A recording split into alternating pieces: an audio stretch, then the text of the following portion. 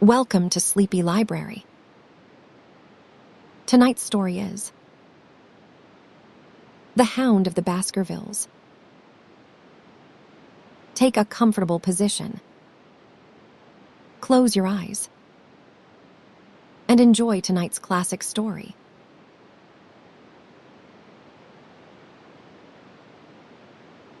Chapter 1. Mr. Sherlock Holmes, who was usually very late in the mornings, save upon those not infrequent occasions when he was up all night, was seated at the breakfast table. I stood upon the hearth-rug and picked up the stick which our visitor had left behind him the night before. It was a fine, thick piece of wood, bulbous-headed, of the sort which is known as a Penang lawyer. Just under the head was a broad silver band nearly an inch across. To James Mortimer, M.R.C.S. from his friends of the C.C.H, was engraved upon it, with the date 1884. It was just such a stick as the old-fashioned family practitioner used to carry, dignified, solid, and reassuring. "Well, Watson, what do you make of it?" Holmes was sitting with his back to me, and I had given him no sign of my occupation. "How did you know what I was doing?" "I believe you have eyes in the back of your head. I have, at least, a well-polished, silver-plated coffee pot in front of me," said he. "But, tell me, Watson, what do you make of our visitor's stick?" "Since we have been so unfortunate as to miss him, and have no notion of his errand, this accidental souvenir becomes of importance. Let me hear you reconstruct the man by an examination of it. I think," said I, following as far as I could the methods of my companion, "that Dr. Mortimer is a successful, elderly medical man, well esteemed since those who know him give him this mark of their appreciation." "Good," said Holmes. "Excellent. I think also that the probability is in favor of his being a country practitioner who does a great deal of his visiting on foot." "Why so?" "Because this stick, though originally a very handsome one, has been so knocked about that I can hardly imagine a town practitioner carrying it. The thick iron ferrule is worn down, so it is evident that he has done a great amount of walking with it." "Perfectly sound," said Holmes. "And then again, there is the Friends of the C.C.H. I should guess that to be the something hunt, the local hunt to whose members he has possibly given some surgical assistance, and which has made him a small presentation in return." "Really, Watson, you excel yourself," said Holmes, pushing back his chair and lighting a cigarette. "I am bound to say that in all the accounts which you have been so good as to give of my own small achievements, you have habitually underrated your own abilities. It may be that you are not yourself luminous, but you are a conductor of light. Some people, without possessing genius, have a remarkable power of stimulating it. I confess, my dear fellow, that I am very much in your debt."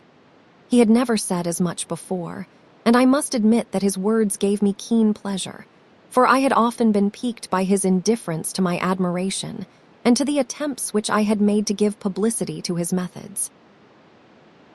I was proud, too, to think that I had so far mastered his system as to apply it in a way which earned his approval.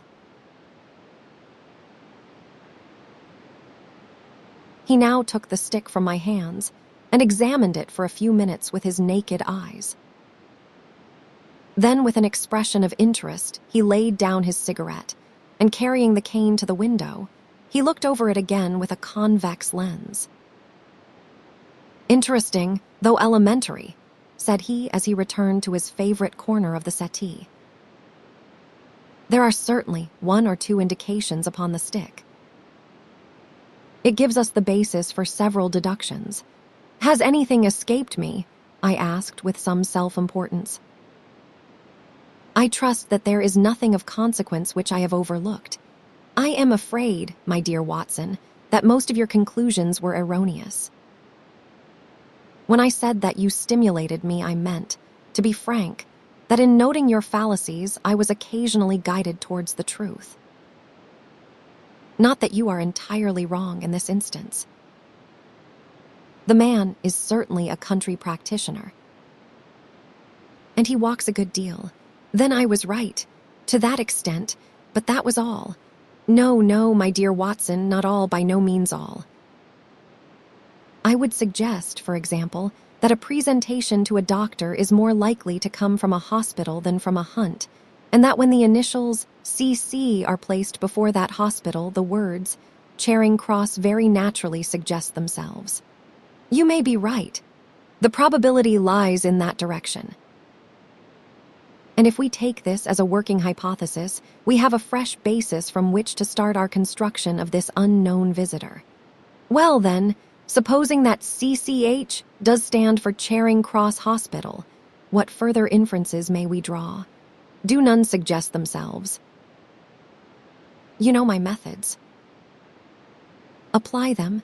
I can only think of the obvious conclusion that the man has practiced in town before going to the country.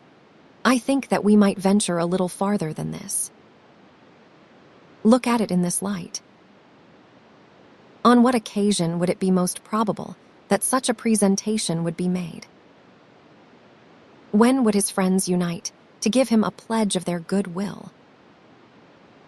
Obviously, at the moment when Dr. Mortimer withdrew from the service of the hospital in order to start a practice for himself. We know there has been a presentation. We believe there has been a change from a town hospital to a country practice. Is it then stretching our inference too far to say that the presentation was on the occasion of the change? It certainly seems probable. Now, you will observe that he could not have been on the staff of the hospital, since only a man well established in a London practice could hold such a position, and such a one would not drift into the country. What was he then? If he was in the hospital, and yet not on the staff, he could only have been a house surgeon or a house physician, little more than a senior student. And he left 5 years ago. The date is on the stick. So your grave, middle-aged family practitioner vanishes into thin air, my dear Watson, and there emerges a young fellow under 30, amiable, unambitious, absent-minded, and the possessor of a favorite dog, which I should describe roughly as being larger than a terrier and smaller than a mastiff. I laughed incredulously as Sherlock Holmes leaned back in his settee and blew little wavering rings of smoke up to the ceiling. As to the latter part, I have no means of checking you, said I, but at least it is not difficult to find out a few particulars about the man's age and professional career. From my small medical shelf, I took down the medical directory and turned up the name. There were several Mortimers, but only one who could be our visitor. I read his record aloud. Mortimer, James, M.R.C.S, 1882, Grimpen, Dartmoor, Devon. House surgeon, from 1882 to 1884, at Charing Cross Hospital. Winner of the Jackson Prize for Comparative Pathology, with essay entitled, Is Disease a Reversion? Corresponding member of the Swedish Pathological Society. Author of Some Freaks of Atavism, Lancet 1882. Do we progress? Journal of Psychology, March 1883. Medical officer for the parishes of Grimpen, Thorsley, and High Barrow. No mention of that local hunt, Watson, said Holmes with a mischievous smile, but a country doctor, as you very astutely observed. I think that I am fairly justified in my inferences. As to the adjectives, I said, if I remember right, amiable, unambitious, and absent-minded. It is my experience that it is only an amiable man in this world who receives testimonials, only an unambitious one who abandons a London career for the country, and only an absent-minded one who leaves his stick and not his visiting card after waiting an hour in your room. And the dog has been in the habit of carrying this stick behind his master. Being a heavy stick, the dog has held it tightly by the middle, and the marks of his teeth are very plainly visible. The dog's jaw, as shown in the space between these marks, is too broad in my opinion for a terrier and not broad enough for a mastiff. It may have been, yes, by Jove, it is a curly-haired spaniel. He had risen and paced the room as he spoke.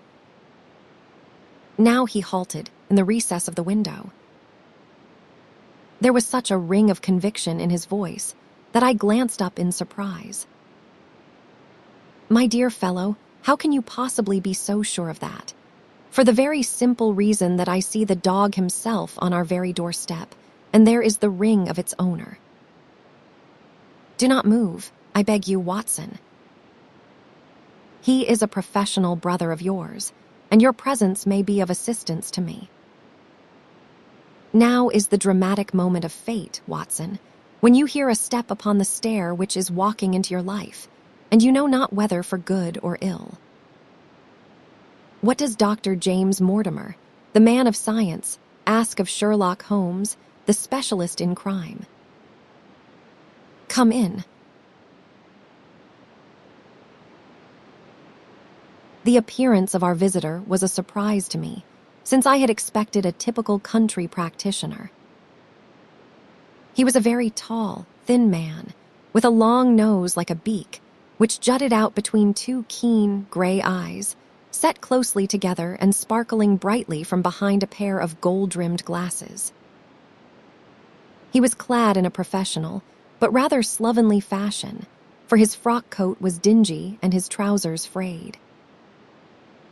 Though young, his long back was already bowed, and he walked with a forward thrust of his head and a general air of peering benevolence.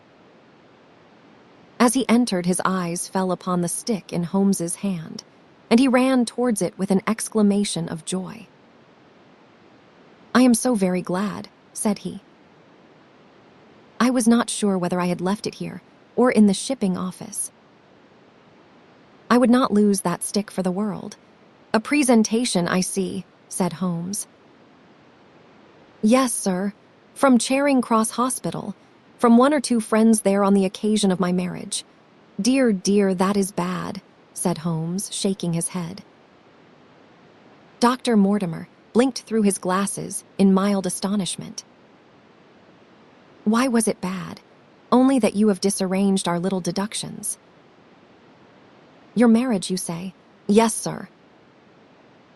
I married, and so left the hospital, and with it all hopes of a consulting practice. It was necessary to make a home of my own. Come, come, we are not so far wrong after all," said Holmes. "And now, Dr. James Mortimer, Mr. Sir, Mr. a humble M.R.C.S, and a man of precise mind, evidently. A dabbler in science, Mr. Holmes, a picker-up of shells on the shores of the great unknown ocean. I presume that it is Mr. Sherlock Holmes whom I am addressing and not. No, this is my friend Dr. Watson. Glad to meet you, sir. I have heard your name mentioned in connection with that of your friend. You interest me very much, Mr. Holmes. I had hardly expected so dolichocephalic a skull, or such well-marked supraorbital development. Would you have any objection to my running my finger along your parietal fissure? A cast of your skull, sir, until the original is available, would be an ornament to any anthropological museum. It is not my intention to be fulsome, but I confess that I covet your skull." Sherlock Holmes waved our strange visitor into a chair. "You are an enthusiast in your line of thought, I perceive, sir, as I am in mine," said he. "I observe from your forefinger that you make your own cigarettes. Have no hesitation in lighting one." The man drew out paper and tobacco and twirled the one up in the other with surprising dexterity. He had long, quivering fingers as agile and restless as the antennae of an insect. Holmes was silent, but his little darting glances showed me the interest which he took in our curious companion. "I presume, sir," said he at last, That it was not merely for the purpose of examining my skull that you have done me the honor to call here last night and again today. No, sir, no, though I am happy to have had the opportunity of doing that as well. I came to you, Mr. Holmes, because I recognized that I am myself an unpractical man, and because I am suddenly confronted with a most serious and extraordinary problem. Recognizing, as I do, that you are the second highest expert in Europe. Indeed, sir. May I inquire who has the honor to be the first? Asked Holmes with some asperity. To the man of precisely scientific mind, the work of Monsieur Berthelin must always appeal strongly. Then had you not better consult him? I said, sir, to the precisely scientific mind. But as a practical man of affairs, it is acknowledged that you stand alone. I trust, sir, that I have not inadvertently. Just a little, said Holmes. I think, Dr. Mortimer, you would do wisely if without more ado you would kindly tell me plainly what the exact nature of the problem is in which you demand my assistance. Chapter 2. The Curse of the Baskervilles. I have in my pocket a manuscript, said Dr. James Mortimer. I observed it as you entered the room, said Holmes. It is an old manuscript, early 18th century, unless it is a forgery. How can you say that, sir? You have presented an inch or two of it to my examination all the time that you have been talking. It would be a poor expert who could not give the date of a document within a decade or so. You may possibly have read my little monograph upon the subject. I put that at 1730. The exact date is 1742. Dr. Mortimer drew it from his breast pocket. This family paper was committed to my care by Sir Charles Baskerville, whose sudden and tragic death some 3 months ago created so much excitement in Devonshire. I may say that I was his personal friend, as well as his medical attendant. He was a strong-minded man, sir, shrewd, practical, and as unimaginative as I am myself. Yet he took this document very seriously, and his mind was prepared for just such an end as did eventually overtake him. Holmes stretched out his hand for the manuscript and flattened it upon his knee. You will observe, Watson, the alternative use of the long S and the short. It is one of several indications which enabled me to fix the date. I looked over his shoulder at the yellow paper and the faded script. At the head was written, Baskerville Hall, and below in large, scrawling figures, 1742. It appears to be a statement of some sort. Yes, it is a statement of a certain legend which runs in the Baskerville family. But I understand that it is something more modern and practical upon which you wish to consult me. Most modern. A most practical, pressing matter, which must be decided within 24 hours. But the manuscript is short and is intimately connected with the affair. With your permission, I will read it to you. Holmes leaned back in his chair, placed his fingertips together, and closed his eyes with an air of resignation. Dr. Mortimer turned the manuscript to the light and read in a high, cracking voice the following curious, old-world narrative. Of the origin of the Hound of the Baskervilles, there have been many statements, yet as I come in a direct line from Hugo Baskerville, and as I had the story from my father, who also had it from his, I have set it down with all belief that it occurred even as is here set forth. And I would have you believe, my sons, that the same justice which punishes sin may also most graciously forgive it, and that no ban is so heavy but that by prayer and repentance it may be removed. Learn then from this story not to fear the fruits of the past, but rather to be circumspect in the future, that those foul passions whereby our family has suffered so grievously may not again be loosed to our undoing. Know then that in the time of the Great Rebellion, the history of which by the learned Lord Clarendon I most earnestly commend to your attention, this manor of Baskerville was held by Hugo of that name, nor can it be gainsaid that he was a most wild, profane, and godless man. This, in truth, his neighbors might have pardoned, seeing that saints have never flourished in those parts, but there was in him a certain wanton and cruel humor which made his name a byword through the West. It chanced that this Hugo came to love, if, indeed, so dark a passion may be known under so bright a name, the daughter of a yeoman who held lands near the Baskerville estate. But the young maiden, being discreet and of good repute, would ever avoid him, for she feared his evil name. So it came to pass that one Michaelmas this Hugo, with 5 or 6 of his idle and wicked companions, stole down upon the farm and carried off the maiden, her father and brothers being from home, as he well knew. When they had brought her to the hall, the maiden was placed in an upper chamber, while Hugo and his friends sat down to a long carouse, as was their nightly custom. Now, the poor lass upstairs was like to have her wits turned at the singing and shouting and terrible oaths which came up to her from below.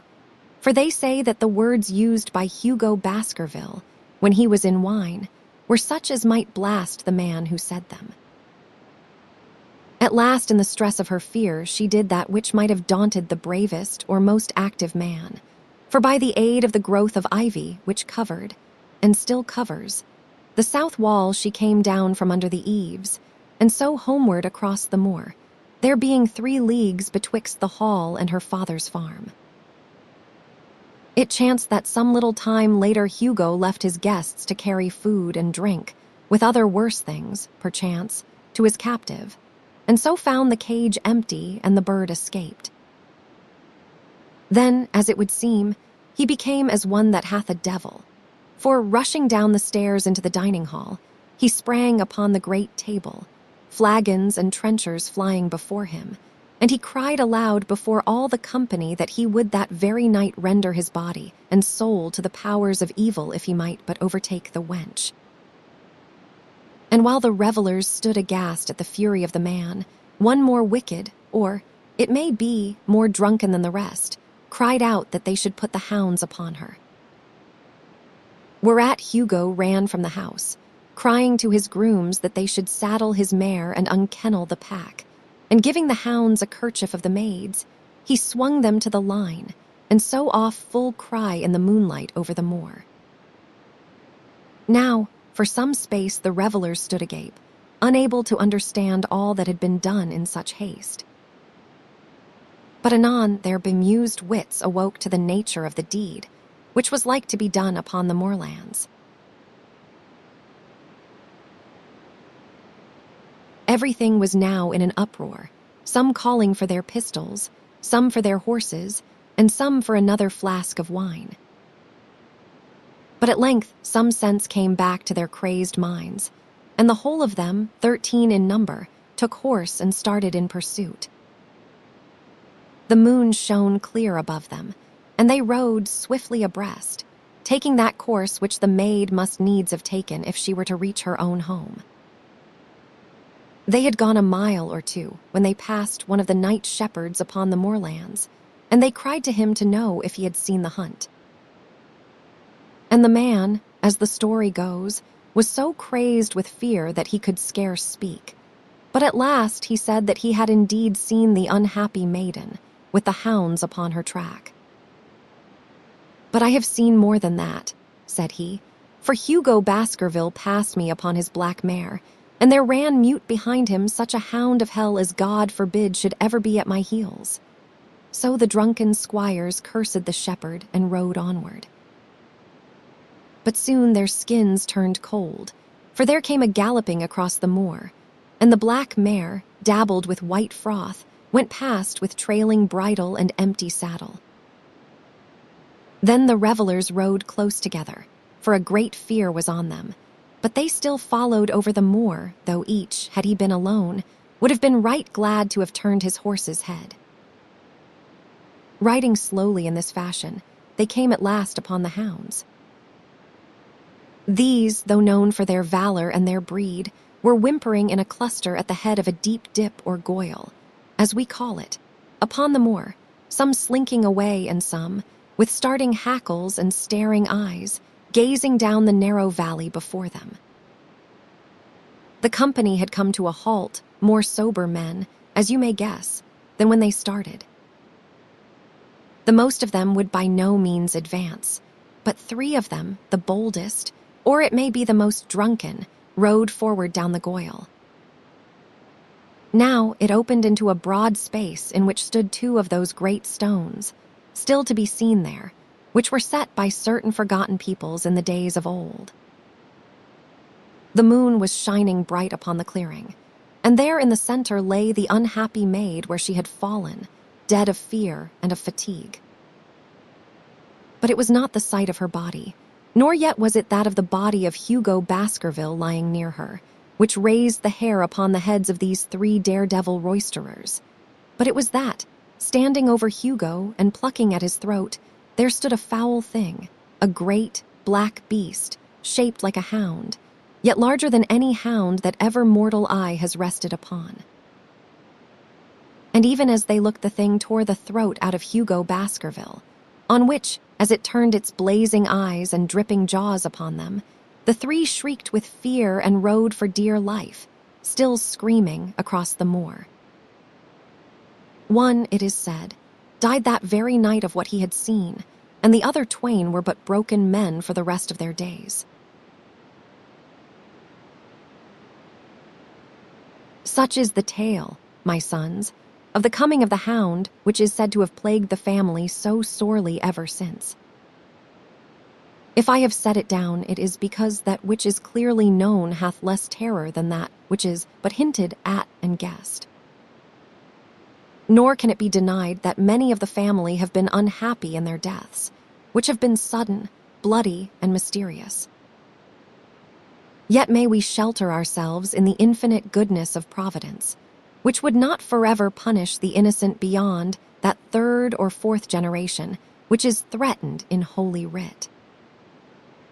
To that Providence, my sons, I hereby commend you, and I counsel you by way of caution to forbear from crossing the moor in those dark hours when the powers of evil are exalted. When Dr. Mortimer had finished reading this singular narrative, he pushed his spectacles up on his forehead and stared across at Mr. Sherlock Holmes. The latter yawned and tossed the end of his cigarette into the fire. "Well," said he, "do you not find it interesting? To a collector of fairy tales." Dr. Mortimer drew a folded newspaper out of his pocket. "Now, Mr. Holmes, we will give you something a little more recent. This is the Devon County Chronicle of May 14th of this year. It is a short account of the facts elicited at the death of Sir Charles Baskerville, which occurred a few days before that date." My friend leaned a little forward, and his expression became intent. Our visitor readjusted his glasses and began. "The recent sudden death of Sir Charles Baskerville, whose name has been mentioned as the probable Liberal candidate for Mid-Devon at the next election, has cast a gloom over the county. Though Sir Charles had resided at Baskerville Hall for a comparatively short period, his amiability of character and extreme generosity had won the affection and respect of all who had been brought into contact with him. In these days of nouveau riches, it is refreshing to find a case where the scion of an old county family which has fallen upon evil days is able to make his own fortune, and to bring it back with him to restore the fallen grandeur of his line. Sir Charles, as is well known, made large sums of money in South African speculation. More wise than those who go on until the wheel turns against them, he realized his gains and returned to England with them. It is only 2 years since he took up his residence at Baskerville Hall, and it is common talk how large were those schemes of reconstruction and improvement which have been interrupted by his death. Being himself childless, It was his openly expressed desire that the whole countryside should, within his own lifetime, profit by his good fortune, and many will have personal reasons for bewailing his untimely end. His generous donations to local and county charities have been frequently chronicled in these columns.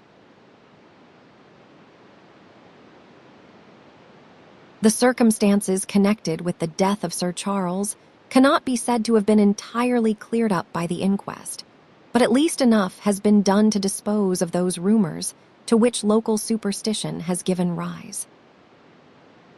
There is no reason whatever to suspect foul play, or to imagine that death could be from any but natural causes. Sir Charles was a widower, and a man who may be said to have been in some ways of an eccentric habit of mind. In spite of his considerable wealth, he was simple in his personal tastes, and his indoor servants at Baskerville Hall consisted of a married couple named Barrymore, the husband acting as butler and the wife as housekeeper. Their evidence, corroborated by that of several friends, tends to show that Sir Charles's health has for some time been impaired, and points especially to some affection of the heart, manifesting itself in changes of color, breathlessness, and acute attacks of nervous depression. Dr. James Mortimer, the friend and medical attendant of the deceased, has given evidence to the same effect. The facts of the case are simple. Sir Charles Baskerville was in the habit every night, before going to bed, of walking down the famous yew alley of Baskerville Hall. The evidence of the Barrymores shows that this had been his custom. On the 4th of May, Sir Charles had declared his intention of starting next day for London, and had ordered Barrymore to prepare his luggage. That night, he went out as usual for his nocturnal walk, in the course of which he was in the habit of smoking a cigar. He never returned. At 12 o'clock, Barrymore, finding the hall door still open, became alarmed, and lighting a lantern, went in search of his master. The day had been wet, and Sir Charles's footmarks were easily traced down the alley. Halfway down this walk, there is a gate which leads out onto the moor. There were indications that Sir Charles had stood for some little time here. He then proceeded down the alley, and it was at the far end of it that his body was discovered. One fact which has not been explained is the statement of Barrymore that his master's footprints altered their character from the time that he passed the moor gate, and that he appeared from thence onward to have been walking upon his toes. One Murphy, a gypsy horse dealer, was on the moor at no great distance at the time, but he appears by his own confession to have been the worse for drink. He declares that he heard cries, but is unable to state from what direction they came.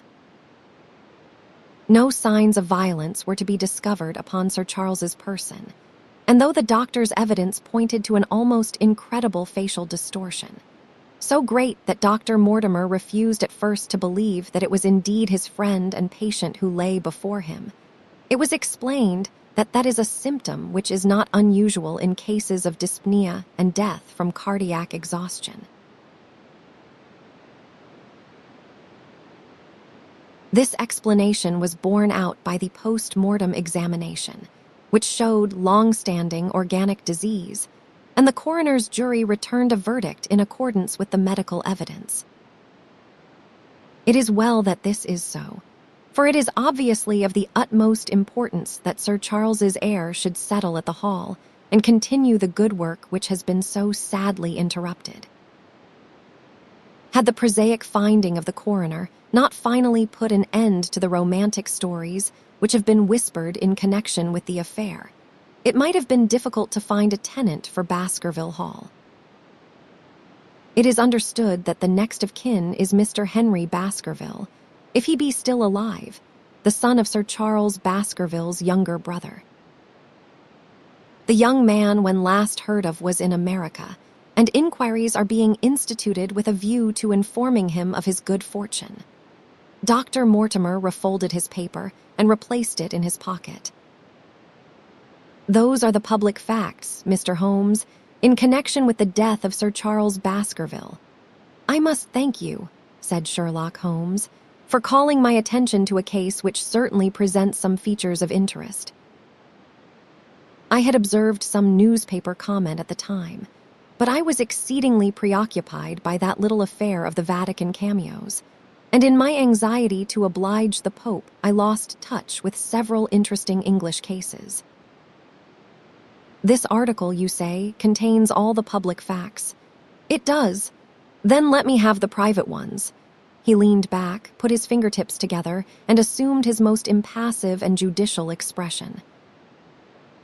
"In doing so," said Dr. Mortimer, who had begun to show signs of some strong emotion, "I am telling that which I have not confided to anyone. My motive for withholding it from the coroner's inquiry is that a man of science shrinks from placing himself in the public position of seeming to endorse a popular superstition. I had the further motive that Baskerville Hall, as the paper says, would certainly remain untenanted if anything were done to increase its already rather grim reputation. For both these reasons, I thought that I was justified in telling rather less than I knew, since no practical good could result from it. But with you, there is no reason why I should not be perfectly frank. The moor is very sparsely inhabited, and those who live near each other are thrown very much together. For this reason, I saw a good deal of Sir Charles Baskerville.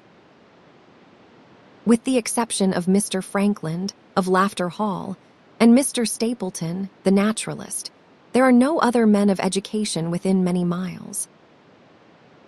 Sir Charles was a retiring man, but the chance of his illness brought us together, and a community of interests in science kept us so. He had brought back much scientific information from South Africa, and many a charming evening we have spent together discussing the comparative anatomy of the Bushman and the Hottentot. Within the last few months, it became increasingly plain to me that Sir Charles's nervous system was strained to the breaking point. He had taken this legend which I have read you exceedingly to heart, so much so that, although he would walk in his own grounds, nothing would induce him to go out upon the moor at night. Incredible as it may appear to you, Mr. Holmes, he was honestly convinced that a dreadful fate overhung his family, and certainly the records which he was able to give of his ancestors were not encouraging. The idea of some ghastly presence constantly haunted him, and on more than one occasion he has asked me whether I had on my medical journeys at night ever seen any strange creature or heard the baying of a hound. The latter question he put to me several times, and always with a voice which vibrated with excitement. I can well remember driving up to his house in the evening, some 3 weeks before the fatal event. He chanced to be at his hall door. I had descended from my gig and was standing in front of him, when I saw his eyes fix themselves over my shoulder and stare past me with an expression of the most dreadful horror. I whisked round and had just time to catch a glimpse of something which I took to be a large black calf passing at the head of the drive. So excited and alarmed was he that I was compelled to go down to the spot where the animal had been and look around for it. It was gone, however, and the incident appeared to make the worst impression upon his mind. I stayed with him all the evening, and it was on that occasion, to explain the emotion which he had shown, that he confided to my keeping that narrative which I read to you when first I came. I mention this small episode because it assumes some importance in view of the tragedy which followed, but I was convinced at the time that the matter was entirely trivial and that his excitement had no justification. It was at my advice that Sir Charles was about to go to London. His heart was, I knew, affected, and the constant anxiety in which he lived however chimerical the cause of it might be, was evidently having a serious effect upon his health. I thought that a few months among the distractions of town would send him back a new man. Mr. Stapleton, a mutual friend who was much concerned at his state of health, was of the same opinion. At the last instant came this terrible catastrophe. On the night of Sir Charles's death, Barrymore the butler, who made the discovery, sent Perkins the groom on horseback to me, and as I was sitting up late, I was able to reach Baskerville Hall within an hour of the event. I checked and corroborated all the facts which were mentioned at the inquest. I followed the footsteps down the yew alley. I saw the spot at the moorgate where he seemed to have waited. I remarked the change in the shape of the prints after that point. I noted that there were no other footsteps save those of Barrymore on the soft gravel. And finally, I carefully examined the body, which had not been touched until my arrival.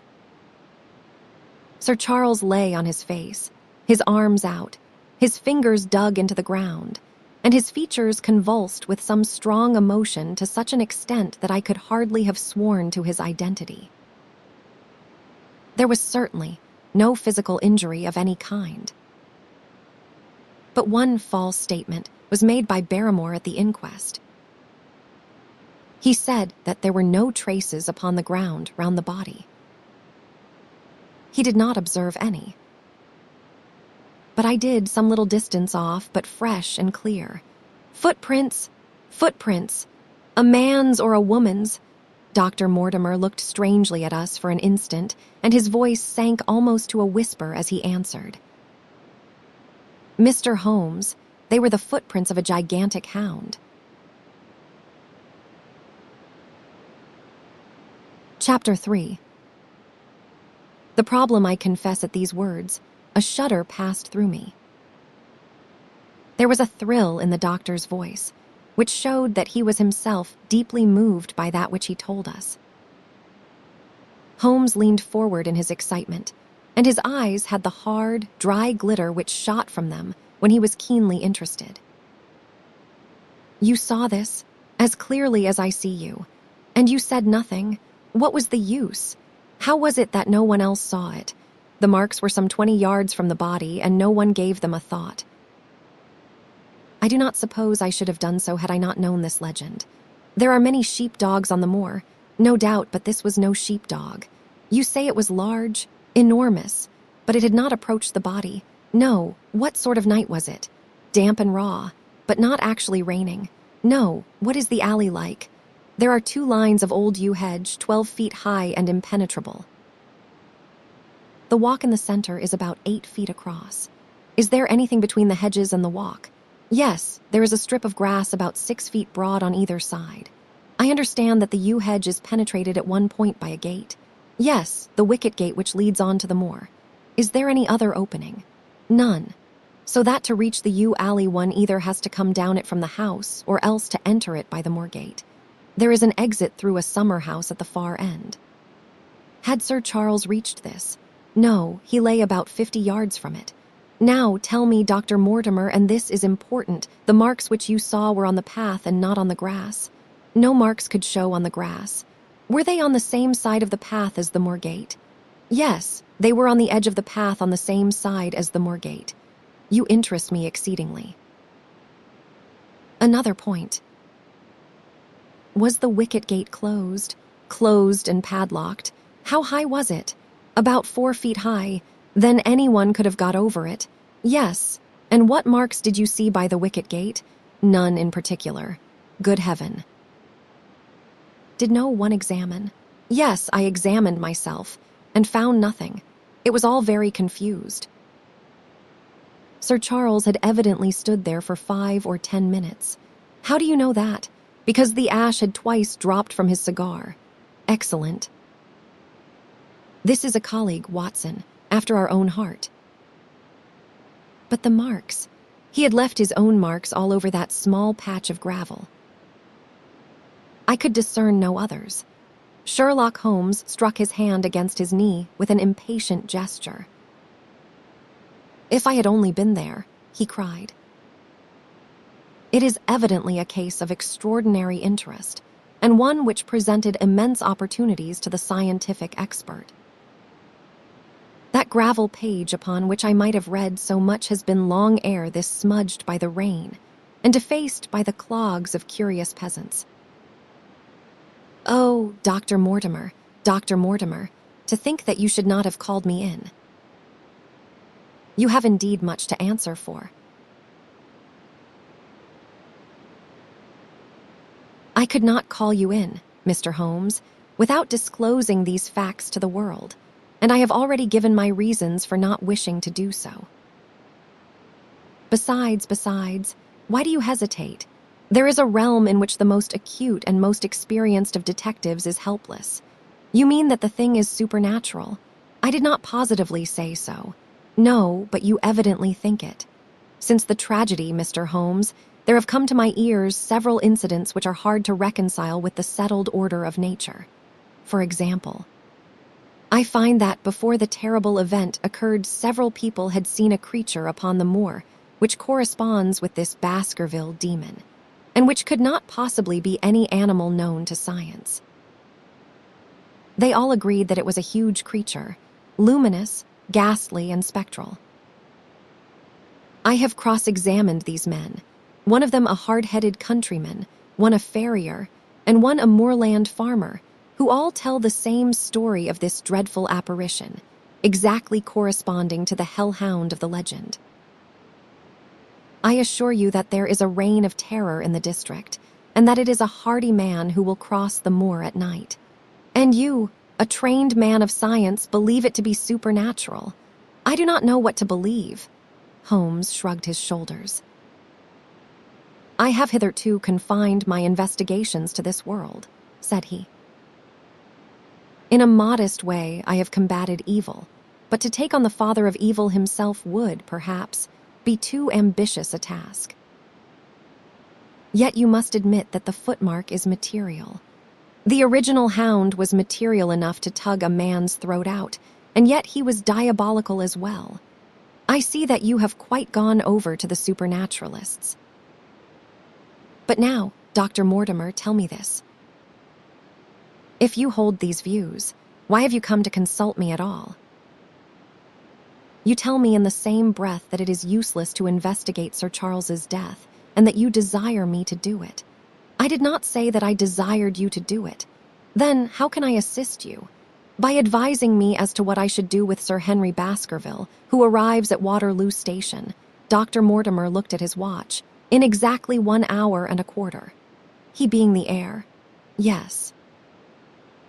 On the death of Sir Charles, we inquired for this young gentleman, and found that he had been farming in Canada. From the accounts which have reached us, he is an excellent fellow in every way. I speak now not as a medical man, but as a trustee and executor of Sir Charles's will. There is no other claimant, I presume. None. The only other kinsman whom we have been able to trace was Roger Baskerville, the youngest of 3 brothers, of whom poor Sir Charles was the elder. The second brother, who died young, is the father of this lad Henry. The third, Roger, was the black sheep of the family. He came of the old masterful Baskerville strain, and was the very image, they tell me, of the family picture of old Hugo. He made England too hot to hold him, fled to Central America, and died there in 1876 of yellow fever. Henry is the last of the Baskervilles. In 1 hour and 5 minutes, I meet him at Waterloo Station. I have had a wire that he arrived at Southampton this morning. Now, Mr. Holmes, what would you advise me to do with him? Why should he not go to the home of his fathers? It seems natural, does it not? And yet, consider that every Baskerville who goes there meets with an evil fate. I feel sure that if Sir Charles could have spoken with me before his death, he would have warned me against bringing this, the last of the old race, and the heir to great wealth, to that deadly place. And yet it cannot be denied that the prosperity of the whole poor, bleak countryside depends upon his presence. All the good work which has been done by Sir Charles will crash to the ground if there is no tenant of the hall. I fear lest I should be swayed too much by my own obvious interest in the matter, and that is why I bring the case before you and ask for your advice." Holmes considered for a little time. "Put into plain words, the matter is this," said he. "In your opinion, there is a diabolical agency which makes Dartmoor an unsafe abode for a Baskerville. That is your opinion. At least I might go the length of saying that there is some evidence that this may be so." "Exactly. But surely, if your supernatural theory be correct, it could work the young man evil in London as easily as in Devonshire. A devil with merely local powers like a parish vestry would be too inconceivable a thing. You put the matter more flippantly, Mr. Holmes, than you would probably do if you were brought into personal contact with these things. Your advice, then, as I understand it, is that the young man will be as safe in Devonshire as in London. He comes in 50 minutes. What would you recommend? I recommend, sir, that you take a cab, call off your spaniel who is scratching at my front door, and proceed to Waterloo to meet Sir Henry Baskerville. And then you will say nothing to him at all until I have made up my mind about the matter. How long will it take you to make up your mind? 24 hours. At 10 o'clock tomorrow, Dr. Mortimer, I will be much obliged to you if you will call upon me here, and it will be of help to me in my plans for the future if you will bring Sir Henry Baskerville with you. I will do so, Mr. Holmes." He scribbled the appointment on his shirt cuff and hurried off in his strange, peering, absent-minded fashion. Holmes stopped him at the head of the stair. "Only one more question, Dr. Mortimer. You say that before Sir Charles Baskerville's death several people saw this apparition upon the moor. 3 people did. Did any see it after? I have not heard of any. Thank you. Good morning." Holmes returned to his seat with that quiet look of inward satisfaction, which meant that he had a congenial task before him. "Going out, Watson? Unless I can help you. No, my dear fellow, it is at the hour of action that I turn to you for aid. But this is splendid, really unique from some points of view. When you pass Bradley's, would you ask him to send up a pound of the strongest shag tobacco? Thank you. It would be as well if you could make it convenient not to return before evening. Then I should be very glad to compare impressions as to this most interesting problem which has been submitted to us this morning. I knew that seclusion and solitude were very necessary for my friend in those hours of intense mental concentration during which he weighed every particle of evidence, constructed alternative theories, balanced one against the other, and made up his mind as to which points were essential and which immaterial. I therefore spent the day at my club and did not return to Baker Street until evening. It was nearly 9 o'clock when I found myself in the sitting room once more. My first impression as I opened the door was that a fire had broken out, for the room was so filled with smoke that the light of the lamp upon the table was blurred by it. As I entered, however, my fears were set at rest, for it was the acrid fumes of strong coarse tobacco which took me by the throat and set me coughing. Through the haze, I had a vague vision of Holmes in his dressing gown, coiled up in an armchair with his black clay pipe between his lips.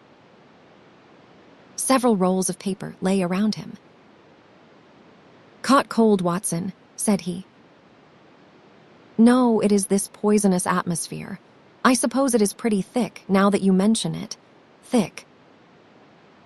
It is intolerable. Open the window, then." "You have been at your club all day, I perceive. My dear Holmes, am I right?" "Certainly, but how?" He laughed at my bewildered expression. There is a delightful freshness about you, Watson, which makes it a pleasure to exercise any small powers which I possess at your expense. A gentleman goes forth on a showery and miry day. He returns immaculate in the evening, with the gloss still on his hat and his boots. He has been a fixture, therefore, all day. He is not a man with intimate friends. Where, then, could he have been? Is it not obvious? Well, it is rather obvious. The world is full of obvious things which nobody by any chance ever observes. Where do you think that I have been? A fixture also. On the contrary, I have been to Devonshire. In spirit, exactly. My body has remained in this armchair, and has, I regret to observe, consumed in my absence 2 large pots of coffee and an incredible amount of tobacco. After you left, I sent down to Stamford's for the ordnance map of this portion of the moor, and my spirit has hovered over it all day. I flatter myself that I could find my way about. A large-scale map, I presume, very large. He unrolled one section and held it over his knee. Here you have the particular district which concerns us. That is Baskerville Hall in the middle, with a wood round it. Exactly.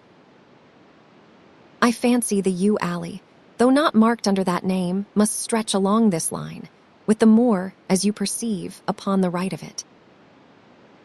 This small clump of buildings here is the hamlet of Grimpen, where our friend Dr. Mortimer has his headquarters. Within a radius of 5 miles there are, as you see, only a very few scattered dwellings. Here is Laughter Hall, which was mentioned in the narrative.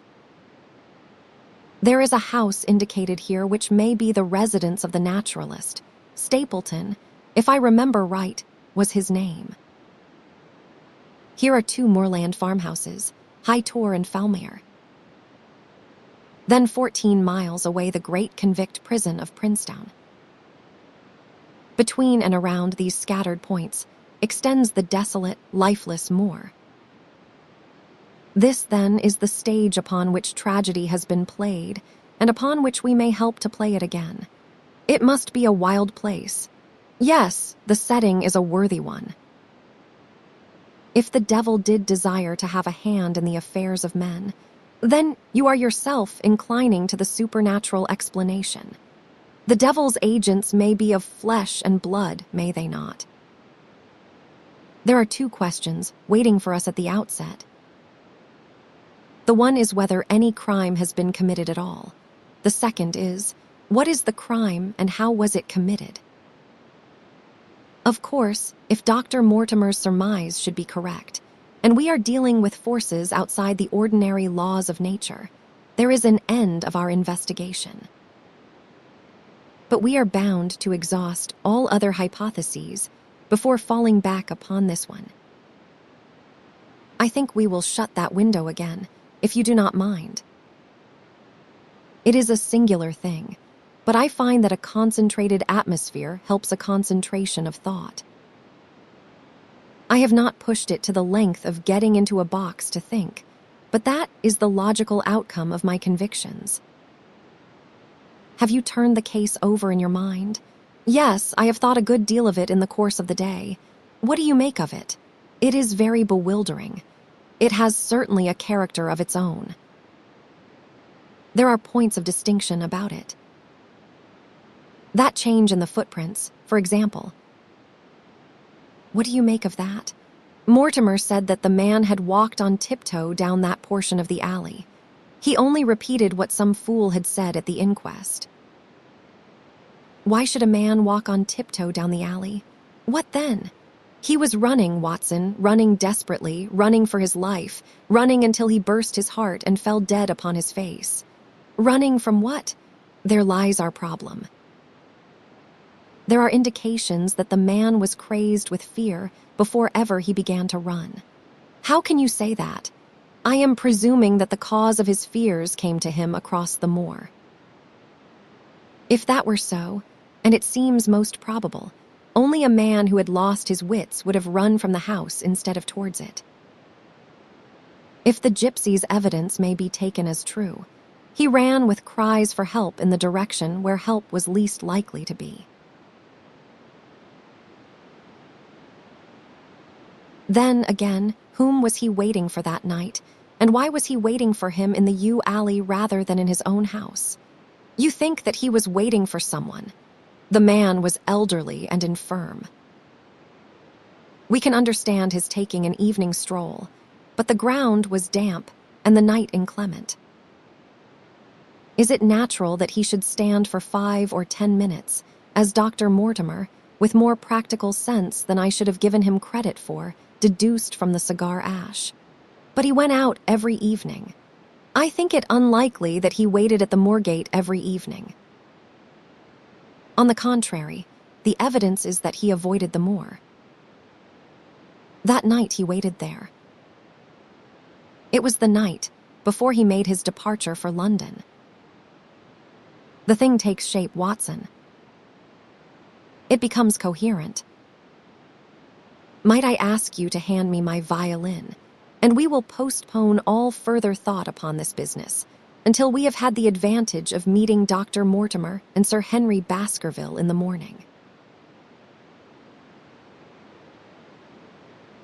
Chapter 4. Sir Henry Baskerville, our breakfast table was cleared early, and Holmes waited in his dressing gown for the promised interview. Our clients were punctual to their appointment, for the clock had just struck 10 when Dr. Mortimer was shown up, followed by the young baronet. The latter was a small, alert, dark-eyed man about 30 years of age, very sturdily built, with thick black eyebrows and a strong, pugnacious face. He wore a ruddy-tinted tweed suit and had the weather-beaten appearance of one who has spent most of his time in the open air. And yet there was something in his steady eye and the quiet assurance of his bearing which indicated the gentleman. "This is Sir Henry Baskerville," said Dr. Mortimer. "Why, yes," said he. "And the strange thing is, Mr. Sherlock Holmes, that if my friend here had not proposed coming round to you this morning, I should have come on my own account. I understand that you think out little puzzles, and I have had one this morning which wants more thinking out than I am able to give it. Pray take a seat, Sir Henry. Do I understand you to say that you have yourself had some remarkable experience since you arrived in London?" "Nothing of much importance, Mr. Holmes." "Only a joke, as like as not." "It was this letter, if you can call it a letter, which reached me this morning." He laid an envelope upon the table, and we all bent over it. It was of common quality, grayish in color. The address, Sir Henry Baskerville, Northumberland Hotel, was printed in rough characters, the postmark Charing Cross, and the date of posting the preceding evening. "Who knew that you were going to the Northumberland Hotel?" asked Holmes, glancing keenly across at our visitor. "No one could have known. We only decided after I met Dr. Mortimer. But Dr. Mortimer was no doubt already stopping there." "No, I had been staying with a friend," said the doctor. "There was no possible indication that we intended to go to this hotel." "Someone seems to be very deeply interested in your movements." Out of the envelope, he took a half sheet of foolscap paper folded into 4. This he opened and spread flat upon the table. Across the middle of it, a single sentence had been formed by the expedient of pasting printed words upon it. It ran, "As you value your life or your reason, keep away from the moor." The word "moor" only was printed in ink. "Now," said Sir Henry Baskerville, "perhaps you will tell me, Mr. Holmes, what in thunder is the meaning of that, and who it is that takes so much interest in my affairs. What do you make of it, Dr. Mortimer?" "You must allow that there is nothing supernatural about this, at any rate." "No, sir, but it might very well come from someone who is convinced that the business is supernatural. What business? Asked Sir Henry sharply. It seems to me that all you gentlemen know a great deal more than I do about my own affairs. You shall share our knowledge before you leave this room, Sir Henry.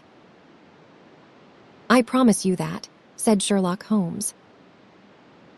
We will confine ourselves for the present with your permission to this very interesting document, which must have been put together and posted yesterday evening. Have you yesterday's Times, Watson? It is here in the corner. Might I trouble you for it, the inside page, please, with the leading articles? He glanced swiftly over it, running his eyes up and down the columns. Capital article this on free trade. Permit me to give you an extract from it. You may be cajoled into imagining that your own special trade or your own industry will be encouraged by a protective tariff, but it stands to reason that such legislation must in the long run keep away wealth from the country, diminish the value of our imports, and lower the general conditions of life in this island. What do you think of that, Watson? Cried Holmes in high glee, rubbing his hands together with satisfaction. Do not you think that is an admirable sentiment? Dr. Mortimer looked at Holmes with an air of professional interest, and Sir Henry Baskerville turned a pair of puzzled dark eyes upon me. I do not know much about the tariff and things of that kind, said he, but it seems to me we have got a bit off the trail so far as that note is concerned. On the contrary, I think we are particularly hot upon the trail, Sir Henry. Watson here knows more about my methods than you do, but I fear that even he has not quite grasped the significance of this sentence. No, I confess that I see no connection. And yet, my dear Watson, there is so very close a connection that the one is extracted out of the other. Your life, reason, value keep away from the... Do not you see now whence these words have been taken? By thunder, you are right. Well, if that is not smart, cried Sir Henry. If any possible doubt remained, it is settled by the fact that keep away and from thee are cut out in one piece. Well, now so it is. Really, Mr. Holmes, this exceeds anything which I could have imagined, said Dr. Mortimer, gazing at my friend in amazement. I could understand anyone saying that the words were from a newspaper, but that you should name which, and add that it came from the leading article, is really one of the most remarkable things which I have ever known. How did you do it? I presume, Doctor, that you could tell the skull of a Negro from that of an Esquimau. Most certainly. But how? Because that is my special hobby. The differences are obvious.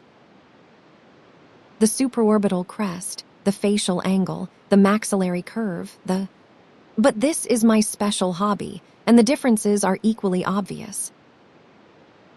There is as much difference to my eyes between the leaded bourgeois type of a Times article and the slovenly print of an evening halfpenny paper as there could be between your Negro and your Esquimau.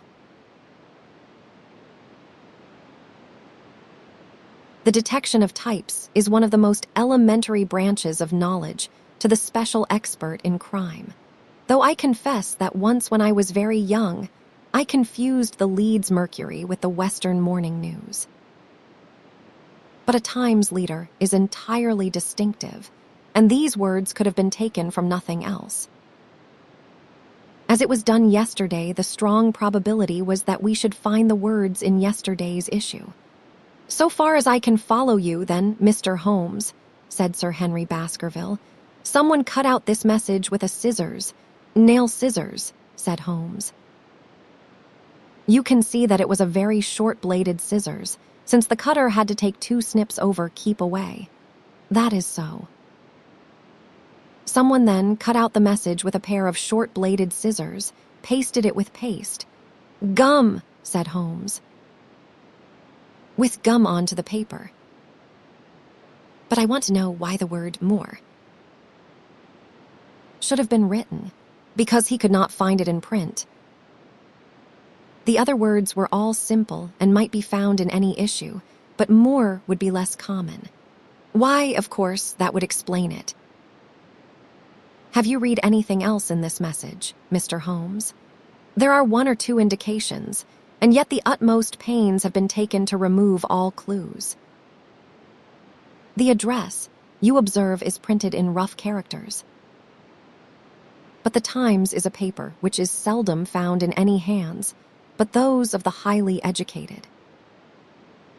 We may take it, therefore, that the letter was composed by an educated man who wished to pose as an uneducated one, and his effort to conceal his own writing suggests that that writing might be known, or come to be known, by you. Again, you will observe that the words are not gummed on in an accurate line, but that some are much higher than others.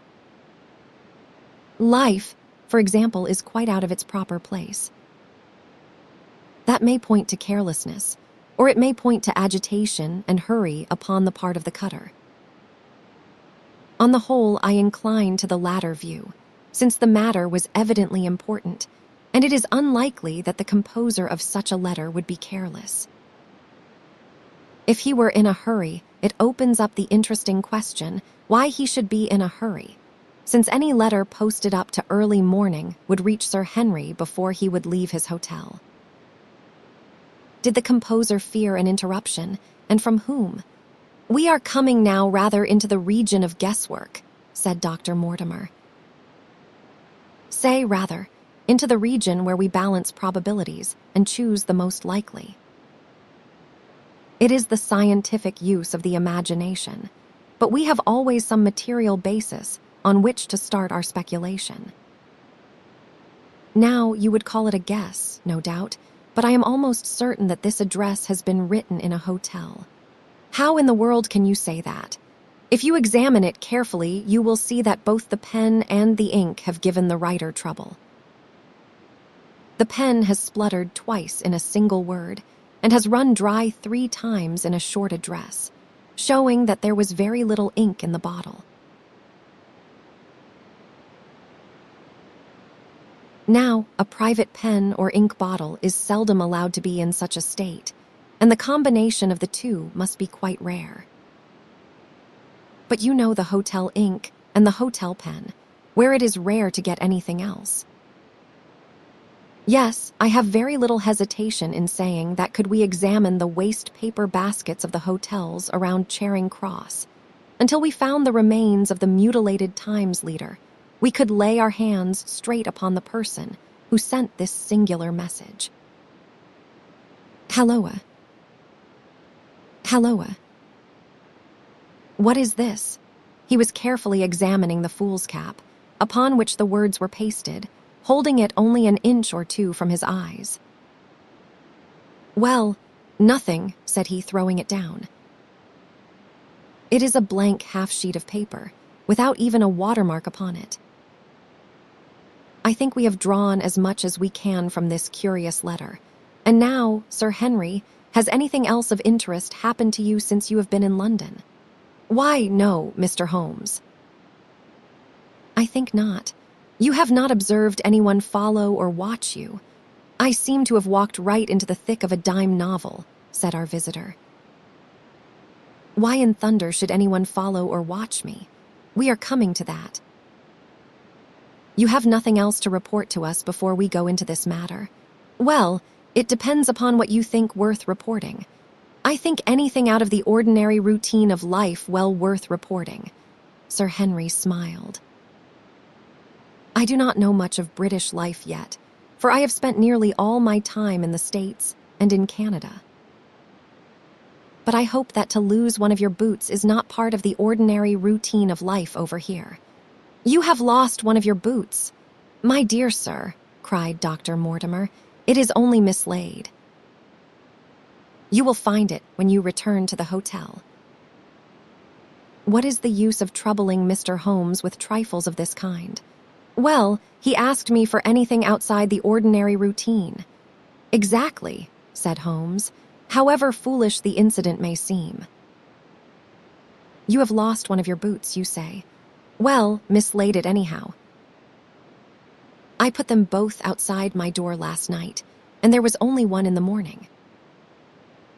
I could get no sense out of the chap who cleans them. The worst of it is that I only bought the pair last night in the Strand, and I have never had them on. If you have never worn them, why did you put them out to be cleaned? They were tan boots and had never been varnished. That was why I put them out. Then I understand that on your arrival in London yesterday, you went out at once and bought a pair of boots. I did a good deal of shopping. Dr. Mortimer here went round with me. You see, if I am to be squire down there, I must dress the part, and it may be that I have got a little careless in my ways out west. Among other things, I bought these brown boots, gave $6 for them, and had one stolen before ever I had them on my feet. It seems a singularly useless thing to steal, said Sherlock Holmes. I confess that I share Dr. Mortimer's belief that it will not be long before the missing boot is found. And now, gentlemen, said the baronet with decision, it seems to me that I have spoken quite enough about the little that I know. It is time that you kept your promise and gave me a full account of what we are all driving at. Your request is a very reasonable one, Holmes answered. Dr. Mortimer, I think you could not do better than to tell your story as you told it to us. Thus encouraged, our scientific friend drew his papers from his pocket and presented the whole case as he had done upon the morning before. Sir Henry Baskerville listened with the deepest attention and with an occasional exclamation of surprise.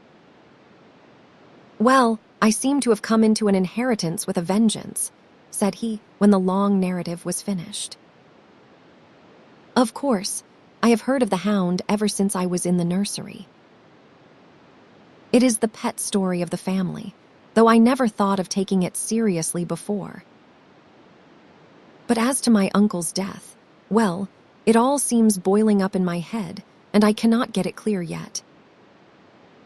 You do not seem quite to have made up your mind whether it is a case for a policeman or a clergyman. Precisely. And now there is this affair of the letter to me at the hotel. I suppose that fits into its place. It seems to show that someone knows more than we do about what goes on upon the moor, said Dr. Mortimer. And also, said Holmes, that someone is not ill-disposed towards you, since they warn you of danger. Or it may be that they wish, for their own purposes, to scare me away. Well, of course, that is possible also. I am very much indebted to you, Dr. Mortimer, for introducing me to a problem which presents several interesting alternatives. But the practical point which we now have to decide, Sir Henry, is whether it is or is not advisable for you to go to Baskerville Hall. Why should I not go? There seems to be danger. Do you mean danger from this family fiend, or do you mean danger from human beings?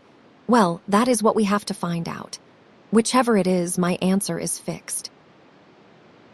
There is no devil in hell, Mr. Holmes, and there is no man upon earth who can prevent me from going to the home of my own people, and you may take that to be my final answer.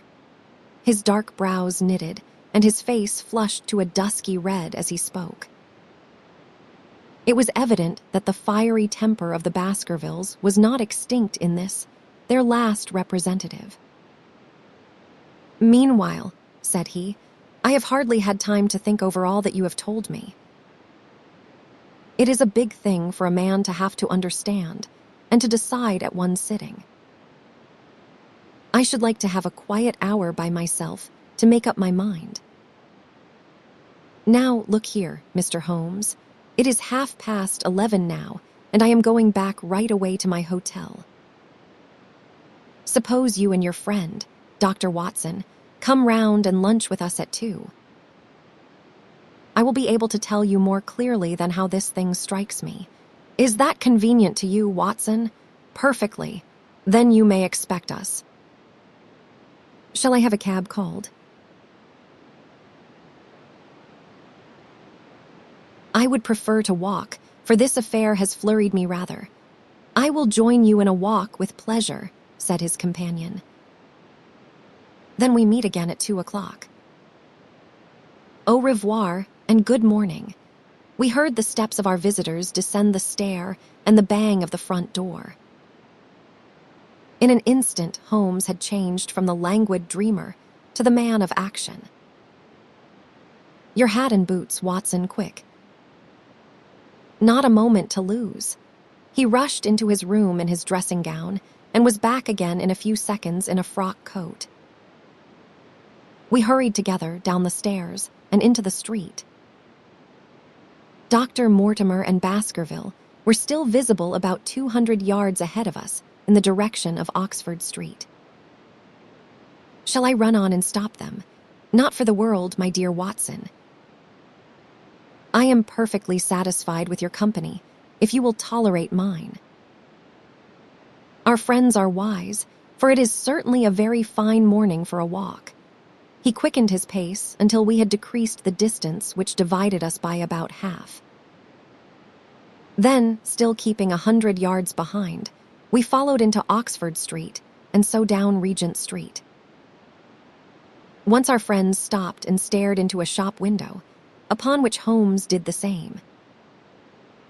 An instant afterwards he gave a little cry of satisfaction, and following the direction of his eager eyes, I saw that a hansom cab with a man inside which had halted on the other side of the street was now proceeding slowly onward again. There is our man, Watson. Come along. We will have a good look at him, if we can do no more. At that instant, I was aware of a bushy black beard and a pair of piercing eyes turned upon us through the side window of the cab. Instantly the trapdoor at the top flew up, something was screamed to the driver, and the cab flew madly off down Regent Street. Holmes looked eagerly round for another, but no empty one was in sight. Then he dashed in wild pursuit amid the stream of the traffic, but the start was too great, and already the cab was out of sight. There now, said Holmes bitterly, as he emerged panting and white with vexation from the tide of vehicles. Was ever such bad luck, and such bad management, too? Watson, Watson, if you are an honest man, you will record this also and set it against my successes. Who was the man? I have not an idea. A spy? Well, it was evident from what we have heard that Baskerville has been very closely shadowed by someone since he has been in town.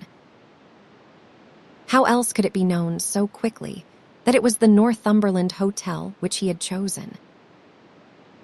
If they had followed him, the first day I argued that they would follow him also the second. You may have observed that I twice strolled over to the window while Dr. Mortimer was reading his legend. Yes, I remember. I was looking out for loiterers in the street, but I saw none. We are dealing with a clever man, Watson. This matter cuts very deep, and though I have not finally made up my mind whether it is a benevolent or a malevolent agency which is in touch with us, I am conscious always of power and design. When our friends left, I at once followed them in the hopes of marking down their invisible attendant. So wily was he that he had not trusted himself upon foot, but he had availed himself of a cab so that he could loiter behind or dash past them, and so escape their notice. His method had the additional advantage that if they were to take a cab, he was all ready to follow them. It has, however, one obvious disadvantage. It puts him in the power of the cabman. Exactly. What a pity we did not get the number. My dear Watson, clumsy as I have been, you surely do not seriously imagine that I neglected to get the number. Number 2704 is our man. But that is no use to us for the moment. I fail to see how you could have done more. On observing the cab, I should have instantly turned and walked in the other direction. I should then at my leisure have hired a second cab, and followed the first at a respectful distance. Or, better still, have driven to the Northumberland Hotel and waited there. When our unknown had followed Baskerville home, we should have had the opportunity of playing his own game upon himself and seeing where he made for. As it is, by an indiscreet eagerness, which was taken advantage of with extraordinary quickness and energy by our opponent, we have betrayed ourselves and lost our man. We had been sauntering slowly down Regent Street during this conversation, and Dr. Mortimer, with his companion, had long vanished in front of us. "There is no object in our following them," said Holmes. "The shadow has departed and will not return. We must see what further cards we have in our hands and play them with decision." Could you swear to that man's face within the cab? I could swear only to the beard. And so could I, from which I gather that in all probability it was a false one. A clever man upon so delicate an errand has no use for a beard save to conceal his features. "Come in here, Watson." He turned into one of the district messenger offices, where he was warmly greeted by the manager. "Ah, Wilson, I see you have not forgotten the little case in which I had the good fortune to help you." "No, sir, indeed I have not." "You saved my good name, and perhaps my life." "My dear fellow, you exaggerate." "I have some recollection, Wilson, that you had among your boys a lad named Cartwright, who showed some ability during the investigation." "Yes, sir, he is still with us." "Could you ring him up?" "Thank you." "And I should be glad to have change of this £5 note." A lad of 14, with a bright, keen face, had obeyed the summons of the manager. He stood now gazing with great reverence at the famous detective. "Let me have the hotel directory," said Holmes. "Thank you." "Now, Cartwright, there are the names of 23 hotels here, all in the immediate neighborhood of Charing Cross. Do you see?" "Yes, sir. You will visit each of these in turn." "Yes, sir. You will begin in each case by giving the outside porter 1 shilling. Here are 23 shillings. "Yes, sir. You will tell him that you want to see the waste paper of yesterday. You will say that an important telegram has miscarried and that you are looking for it. You understand?" "Yes, sir. But what you are really looking for is the center page of the Times with some holes cut in it with scissors. Here is a copy of the Times. It is this page. You could easily recognize it, could you not?" "Yes, sir. In each case the outside porter will send for the hall porter, to whom also you will give 1 shilling. Here are 23 shillings. You will then learn in possibly 20 cases out of the 23 that the waste of the day before has been burned or removed. In the 3 other cases, you will be shown a heap of paper, and you will look for this page of the Times among it. The odds are enormously against your finding it. There are 10 shillings over in case of emergencies. Let me have a report by wire at Baker Street before evening. And now, Watson, it only remains for us to find out by wire the identity of the cabman, number 2704, and then we will drop into one of the Bond Street picture galleries and fill in the time until we are due at the hotel. Chapter 5. 3 broken threads Sherlock Holmes had, in a very remarkable degree, the power of detaching his mind at will. For 2 hours, the strange business in which we had been involved appeared to be forgotten, and he was entirely absorbed in the pictures of the modern Belgian masters. He would talk of nothing but art, of which he had the crudest ideas, from our leaving the gallery until we found ourselves at the Northumberland Hotel. "Sir Henry Baskerville is upstairs expecting you," said the clerk. He asked me to show you up at once when you came. Have you any objection to my looking at your register? Said Holmes. Not in the least. The book showed that 2 names had been added after that of Baskerville. One was Theophilus Johnson and family, of Newcastle. The other Mrs. Oldmore and maid, of High Lodge, Alton. Surely that must be the same Johnson whom I used to know, said Holmes to the porter. A lawyer, is he not, gray-headed and walks with a limp?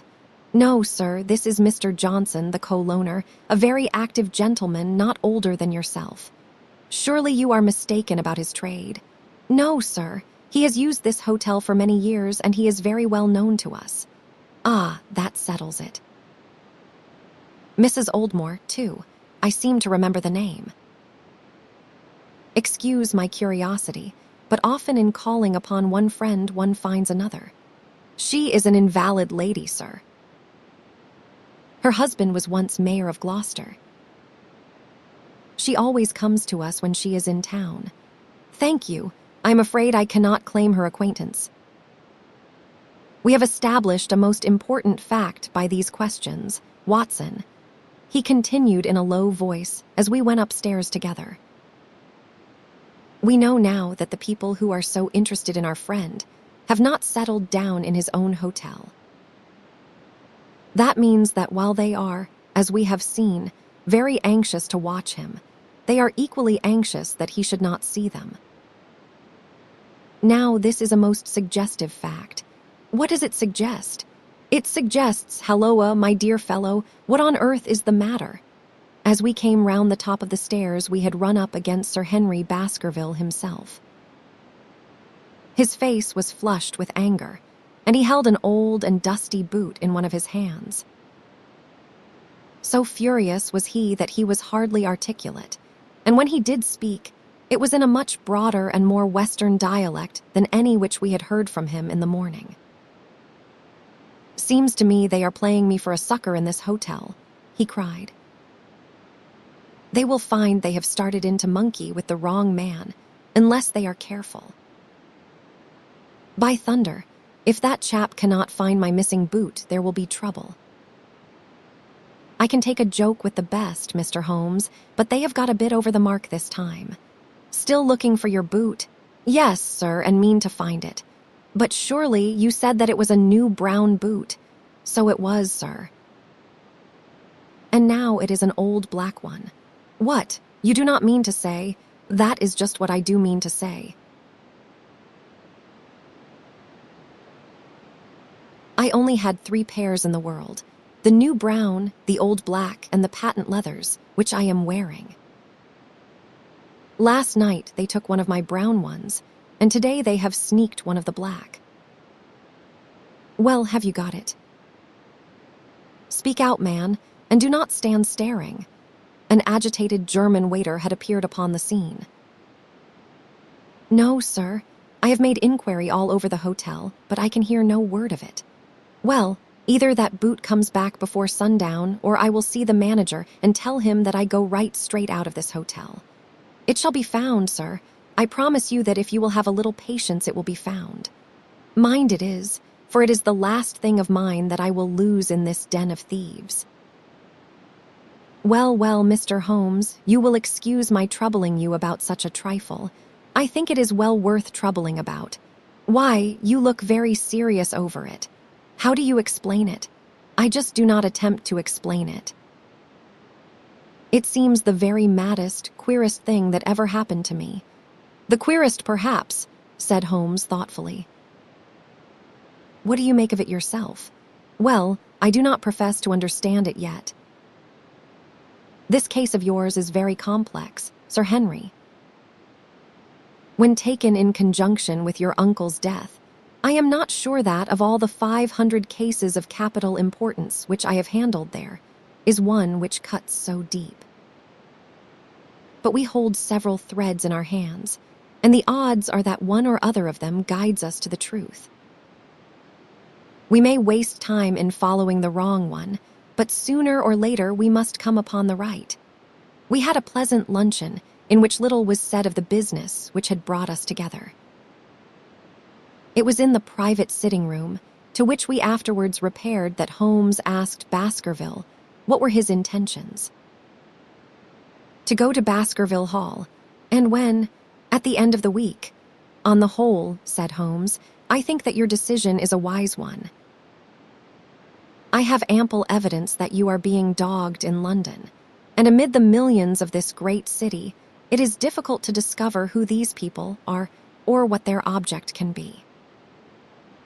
If their intentions are evil, they might do you a mischief, and we should be powerless to prevent it. You did not know, Dr. Mortimer, that you were followed this morning from my house. Dr. Mortimer started violently. Followed? By whom? That, unfortunately, is what I cannot tell you. Have you among your neighbors or acquaintances on Dartmoor any man with a black, full beard? No, or, let me see. Why, yes.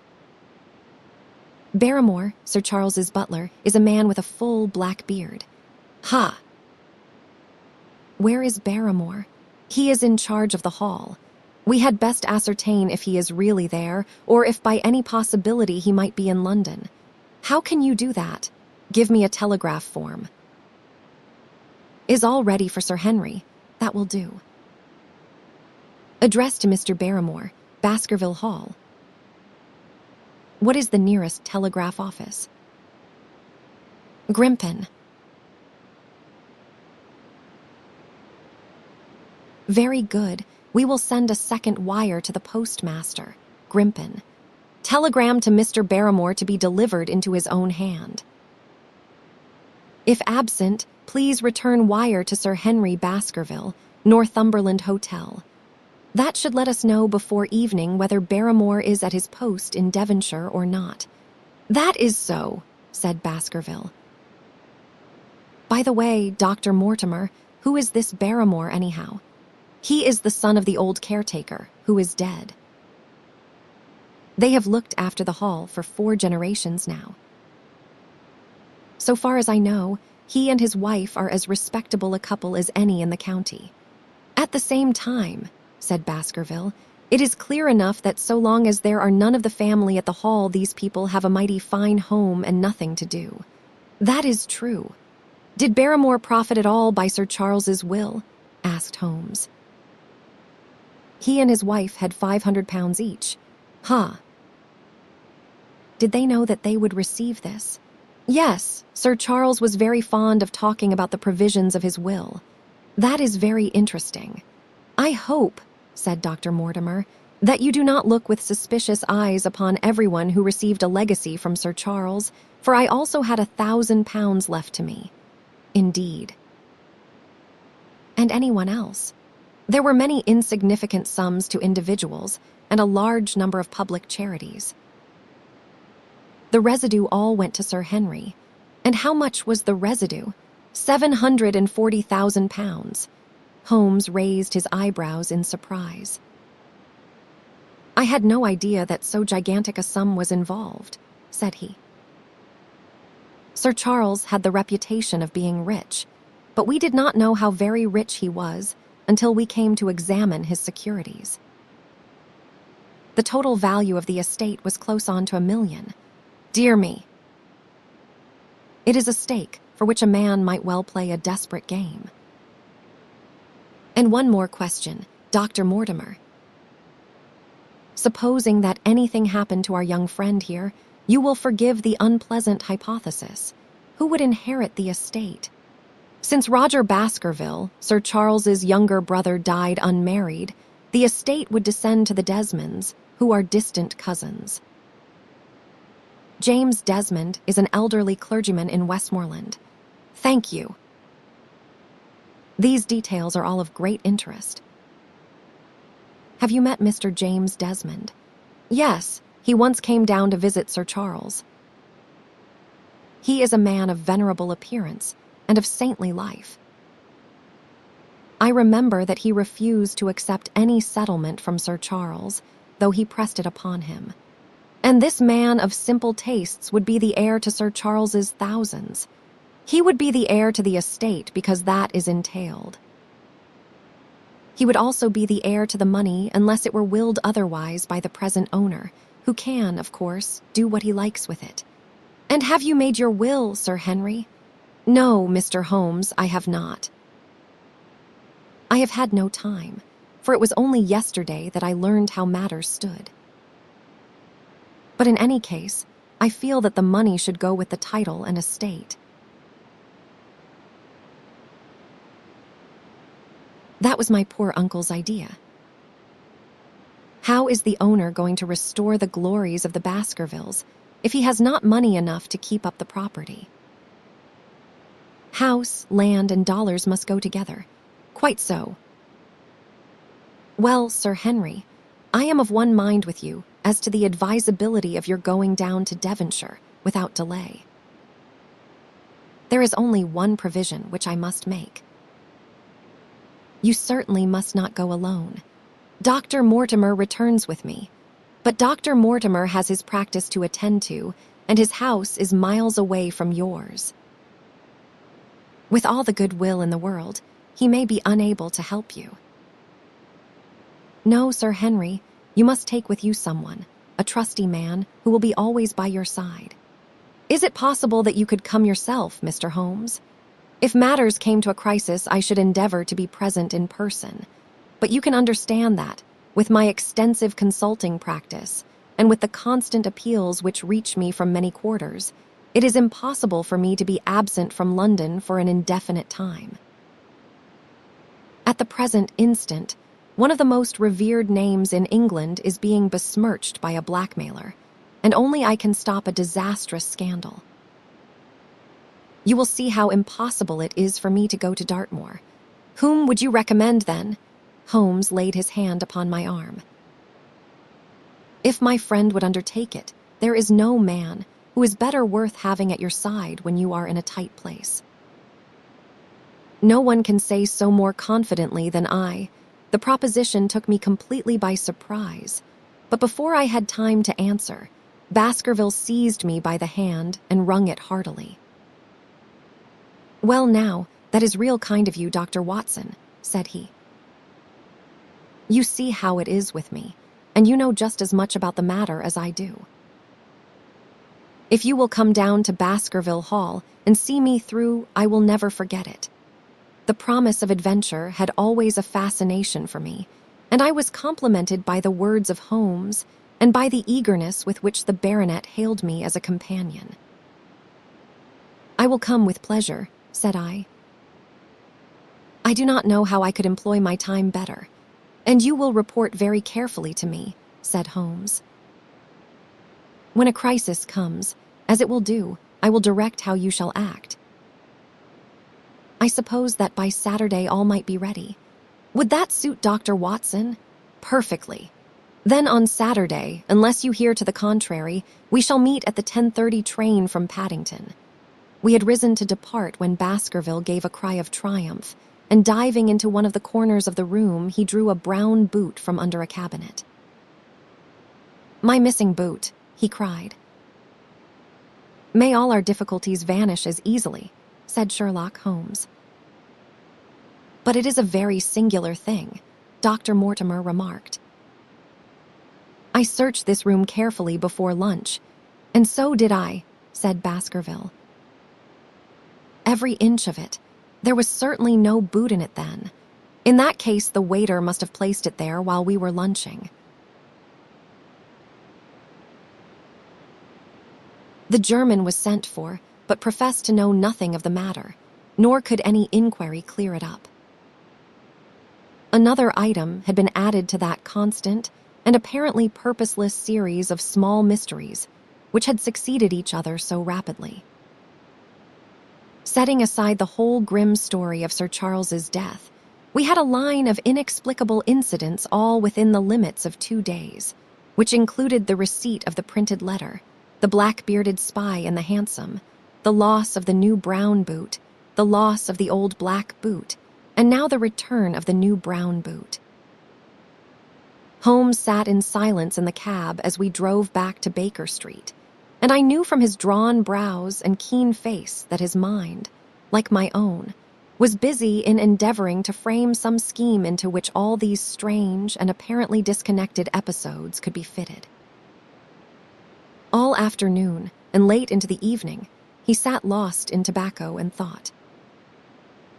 Just before dinner, 2 telegrams were handed in. The first ran, "Have just heard that Barrymore is at the Hall. Baskerville." The second, "Visited 23 hotels as directed, but sorry to report unable to trace cut sheet of times. CRTWRGHT. There go 2 of my threads, Watson.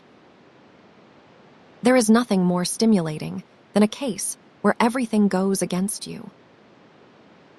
We must cast round for another scent. We have still the cabman who drove the spy. Exactly. I have wired to get his name and address from the official registry. I should not be surprised if this were an answer to my question. The ring at the bell proved to be something even more satisfactory than an answer, however, for the door opened and a rough-looking fellow entered who was evidently the man himself. I got a message from the head office that a gent at this address had been inquiring for number 2704, said he. I have driven my cab this 7 years, and never a word of complaint. I came here straight from the yard to ask you to your face what you had against me. I have nothing in the world against you, my good man, said Holmes. On the contrary, I have half a sovereign for you if you will give me a clear answer to my questions. Well, I have had a good day and no mistake, said the cabman with a grin. What was it you wanted to ask, sir? First of all, your name and address, in case I want you again. John Clayton, 3 Turpey Street, the Borough. My cab is out of Shipley's Yard, near Waterloo Station. Sherlock Holmes made a note of it. Now, Clayton, tell me all about the fare who came and watched this house at 10 o'clock this morning, and afterwards followed the 2 gentlemen down Regent Street. The man looked surprised and a little embarrassed.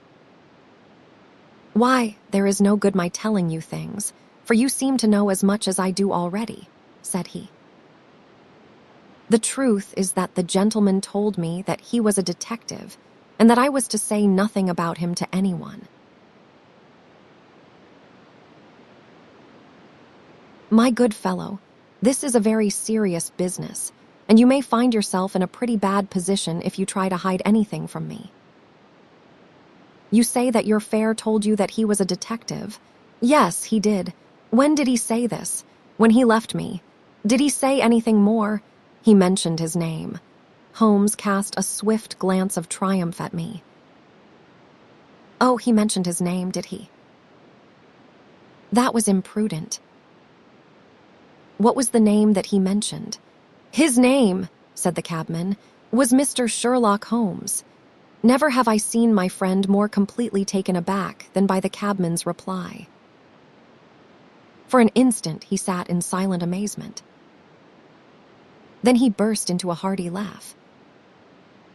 A touch, Watson, an undeniable touch, said he. I feel a foil as quick and supple as my own.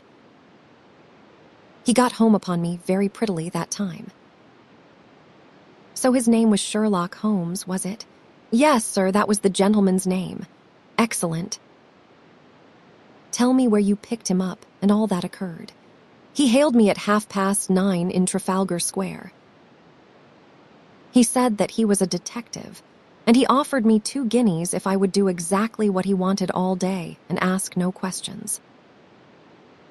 I was glad enough to agree. First, we drove down to the Northumberland Hotel and waited there until 2 gentlemen came out and took a cab from the rank. We followed their cab until it pulled up somewhere near here. This very door, said Holmes. Well, I could not be sure of that, but I dare say my fare knew all about it. We pulled up halfway down the street and waited an hour and a half. Then the 2 gentlemen passed us, walking, and we followed down Baker Street and along. I know, said Holmes. Until we got 3/4 down Regent Street. Then my gentleman threw up the trap, and he cried that I should drive right away to Waterloo Station as hard as I could go. I whipped up the mare, and we were there under the 10 minutes. Then he paid up his 2 guineas, like a good one, and away he went into the station. Only just as he was leaving, he turned round and he said, "It might interest you to know that you have been driving Mr. Sherlock Holmes." That is how I come to know the name. I see. And you saw no more of him? Not after he went into the station. And how would you describe Mr. Sherlock Holmes? The cabman scratched his head. Well, he was not altogether such an easy gentleman to describe. I would put him at 40 years of age, and he was of a middle height, 2 or 3 inches shorter than you, sir. He was dressed like a toff, and he had a black beard, cut square at the end, and a pale face. I do not know as I could say more than that. Color of his eyes? No, I cannot say that. Nothing more that you can remember. No, sir, nothing. Well, then, here is your half-sovereign. There is another one waiting for you, if you can bring any more information. Good night. Good night, sir, and thank you. John Clayton departed chuckling, and Holmes turned to me with a shrug of his shoulders and a rueful smile. Snap goes our 3rd thread, and we end where we began, said he. The cunning rascal. He knew our number, knew that Sir Henry Baskerville had consulted me, spotted who I was in Regent Street, conjectured that I had got the number of the cab and would lay my hands on the driver, and so sent back this audacious message. I tell you, Watson, this time we have got a foeman who is worthy of our steel. I have been checkmated in London. I can only wish you better luck in Devonshire. But I am not easy in my mind about it. About what? About sending you. It is an ugly business, Watson, an ugly, dangerous business, and the more I see of it, the less I like it. Yes, my dear fellow, you may laugh, but I give you my word that I shall be very glad to have you back safe and sound in Baker Street once more. Chapter 6. Baskerville Hall Sir Henry Baskerville and Dr. Mortimer were ready upon the appointed day, and we started as arranged for Devonshire. Mr. Sherlock Holmes drove with me to the station and gave me his last parting injunctions and advice. I will not bias your mind by suggesting theories or suspicions, Watson, said he. I wish you simply to report facts in the fullest possible manner to me, and you can leave me to do the theorizing. What sort of facts?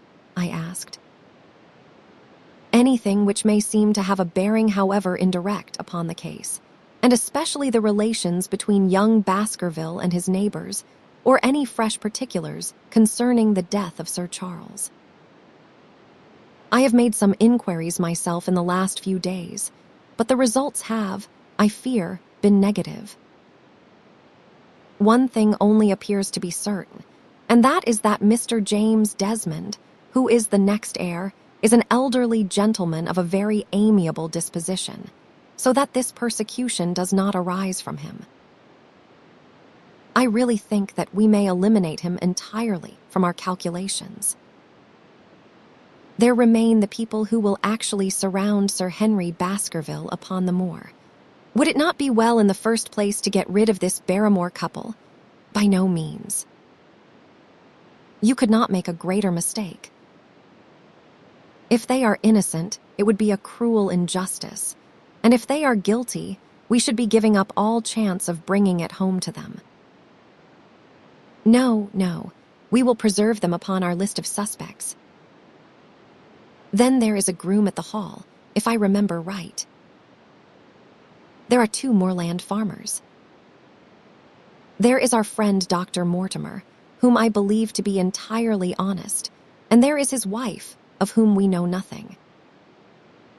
There is this naturalist, Stapleton, and there is his sister, who is said to be a young lady of attractions. There is Mr. Frankland, of Laughter Hall, who is also an unknown factor, and there are one or two other neighbors. These are the folk who must be your very special study. I will do my best. You have arms, I suppose. Yes, I thought it as well to take them. Most certainly. Keep your revolver near you night and day, and never relax your precautions.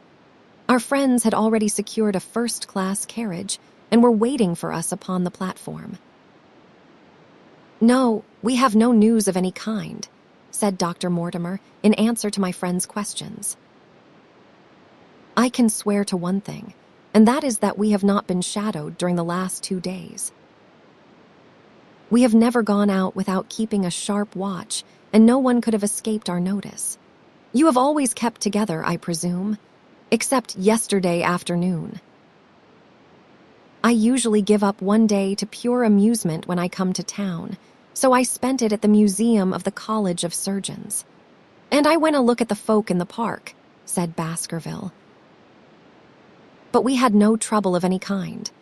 It was imprudent all the same, said Holmes, shaking his head and looking very grave. I beg, Sir Henry, that you will not go about alone. Some great misfortune will befall you if you do. Did you get your other boot? No, sir, it is gone forever. Indeed. That is very interesting. Well, goodbye, he added as the train began to glide down the platform. Bear in mind, Sir Henry, one of the phrases in that queer old legend which Dr. Mortimer has read to us, and avoid the moor in those hours of darkness when the powers of evil are exalted.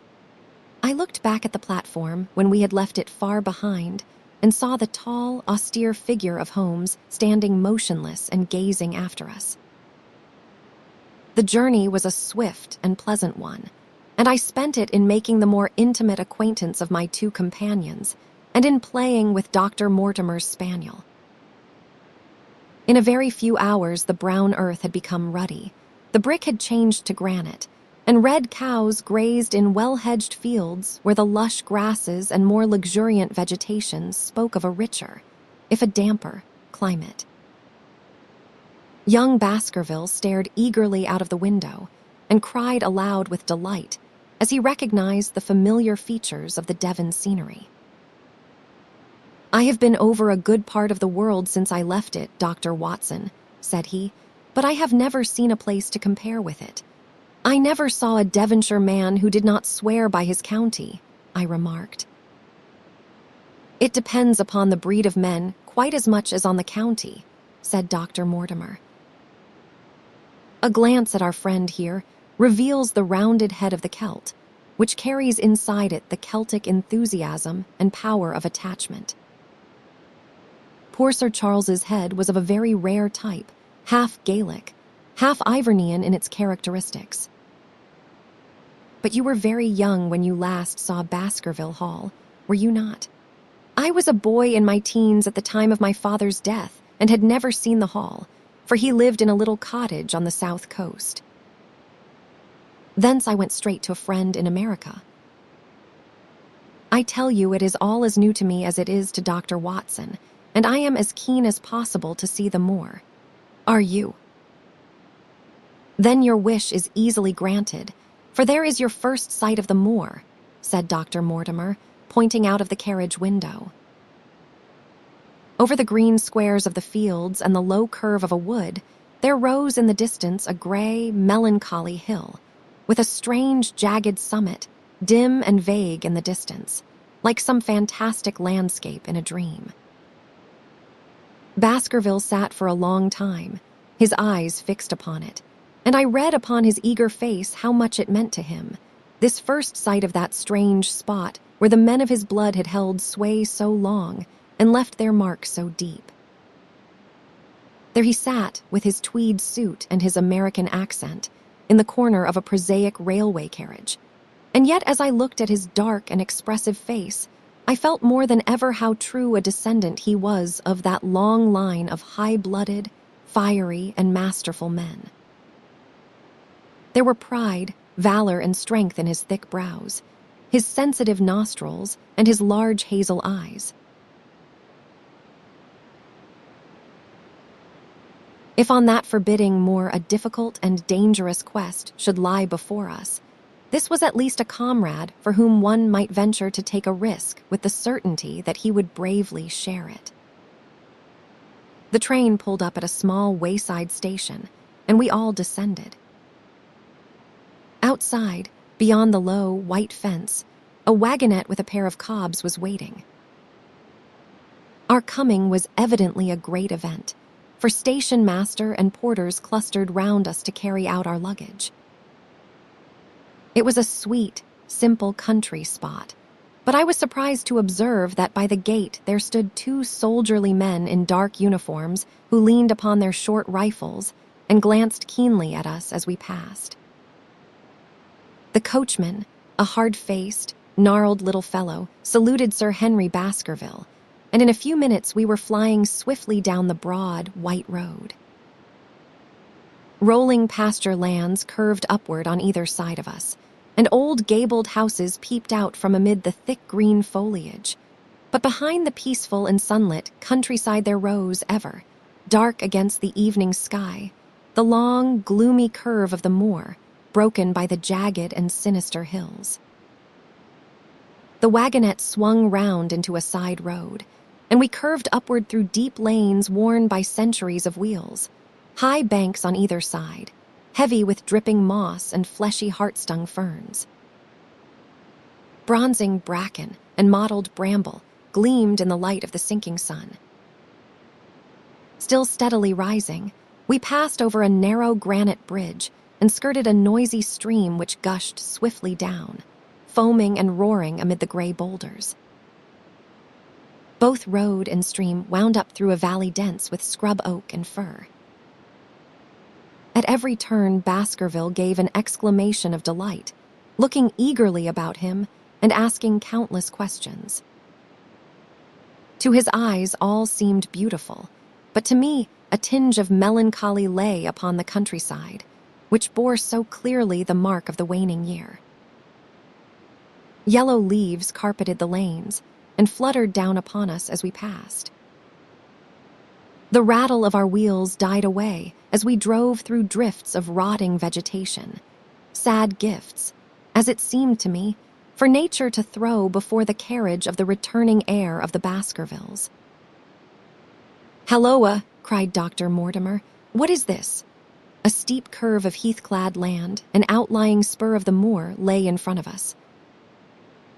On the summit, hard and clear like an equestrian statue upon its pedestal, was a mounted soldier, dark and stern, his rifle poised ready over his forearm.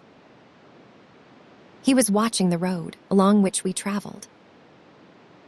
"What is this, Perkins?" asked Dr. Mortimer. Our driver half turned in his seat. "There is a convict escaped from Princetown, sir. He has been out 3 days now, and the warders watch every road and every station, but they have had no sight of him yet. The farmers about here do not like it, sir, and that is a fact. Well, I understand that they get £5 if they can give information." "Yes, sir, but the chance of £5 is but a poor thing compared to the chance of having your throat cut. You see, it is not like any ordinary convict. This is a man that would stick at nothing. Who is he, then? It is Selden, the Notting Hill murderer." I remembered the case well, for it was one in which Holmes had taken an interest on account of the peculiar ferocity of the crime and the wanton brutality which had marked all the actions of the assassin. The commutation of his death sentence had been due to some doubts as to his complete sanity, so atrocious was his conduct. Our wagonette had topped a rise, and in front of us rose the huge expanse of the moor, mottled with gnarled and craggy cairns and tors. A cold wind swept down from it and set us shivering. Somewhere there, on that desolate plain, was lurking this fiendish man, hiding in a burrow like a wild beast, his heart full of malignancy against the whole race which had cast him out. It needed but this to complete the grim suggestiveness of the barren waste, the chilling wind, and the darkling sky. Even Baskerville fell silent and pulled his overcoat more closely around him. We had left the fertile country behind and beneath us. We looked back on it now, the slanting rays of a low sun turning the streams to threads of gold and glowing on the red earth new turned by the plow and the broad tangle of the woodlands. The road in front of us grew bleaker and wilder over huge russet and olive slopes, sprinkled with giant boulders. Now and then we passed a moorland cottage, walled and roofed with stone, with no creeper to break its harsh outline. Suddenly we looked down into a cup-like depression, patched with stunted oaks and firs which had been twisted and bent by the fury of years of storm. Too high, narrow towers rose over the trees. The driver pointed with his whip. "Baskerville Hall," said he. Its master had risen and was staring with flushed cheeks and shining eyes. A few minutes later we had reached the lodge gates, a maze of fantastic tracery in wrought iron, with weather-bitten pillars on either side, blotched with lichens, and surmounted by the boar's heads of the Baskervilles.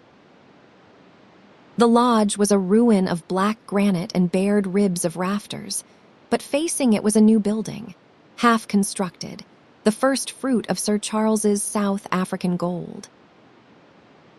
Through the gateway we passed into the avenue, where the wheels were again hushed amid the leaves, and the old trees shot their branches in a somber tunnel over our heads. Baskerville shuddered as he looked up the long, dark drive to where the house glimmered like a ghost at the farther end. "Was it here?" he asked in a low voice. No, the yew alley is on the other side." The young heir glanced round with a gloomy face. "It is no wonder my uncle felt as if trouble were coming on him in such a place as this," said he. "It is enough to scare any man." "I will have a row of electric lamps up here inside of 6 months, and you will not know it again, with 1,000 candle-power Swan and Edison right here in front of the hall door." The avenue opened into a broad expanse of turf, and the house lay before us. In the fading light, I could see that the center was a heavy block of building from which a porch projected. The whole front was draped in ivy, with a patch clipped bare here and there where a window or a coat of arms broke through the dark veil. From this central block rose the twin towers, ancient, crenellated, and pierced with many loopholes. To right and left of the turrets were more modern wings of black granite. A dull light shone through heavy mullioned windows, and from the high chimneys which rose from the steep, high-angled roof, there sprang a single black column of smoke. "Welcome, Sir Henry." "Welcome to Baskerville Hall." A tall man had stepped from the shadow of the porch to open the door of the wagonette. The figure of a woman was silhouetted against the yellow light of the hall. She came out and helped the man to hand down our bags. "You do not mind my driving straight home, Sir Henry," said Dr. Mortimer. "My wife is expecting me. Surely you will stay and have some dinner." "No, I must go. I shall probably find some work awaiting me." "I would stay to show you over the house, but Barrymore will be a better guide than I." "Goodbye, and never hesitate night or day to send for me if I can be of service." The wheels died away down the drive while Sir Henry and I turned into the hall, and the door clanged heavily behind us.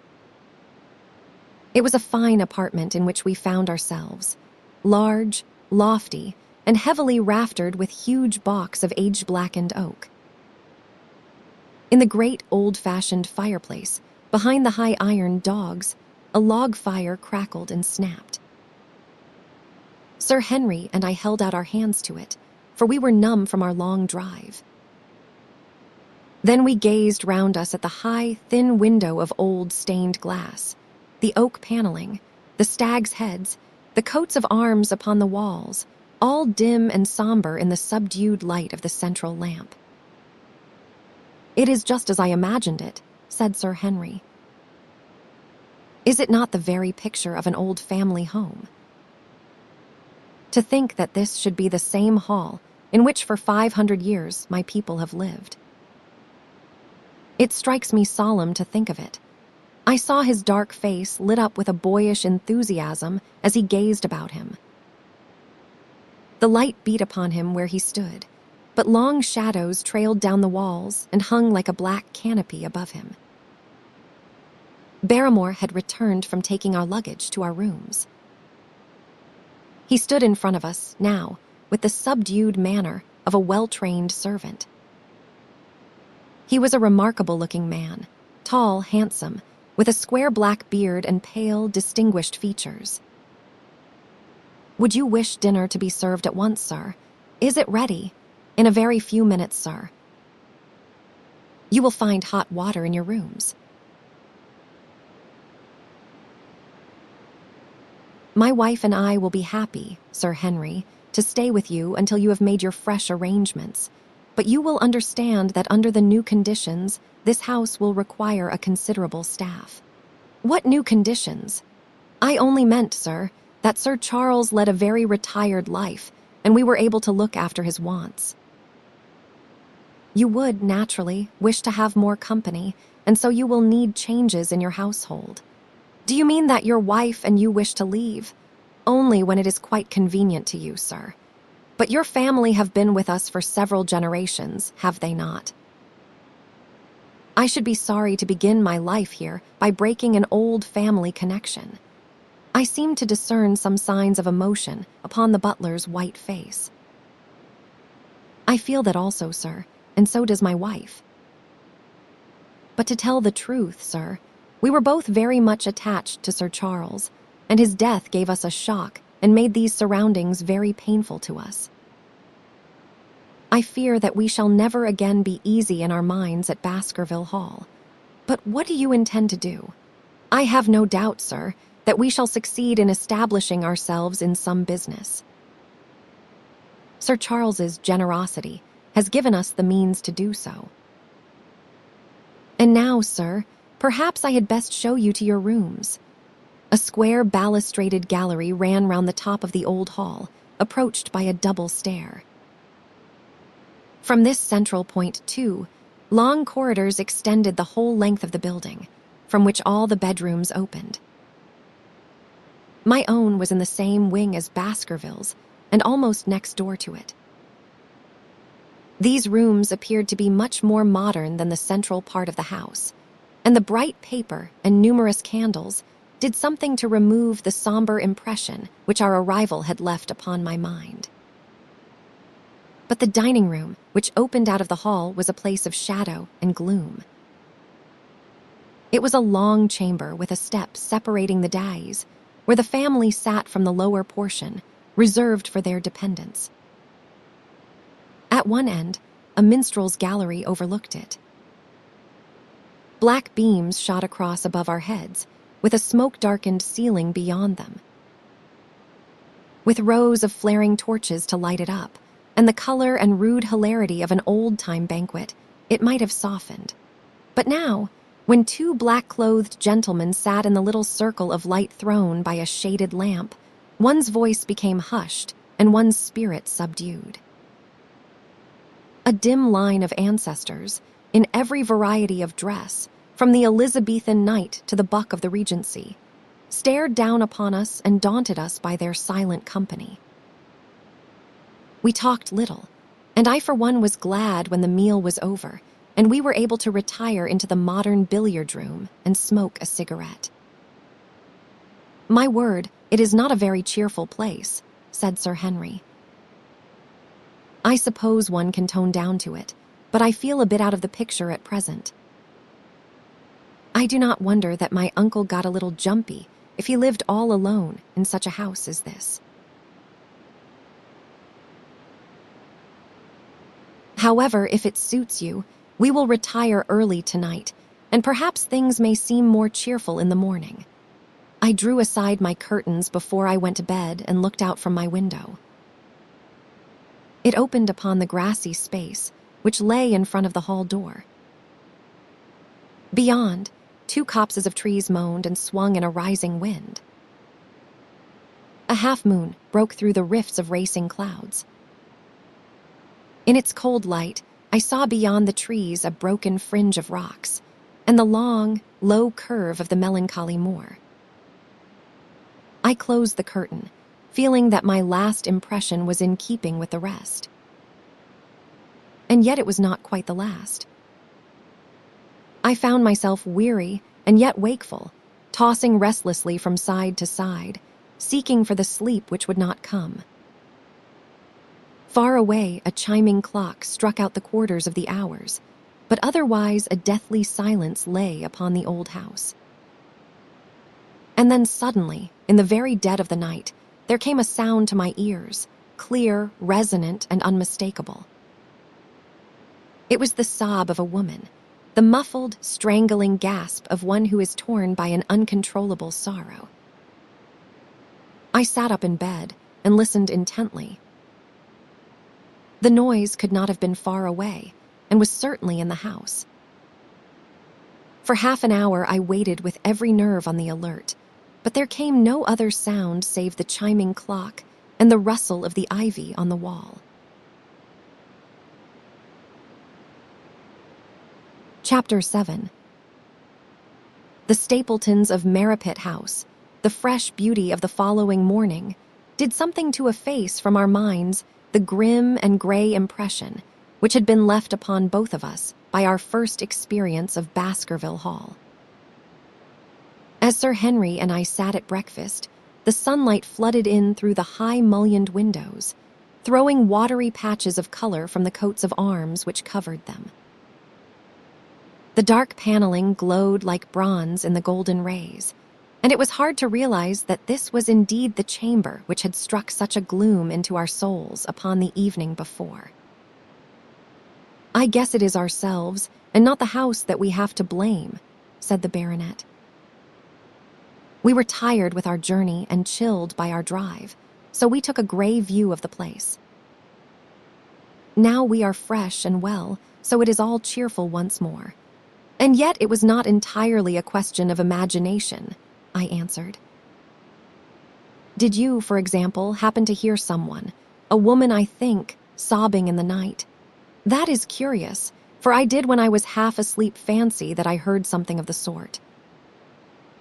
I waited quite a time, but there was no more of it, so I concluded that it was all a dream. I heard it distinctly, and I am sure that it was really the sob of a woman. We must ask about this right away." He rang the bell and asked Barrymore whether he could account for our experience. It seemed to me that the pallid features of the butler turned a shade paler still as he listened to his master's question. "There are only 2 women in the house, Sir Henry," he answered. "One is the scullery maid, who sleeps in the other wing. The other is my wife, and I can answer for it that the sound could not have come from her." And yet he lied as he said it, for it chanced that after breakfast I met Mrs. Barrymore in the long corridor with the sun full upon her face. She was a large, impassive, heavy-featured woman with a stern-set expression of mouth. But her telltale eyes were red and glanced at me from between swollen lids. It was she, then, who wept in the night, and if she did so, her husband must know it. Yet he had taken the obvious risk of discovery in declaring that it was not so. Why had he done this? And why did she weep so bitterly? Already round this pale-faced, handsome, black-bearded man, there was gathering an atmosphere of mystery and of gloom. It was he who had been the first to discover the body of Sir Charles, and we had only his word for all the circumstances which led up to the old man's death. Was it possible that it was Barrymore, after all, whom we had seen in the cab in Regent Street? The beard might well have been the same. The cabman had described a somewhat shorter man, but such an impression might easily have been erroneous. How could I settle the point forever?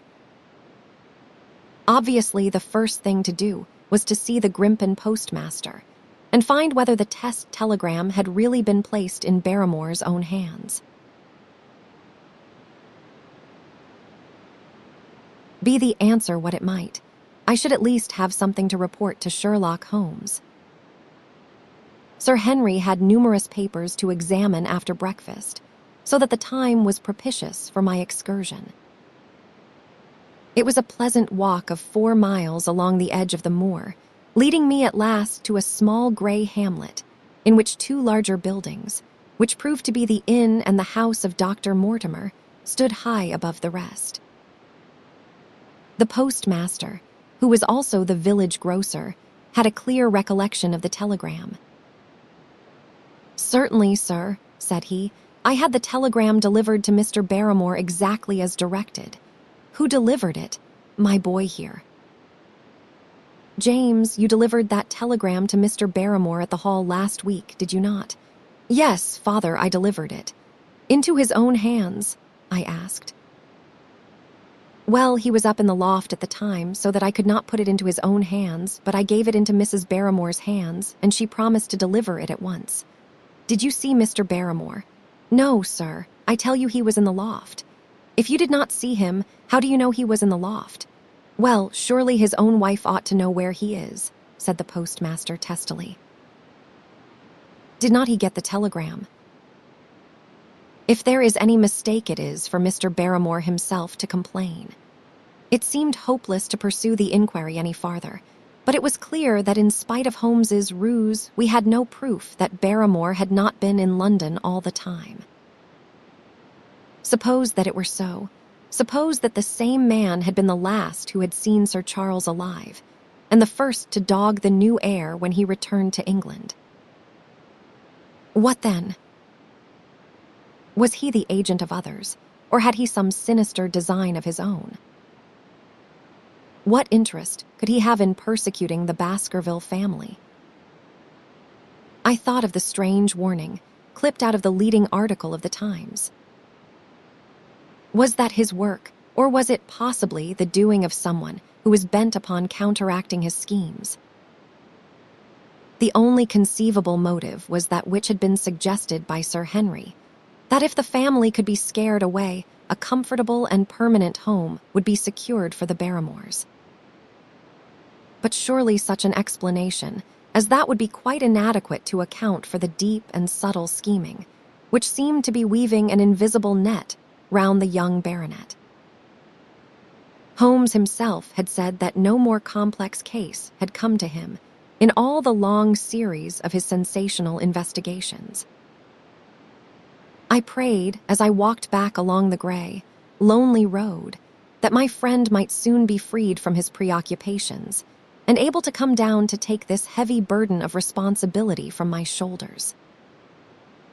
Suddenly, my thoughts were interrupted by the sound of running feet behind me and by a voice which called me by name. I turned, expecting to see Dr. Mortimer, but to my surprise it was a stranger who was pursuing me. He was a small, slim, clean-shaven, prim-faced man, flaxen-haired and lean-jawed, between 30 and 40 years of age, dressed in a gray suit and wearing a straw hat.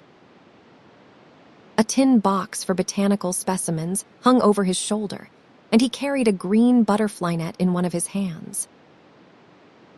"You will, I am sure, excuse my presumption, Dr. Watson," said he as he came panting up to where I stood. "Here on the moor we are homely folk, and do not wait for formal introductions. You may possibly have heard my name from our mutual friend, Mortimer. I am Stapleton of Merripit House.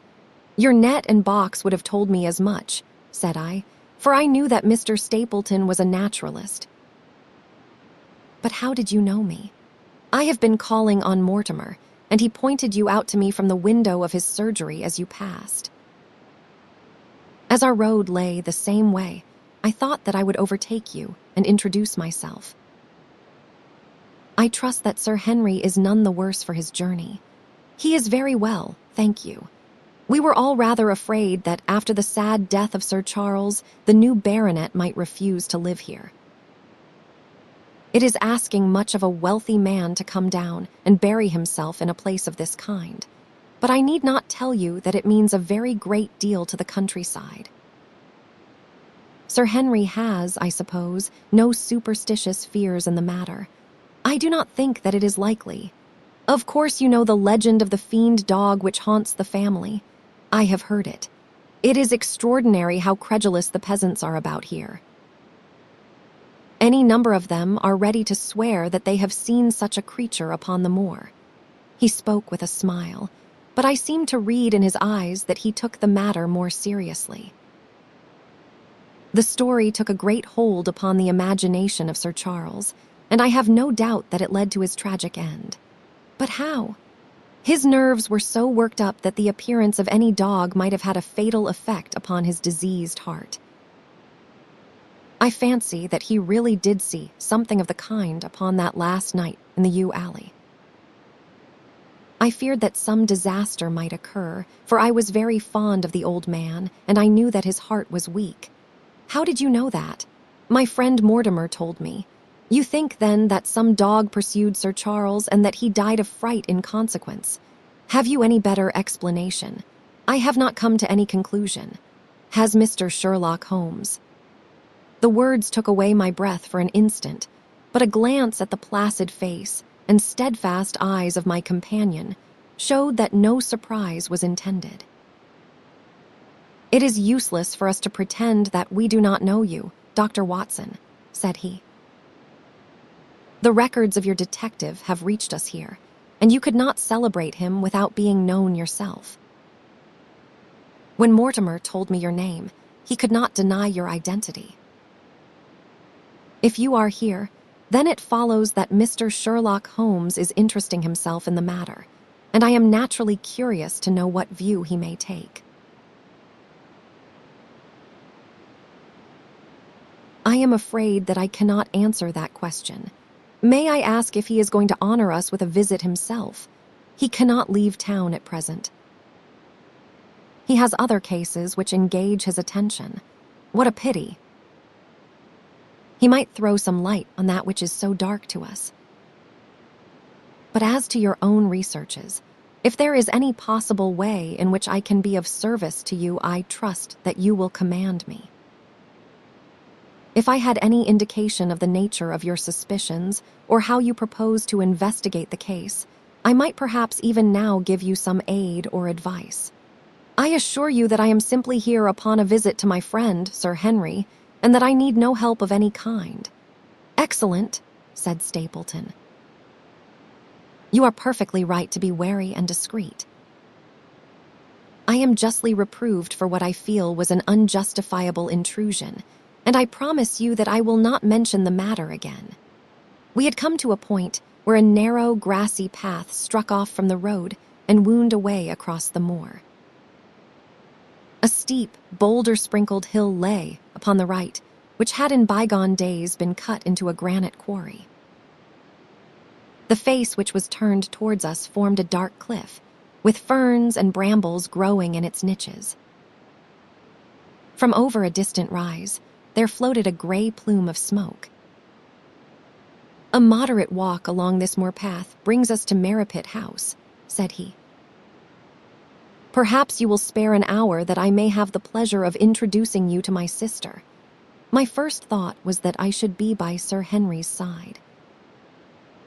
But then I remembered the pile of papers and bills with which his study table was littered. It was certain that I could not help with those. And Holmes had expressly said that I should study the neighbors upon the moor. I accepted Stapleton's invitation, and we turned together down the path. It is a wonderful place, the moor, said he, looking round over the undulating downs, long green rollers, with crests of jagged granite foaming up into fantastic surges. You never tire of the moor. You cannot think the wonderful secrets which it contains. It is so vast and so barren and so mysterious. You know it well, then. I have only been here 2 years. The residents would call me a newcomer. We came shortly after Sir Charles settled. But my tastes led me to explore every part of the country round, and I should think that there are few men who know it better than I do. Is it hard to know? Very hard.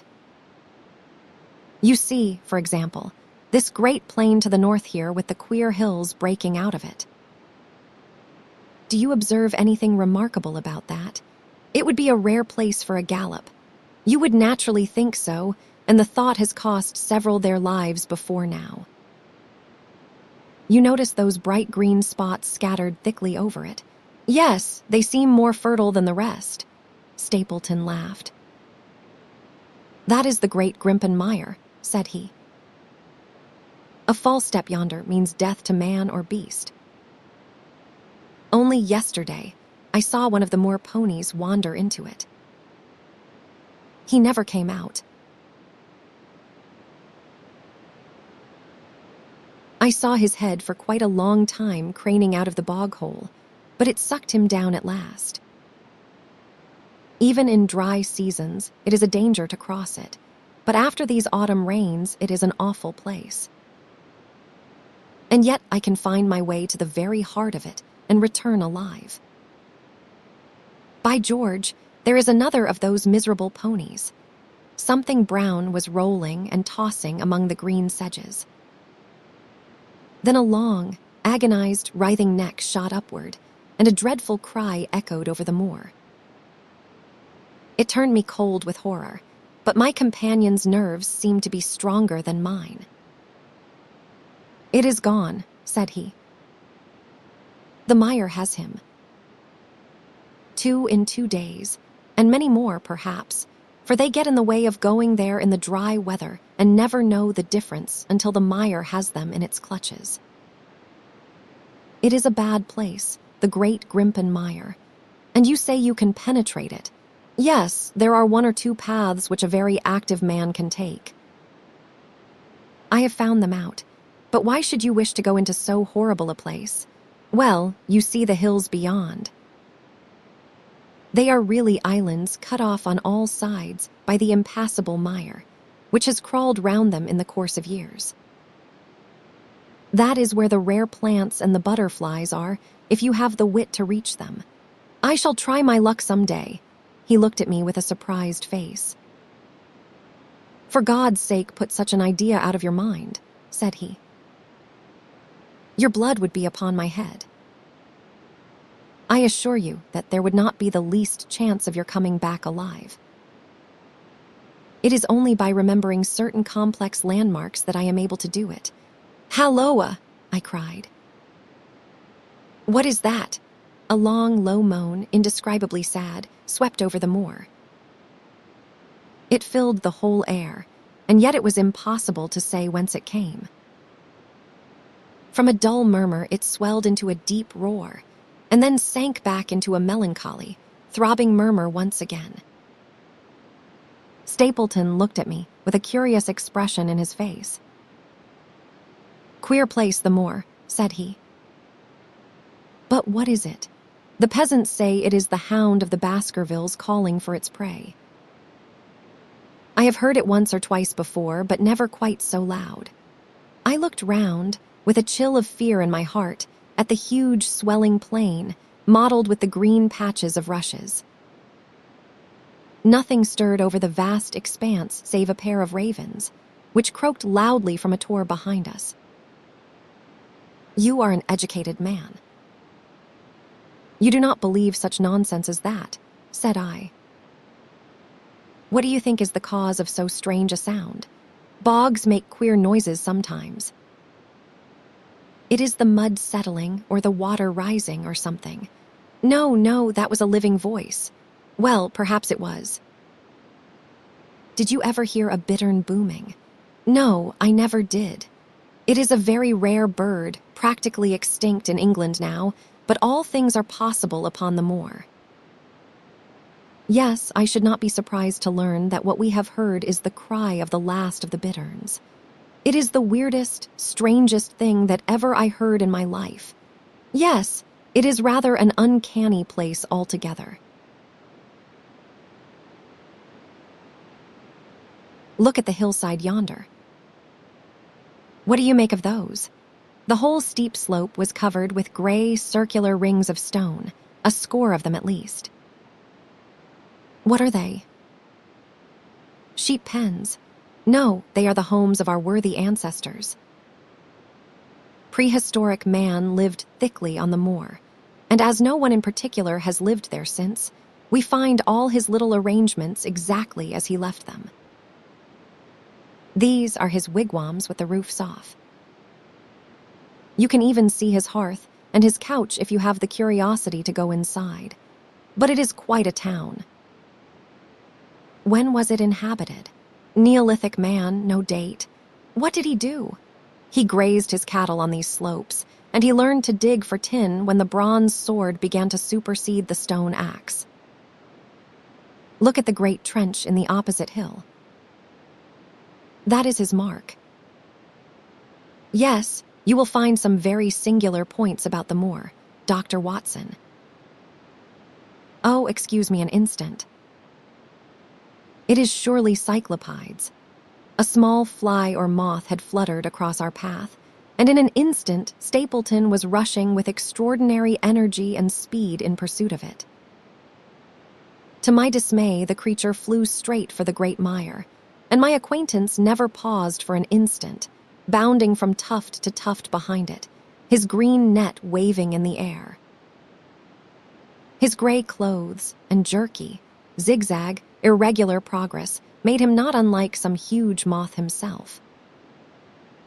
I was standing watching his pursuit with a mixture of admiration for his extraordinary activity and fear lest he should lose his footing in the treacherous mire, when I heard the sound of steps, and, turning round, found a woman near me upon the path. She had come from the direction in which the plume of smoke indicated the position of Merripit House, but the dip of the moor had hid her until she was quite close. I could not doubt that this was the Miss Stapleton of whom I had been told, since ladies of any sort must be few upon the moor, and I remembered that I had heard someone describe her as being a beauty. The woman who approached me was certainly that, and of a most uncommon type. There could not have been a greater contrast between brother and sister, for Stapleton was neutral-tinted, with light hair and gray eyes, while she was darker than any brunette whom I have seen in England, slim, elegant, and tall. She had a proud, finely cut face, so regular that it might have seemed impassive were it not for the sensitive mouth and the beautiful dark, eager eyes. With her perfect figure and elegant dress she was, indeed, a strange apparition upon a lonely moorland path. Her eyes were on her brother as I turned, and then she quickened her pace towards me. I had raised my hat and was about to make some explanatory remark when her own words turned all my thoughts into a new channel. "Go back," she said. "Go straight back to London, instantly." I could only stare at her in stupid surprise. Her eyes blazed at me, and she tapped the ground impatiently with her foot. "Why should I go back?" I asked. "I cannot explain." She spoke in a low, eager voice, with a curious lisp in her utterance. "But for God's sake, do what I ask you. Go back and never set foot upon the moor again. But I have only just come. Man, she cried. Can you not tell when a warning is for your own good? Go back to London. Start tonight. Get away from this place at all costs. Hush, my brother is coming.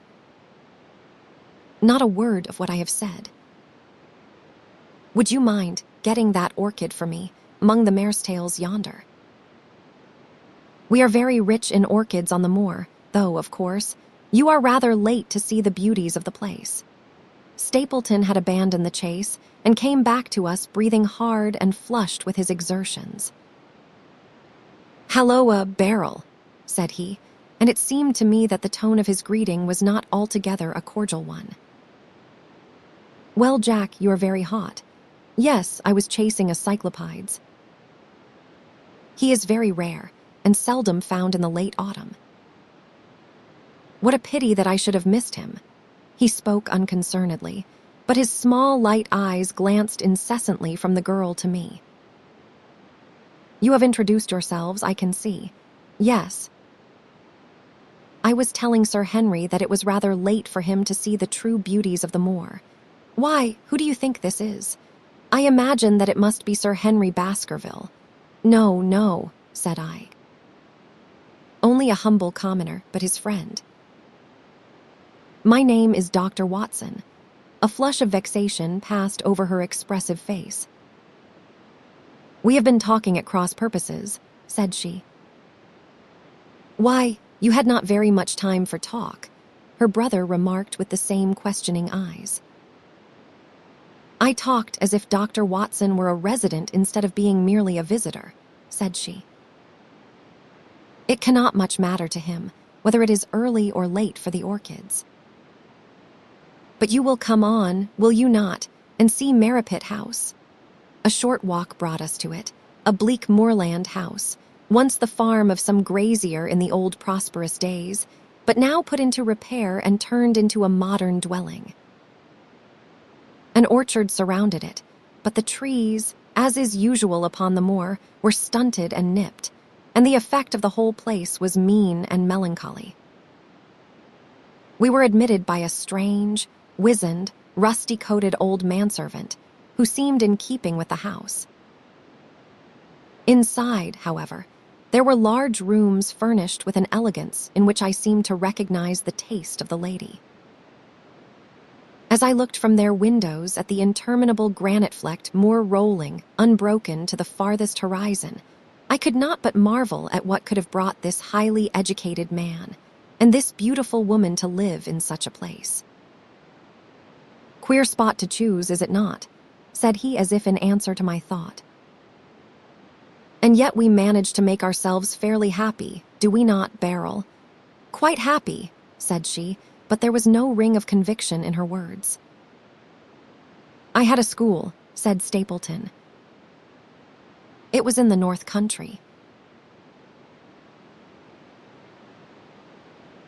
The work to a man of my temperament was mechanical and uninteresting, but the privilege of living with youth, of helping to mold those young minds, and of impressing them with one's own character and ideals was very dear to me. However, the fates were against us. A serious epidemic broke out in the school, and 3 of the boys died. It never recovered from the blow, and much of my capital was irretrievably swallowed up. And yet, if it were not for the loss of the charming companionship of the boys, I could rejoice over my own misfortune, for, with my strong tastes for botany and zoology, I find an unlimited field of work here, and my sister is as devoted to nature as I am. All this, Dr. Watson, has been brought upon your head by your expression as you surveyed the moor out of our window. It certainly did cross my mind that it might be a little dull, less for you, perhaps, than for your sister. No, no, I am never dull," said she quickly. "We have books, we have our studies, and we have interesting neighbors. Dr. Mortimer is a most learned man in his own line. Poor Sir Charles was also an admirable companion. We knew him well, and miss him more than I can tell. Do you think that I should intrude if I were to call this afternoon and make the acquaintance of Sir Henry? I am sure that he would be delighted. Then perhaps you would mention that I propose to do so. We may, in our humble way, do something to make things more easy for him until he becomes accustomed to his new surroundings. Will you come upstairs, Dr. Watson, and inspect my collection of Lepidoptera? I think it is the most complete one in the southwest of England. By the time that you have looked through them, lunch will be almost ready. But I was eager to get back to my charge. The melancholy of the moor, the death of the unfortunate pony, the weird sound which had been associated with the grim legend of the Baskervilles, all these things tinged my thoughts with sadness. Then on the top of these more or less vague impressions, there had come the definite and distinct warning of Miss Stapleton, delivered with such intense earnestness that I could not doubt that some grave and deep reason lay behind it. I resisted all pressure to stay for lunch, and I set off at once upon my return journey, taking the grass-grown path by which we had come. It seems, however, that there must have been some short-cut for those who knew it, for before I had reached the road I was astounded to see Miss Stapleton sitting upon a rock by the side of the track. Her face was beautifully flushed with her exertions, and she held her hand to her side. "I have run all the way in order to cut you off, Dr. Watson," said she. I had not even time to put on my hat. "I must not stop, or my brother may miss me. I wanted to say to you how sorry I am about the stupid mistake I made in thinking that you were Sir Henry. Please forget the words I said, which have no application whatever to you." "But I cannot forget them, Miss Stapleton," said I. "I am Sir Henry's friend, and his welfare is a very close concern of mine. Tell me why it was that you were so eager that Sir Henry should return to London.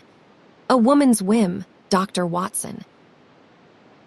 When you know me better, you will understand that I cannot always give reasons for what I say or do. No, no, I remember the thrill in your voice. I remember the look in your eyes. Please, please, be frank with me, Miss Stapleton, for ever since I have been here I have been conscious of shadows all round me. Life has become like that great Grimpen mire, with little green patches everywhere into which one may sink, and with no guide to point the track. Tell me then what it was that you meant, and I will promise to convey your warning to Sir Henry." An expression of irresolution passed for an instant over her face, but her eyes had hardened again when she answered me. "You make too much of it, Dr. Watson," said she. "My brother and I were very much shocked by the death of Sir Charles. We knew him very intimately, for his favorite walk was over the moor to our house. He was deeply impressed with the curse which hung over the family, and when this tragedy came, I naturally felt that there must be some grounds for the fears which he had expressed. I was distressed, therefore, when another member of the family came down to live here, and I felt that he should be warned of the danger which he will run. That was all which I intended to convey. But what is the danger? You know the story of the Hound. I do not believe in such nonsense, but I do. If you have any influence with Sir Henry, take him away from a place which has always been fatal to his family. The world is wide. Why should he wish to live at the place of danger? Because it is the place of danger. That is Sir Henry's nature. I fear that unless you can give me some more definite information than this, it would be impossible to get him to move. I cannot say anything definite, for I do not know anything definite. I would ask you one more question, Miss Stapleton. If you meant no more than this when you first spoke to me, why should you not wish your brother to overhear what you said? There is nothing to which he or anyone else could object. My brother is very anxious to have the hall inhabited, for he thinks it is for the good of the poor folk upon the moor. He would be very angry if he knew that I have said anything which might induce Sir Henry to go away. But I have done my duty now, and I will say no more. I must go back, or he will miss me and suspect that I have seen you. Goodbye, She turned and had disappeared in a few minutes among the scattered boulders, while I, with my soul full of vague fears, pursued my way to Baskerville Hall. Chapter 8. First report of Dr. Watson. From this point onward, I will follow the course of events by transcribing my own letters to Mr. Sherlock Holmes, which lie before me on the table. One page is missing, but otherwise they are exactly as written and show my feelings and suspicions of the moment more accurately than my memory, clear as it is upon these tragic events, can possibly do. Baskerville Hall, October 13th. M.Y. Dear Holmes, my previous letters and telegrams have kept you pretty well up to date as to all that has occurred in this most God-forsaken corner of the world. The longer one stays here, the more does the spirit of the moor sink into one's soul, its vastness, and also its grim charm. When you are once out upon its bosom, you have left all traces of modern England behind you. But on the other hand, you are conscious everywhere of the homes and the work of the prehistoric people. On all sides of you as you walk are the houses of these forgotten folk, with their graves and the huge monoliths which are supposed to have marked their temples. As you look at their gray stone huts against the scarred hillsides, you leave your own age behind you. And if you were to see a skin-clad, hairy man crawl out from the low door fitting a flint-tipped arrow onto the string of his bow, you would feel that his presence there was more natural than your own. The strange thing is that they should have lived so thickly on what must always have been most unfruitful soil. I am no antiquarian, but I could imagine that they were some unwarlike and harried race who were forced to accept that which none other would occupy. All this, however, is foreign to the mission on which you sent me and will probably be very uninteresting to your severely practical mind. I can still remember your complete indifference as to whether the sun moved round the earth or the earth round the sun. Let me, therefore, return to the facts concerning Sir Henry Baskerville.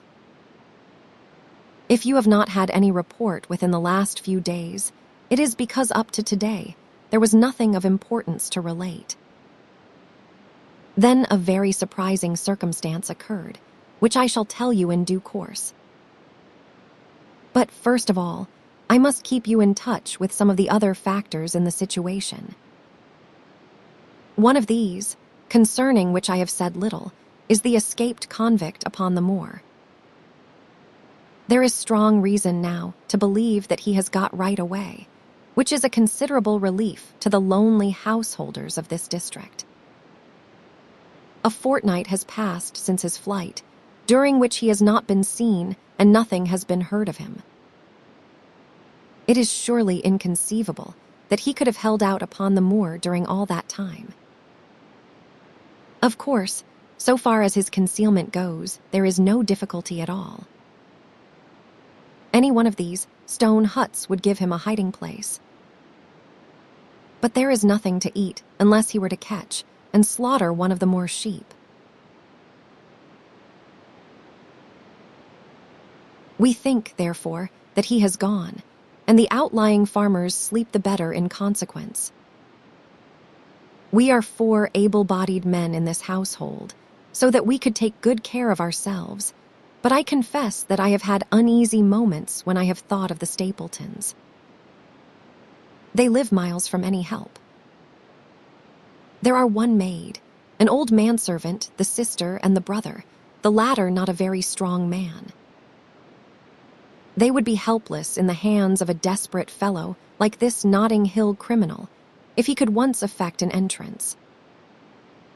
Both Sir Henry and I were concerned at their situation, and it was suggested that Perkins the groom should go over to sleep there, but Stapleton would not hear of it. The fact is that our friend, the baronet, begins to display a considerable interest in our fair neighbor. It is not to be wondered at, for time hangs heavily in this lonely spot to an active man like him, and she is a very fascinating and beautiful woman. There is something tropical and exotic about her, which forms a singular contrast to her cool and unemotional brother. Yet he also gives the idea of hidden fires. He has certainly a very marked influence over her, for I have seen her continually glance at him as she talked as if seeking approbation for what she said. I trust that he is kind to her. There is a dry glitter in his eyes and a firm set of his thin lips, which goes with a positive and possibly a harsh nature. You would find him an interesting study. He came over to call upon Baskerville on that first day, and the very next morning he took us both to show us the spot where the legend of the wicked Hugo is supposed to have had its origin. It was an excursion of some miles across the moor, to a place which is so dismal that it might have suggested the story. We found a short valley between rugged tors, which led to an open, grassy space flecked over with the white cotton grass. In the middle of it rose two great stones, worn and sharpened at the upper end, until they looked like the huge, corroding fangs of some monstrous beast. In every way it corresponded with the scene of the old tragedy. Sir Henry was much interested, and asked Stapleton more than once whether he did really believe in the possibility of the interference of the supernatural in the affairs of men. He spoke lightly, but it was evident that he was very much in earnest. Stapleton was guarded in his replies, but it was easy to see that he said less than he might, and that he would not express his whole opinion out of consideration for the feelings of the baronet. He told us of similar cases, where families had suffered from some evil influence, and he left us with the impression that he shared the popular view upon the matter. On our way back, we stayed for lunch at Merripit House, and it was there that Sir Henry made the acquaintance of Miss Stapleton. From the first moment that he saw her, he appeared to be strongly attracted by her, and I am much mistaken if the feeling was not mutual. He referred to her again and again on our walk home, and since then hardly a day has passed that we have not seen something of the brother and sister. They dine here tonight, and there is some talk of our going to them next week. One would imagine that such a match would be very welcome to Stapleton, and yet I have more than once caught a look of the strongest disapprobation in his face when Sir Henry has been paying some attention to his sister. He is much attached to her, no doubt, and would lead a lonely life without her, but it would seem the height of selfishness if he were to stand in the way of her making so brilliant a marriage.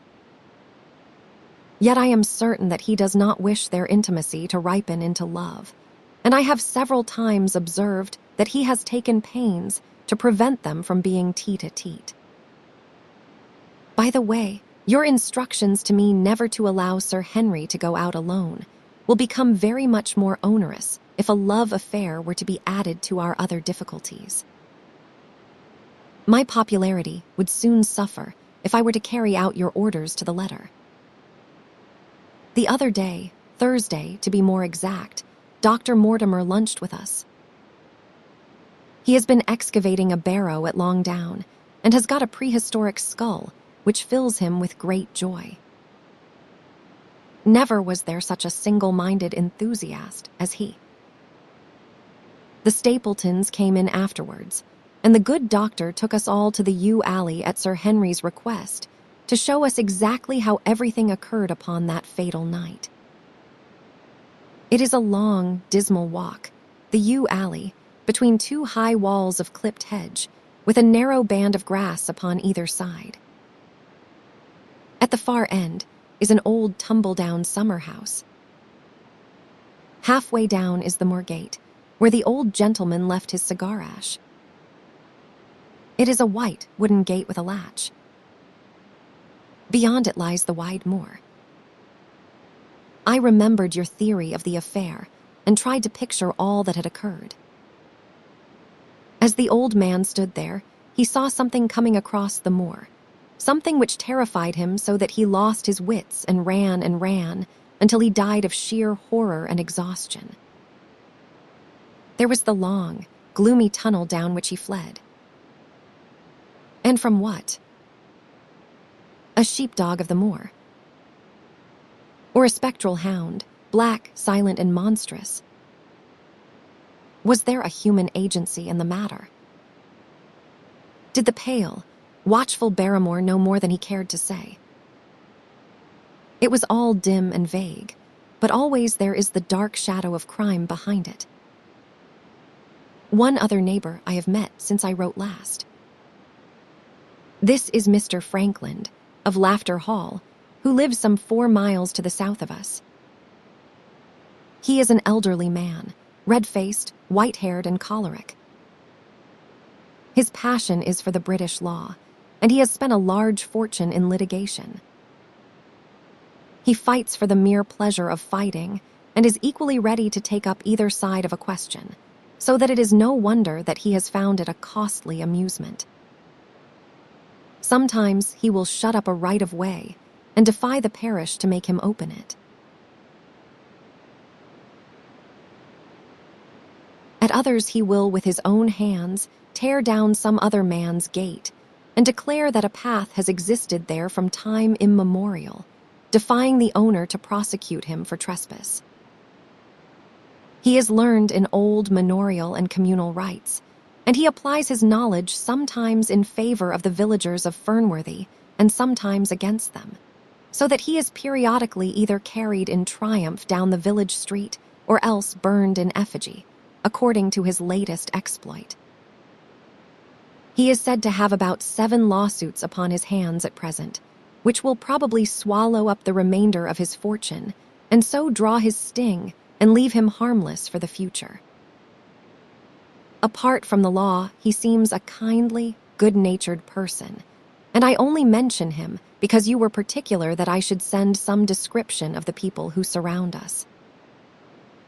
He is curiously employed at present, for being an amateur astronomer, he has an excellent telescope, with which he lies upon the roof of his own house and sweeps the moor all day in the hope of catching a glimpse of the escaped convict. If he would confine his energies to this, all would be well. But there are rumors that he intends to prosecute Dr. Mortimer for opening a grave without the consent of the next of kin, because he dug up the Neolithic skull in the barrow on Long Down. He helps to keep our lives from being monotonous and gives a little comic relief where it is badly needed. And now, having brought you up to date in the escaped convict, the Stapletons, Dr. Mortimer, and Frankland of Laughter Hall, let me end on that which is most important and tell you more about the Barrymores, and especially about the surprising development of last night. First of all, about the test telegram, which you sent from London in order to make sure that Barrymore was really here. I have already explained that the testimony of the postmaster shows that the test was worthless and that we have no proof one way or the other. I told Sir Henry how the matter stood, and he at once, in his downright fashion, had Barrymore up and asked him whether he had received the telegram himself. Barrymore said that he had. "Did the boy deliver it into your own hands?" asked Sir Henry. Barrymore looked surprised and considered for a little time.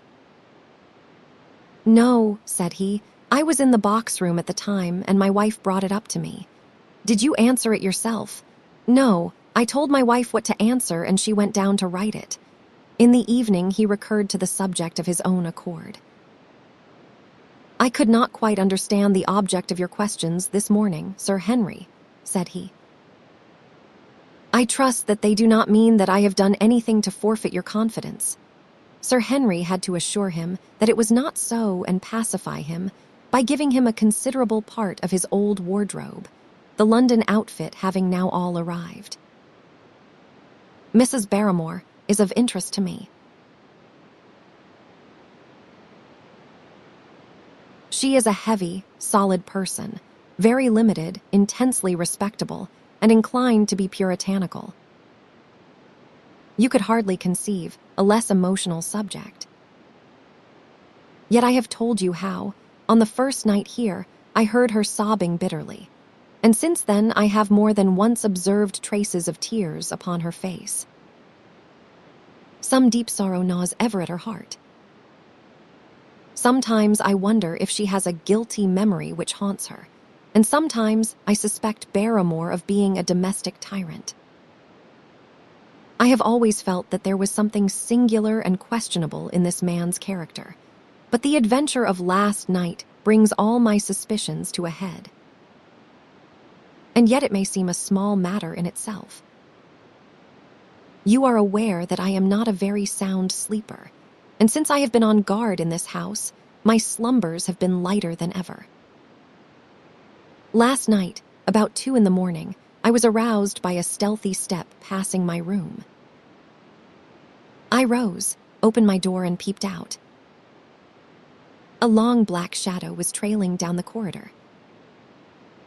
It was thrown by a man who walked softly down the passage with a candle held in his hand. He was in shirt and trousers, with no covering to his feet. I could merely see the outline, but his height told me that it was Barrymore. He walked very slowly and circumspectly, and there was something indescribably guilty and furtive in his whole appearance. I have told you that the corridor is broken by the balcony which runs round the hall, but that it is resumed upon the farther side. I waited until he had passed out of sight, and then I followed him. When I came round the balcony, he had reached the end of the farther corridor, and I could see from the glimmer of light through an open door that he had entered one of the rooms.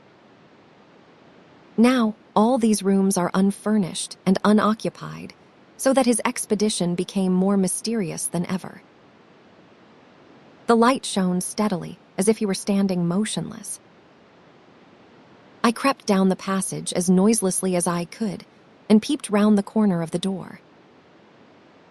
Barrymore was crouching at the window, with the candle held against the glass. His profile was half turned towards me, and his face seemed to be rigid with expectation as he stared out into the blackness of the moor. For some minutes, he stood watching intently.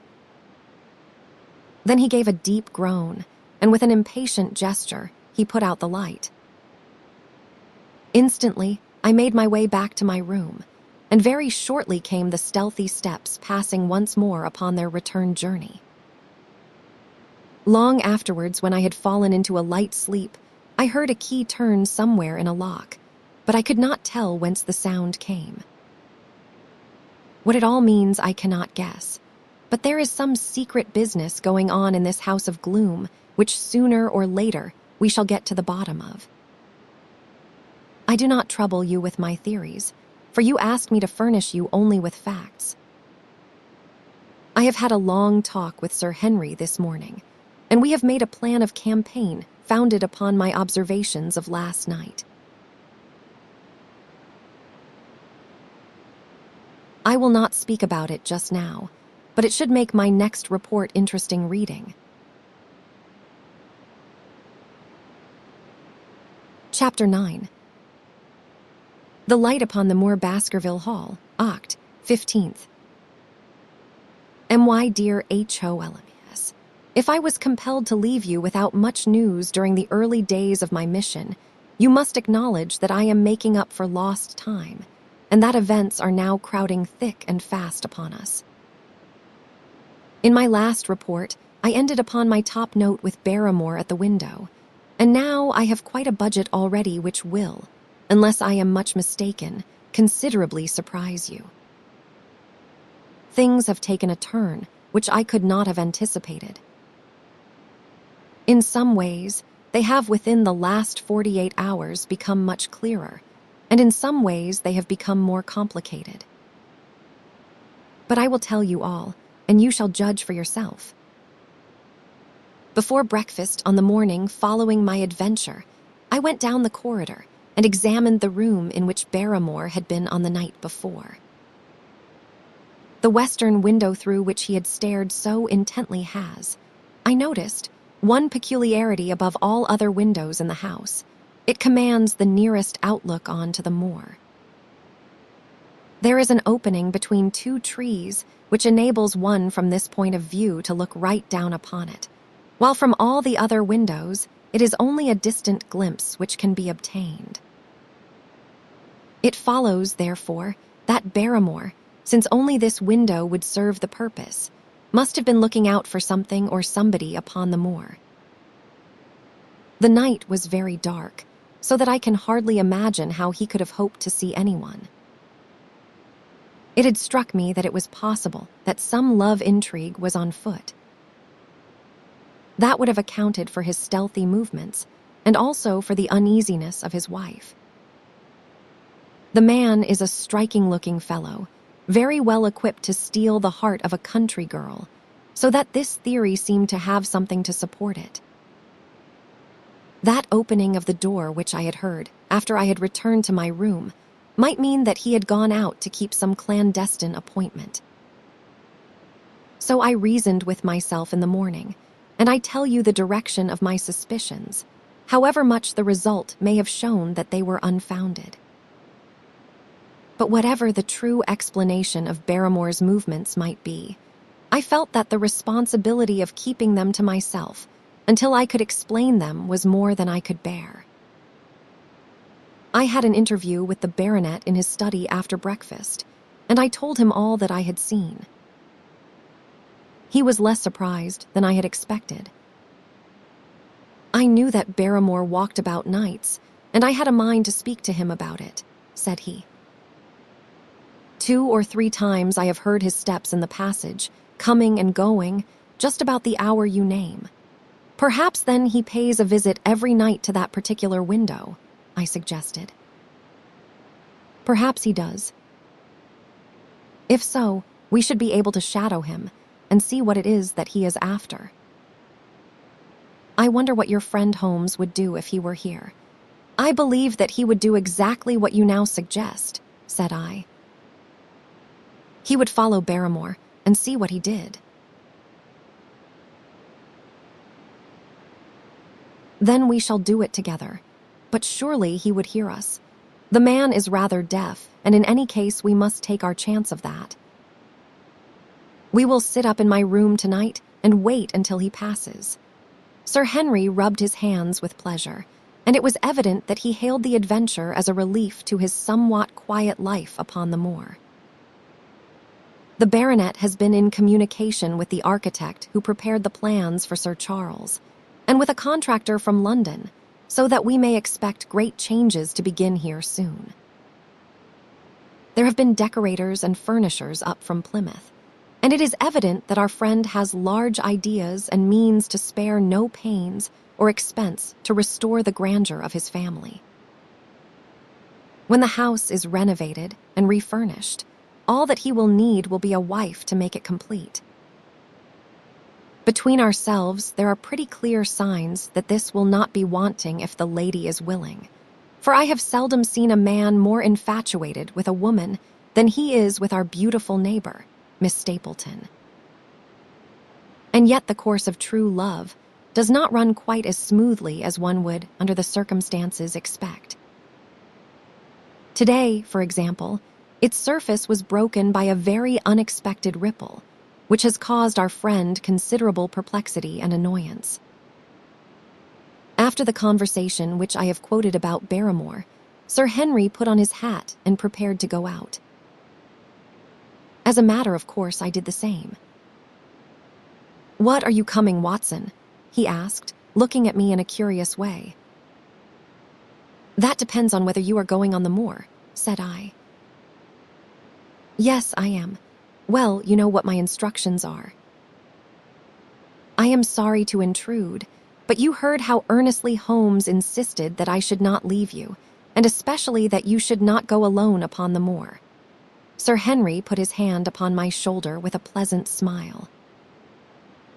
"My dear fellow," said he, "Holmes, with all his wisdom, did not foresee some things which have happened since I have been on the moor. You understand me?" I am sure that you are the last man in the world who would wish to be a spoilsport. I must go out alone. It put me in a most awkward position. I was at a loss what to say or what to do, and before I had made up my mind, he picked up his cane and was gone. But when I came to think the matter over, my conscience reproached me bitterly for having on any pretext allowed him to go out of my sight. I imagined what my feelings would be if I had to return to you, and to confess that some misfortune had occurred through my disregard for your instructions. I assure you my cheeks flushed at the very thought. It might not even now be too late to overtake him, so I set off at once in the direction of M.R.C.S house. I hurried along the road at the top of my speed without seeing anything of Sir Henry, until I came to the point where the moor path branches off. There, fearing that perhaps I had come in the wrong direction after all, I mounted a hill from which I could command a view, the same hill which is cut into the dark quarry. Thence I saw him at once. He was on the moor path about a quarter of a mile off, and a lady was by his side who could only be Miss Stapleton. It was clear that there was already an understanding between them, and that they had met by appointment. They were walking slowly along in deep conversation, and I saw her making quick little movements of her hands as if she were very earnest in what she was saying, while he listened intently and once or twice shook his head in strong dissent. I stood among the rocks watching them, very much puzzled as to what I should do next. To follow them and break into their intimate conversation seemed to be an outrage, and yet my clear duty was never for an instant to let him out of my sight. To act the spy upon a friend was a hateful task. Still, I could see no better course than to observe him from the hill, and to clear my conscience by confessing to him afterwards what I had done. It is true that if any sudden danger had threatened him, I was too far away to be of use, and yet I am sure that you will agree with me that the position was very difficult, and that there was nothing more which I could do. Our friend, Sir Henry, and the lady had halted on the path and were standing deeply absorbed in their conversation, when I was suddenly aware that I was not the only witness of their interview. A wisp of green floating in the air caught my eye, and another glance showed me that it was carried on a stick by a man who was moving among the broken ground. It was Stapleton with his butterfly net. He was very much closer to the pair than I was, and he appeared to be moving in their direction. At this instant, Sir Henry suddenly drew Miss Stapleton to his side. His arm was round her, but it seemed to me that she was straining away from him with her face averted. He stooped his head to hers, and she raised one hand as if in protest. Next moment, I saw them spring apart and turn hurriedly round. Stapleton was the cause of the interruption. He was running wildly towards them, his absurd net dangling behind him. He gesticulated and almost danced with excitement in front of the lovers. What the scene meant I could not imagine, but it seemed to me that Stapleton was abusing Sir Henry, who offered explanations, which became more angry as the other refused to accept them.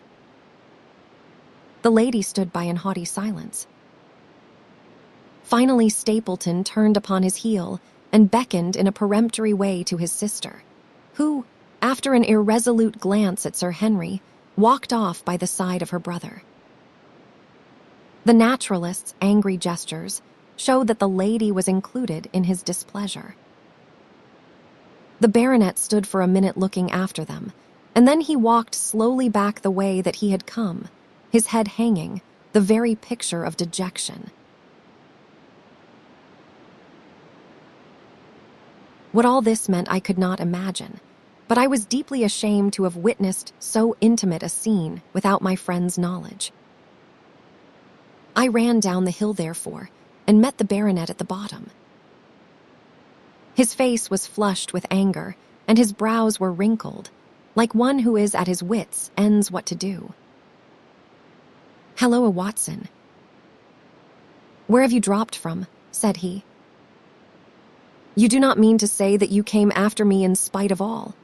I explained everything to him. How I had found it impossible to remain behind, how I had followed him, and how I had witnessed all that had occurred. For an instant his eyes blazed at me, but my frankness disarmed his anger, and he broke at last into a rather rueful laugh. "You would have thought the middle of that prairie a fairly safe place for a man to be private," said he. "But, by thunder, the whole countryside seems to have been out to see me do my wooing, and a mighty poor wooing at that." "Where had you engaged a seat?" "I was on that hill, quite in the back row, eh?" "But her brother was well up to the front." "Did you see him come out on us?" "Yes, I did. Did he ever strike you as being crazy, this brother of hers?" "I cannot say that he ever did." "I dare say not. I always thought him sane enough until today. But you can take it from me that either he or I ought to be in a straitjacket." "What is the matter with me, anyhow?" "You have lived near me for some weeks, Watson. Tell me straight now. Is there anything that would prevent me from making a good husband to a woman that I loved?" "I should say not. He cannot object to my worldly position, so it must be myself that he has this down on." "What has he against me?" "I never hurt man or woman in my life that I know of." "And yet he would not so much as let me touch the tips of her fingers." "Did he say so?" "That, and a deal more." "I tell you, Watson, I have only known her these few weeks, but from the first I just felt that she was made for me, and she, too, she was happy when she was with me, and that I will swear. There is a light in a woman's eyes that speaks louder than words. But he has never let us get together, and it was only today for the first time that I saw a chance of having a few words with her alone. She was glad to meet me, but when she did, it was not love that she would talk about, and she would not have let me talk about it either if she could have stopped it. She kept coming back to it, that this was a place of danger, and that she would never be happy until I had left it. I told her that since I had seen her, I was in no hurry to leave it, and that if she really wanted me to go, the only way to work it was for her to arrange to go with me. With that, I offered in as many words to marry her, but before she could answer, down came this brother of hers, running at us with a face on him like a madman. He was just white with rage, and those light eyes of his were blazing with fury. What was I doing with the lady? How dared I offer her attentions which were distasteful to her? Did I think that, because I was a baronet, I could do what I liked? If he had not been her brother, I should have known better how to answer him. As it was, I told him that my feelings towards his sister were such as I was not ashamed of, and that I hoped that she might honor me by becoming my wife. That seemed to make the matter no better, so then I lost my temper too, and I answered him rather more hotly than I should perhaps, considering that she was standing by. So it ended by his going off with her, as you saw, and here am I as badly puzzled a man as any in this county. Just tell me what it all means, Watson, and I will owe you more than ever I can hope to pay. I tried 1 or 2 explanations, but indeed I was completely puzzled myself. Our friend's title, his fortune, his age, his character, and his appearance are all in his favor, and I know nothing against him unless it be this dark fate which runs in his family. That his advances should be rejected so brusquely, without any reference to the lady's own wishes, and that the lady should accept the situation without protest, is very amazing. However, our conjectures were set at rest, by a visit from Stapleton himself that very afternoon. He had come to offer apologies for his rudeness of the morning, and after a long private interview with Sir Henry in his study, the upshot of their conversation was that the breach is quite healed, and that we are to dine at Merripit House next Friday as a sign of it. "I do not say now that he is not a crazy man," said Sir Henry.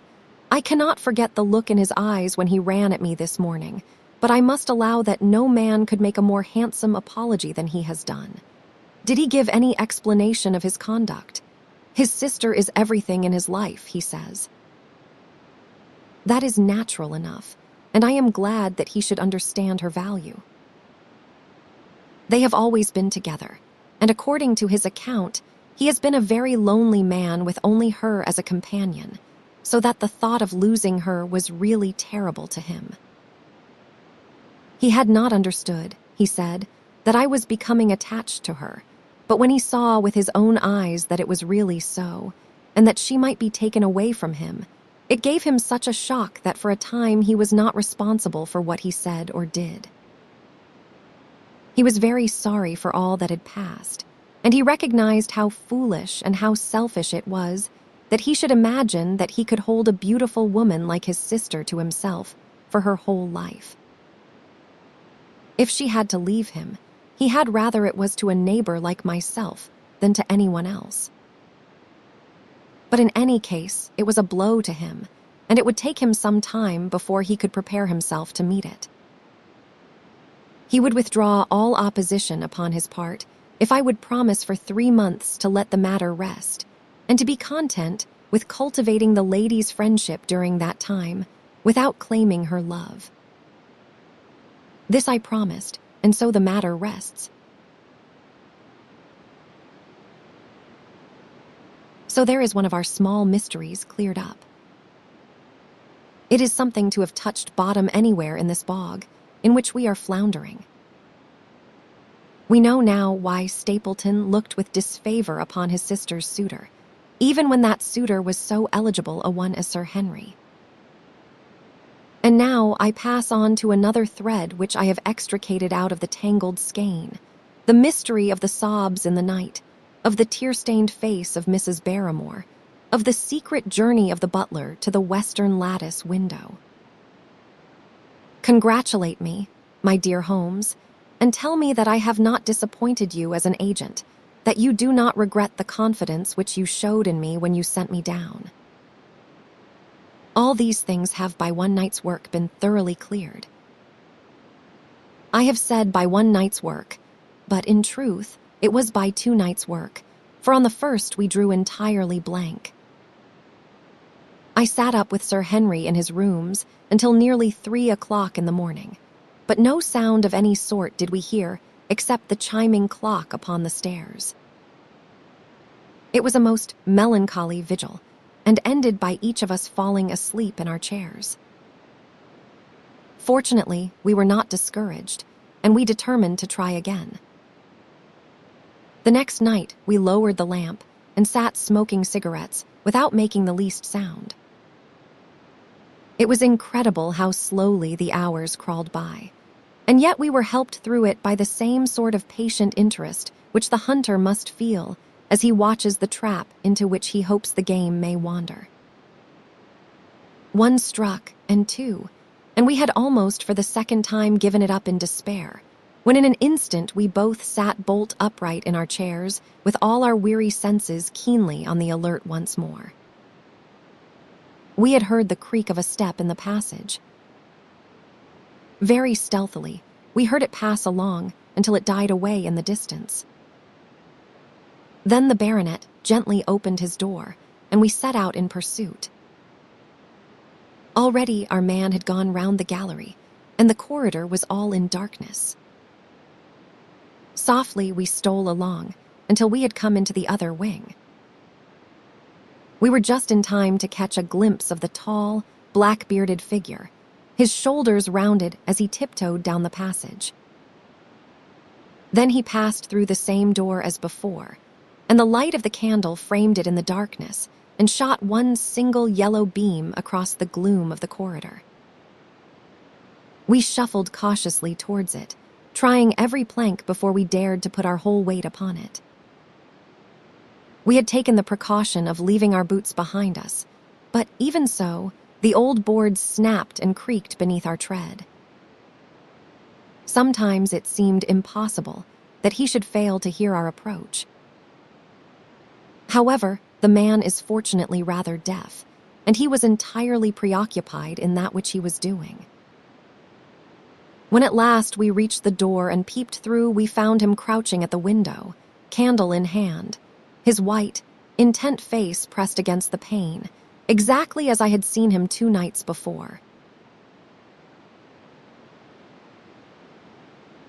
We had arranged no plan of campaign, but the baronet is a man to whom the most direct way is always the most natural.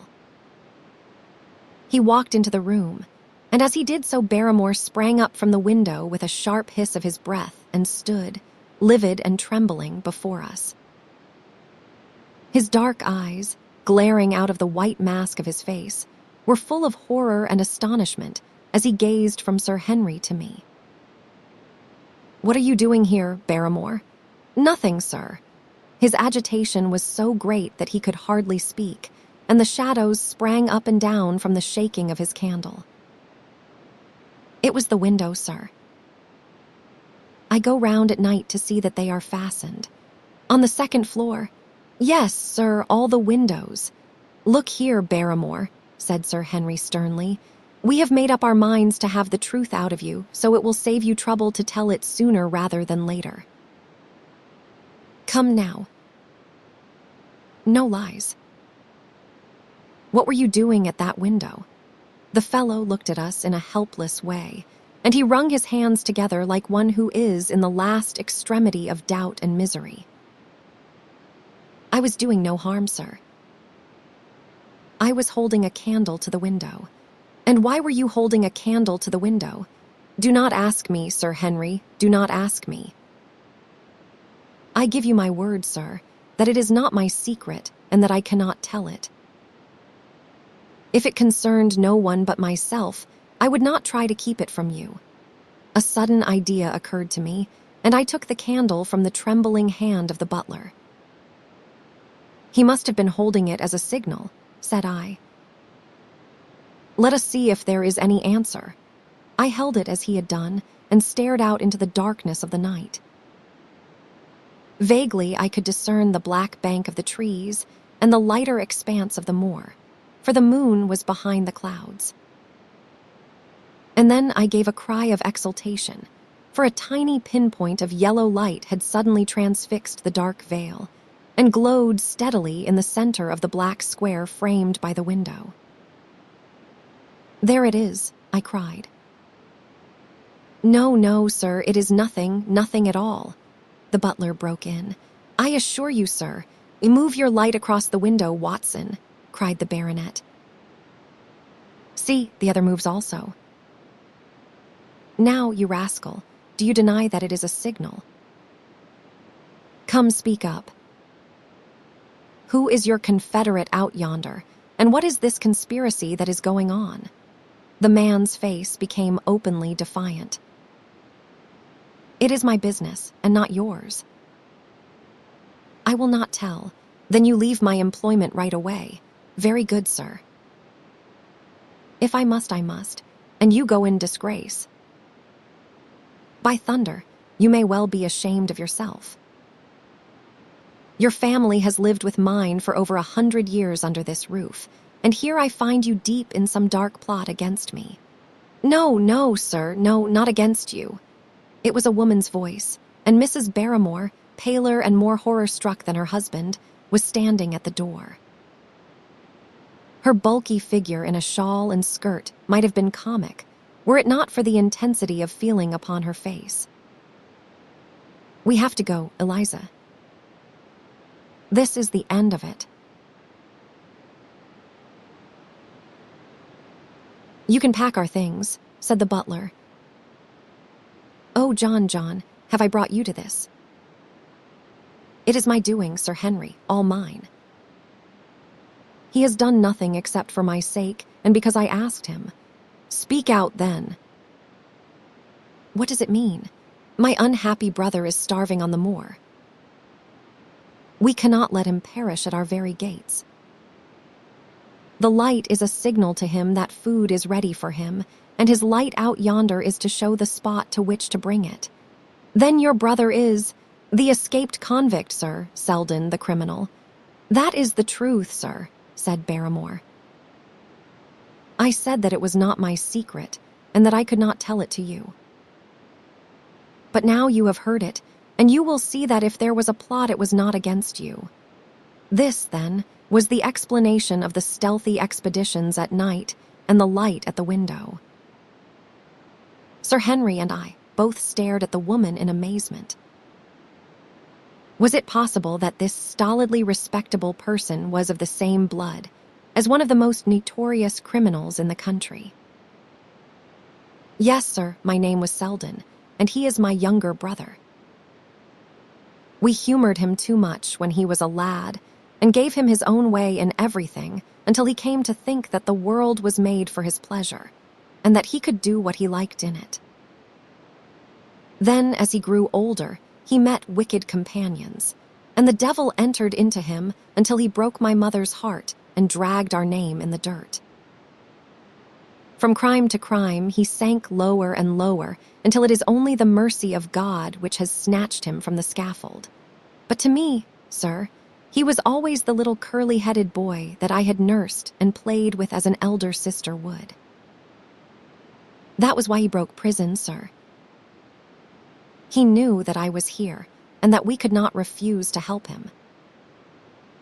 When he dragged himself here one night, weary and starving, with the warders hard at his heels, what could we do?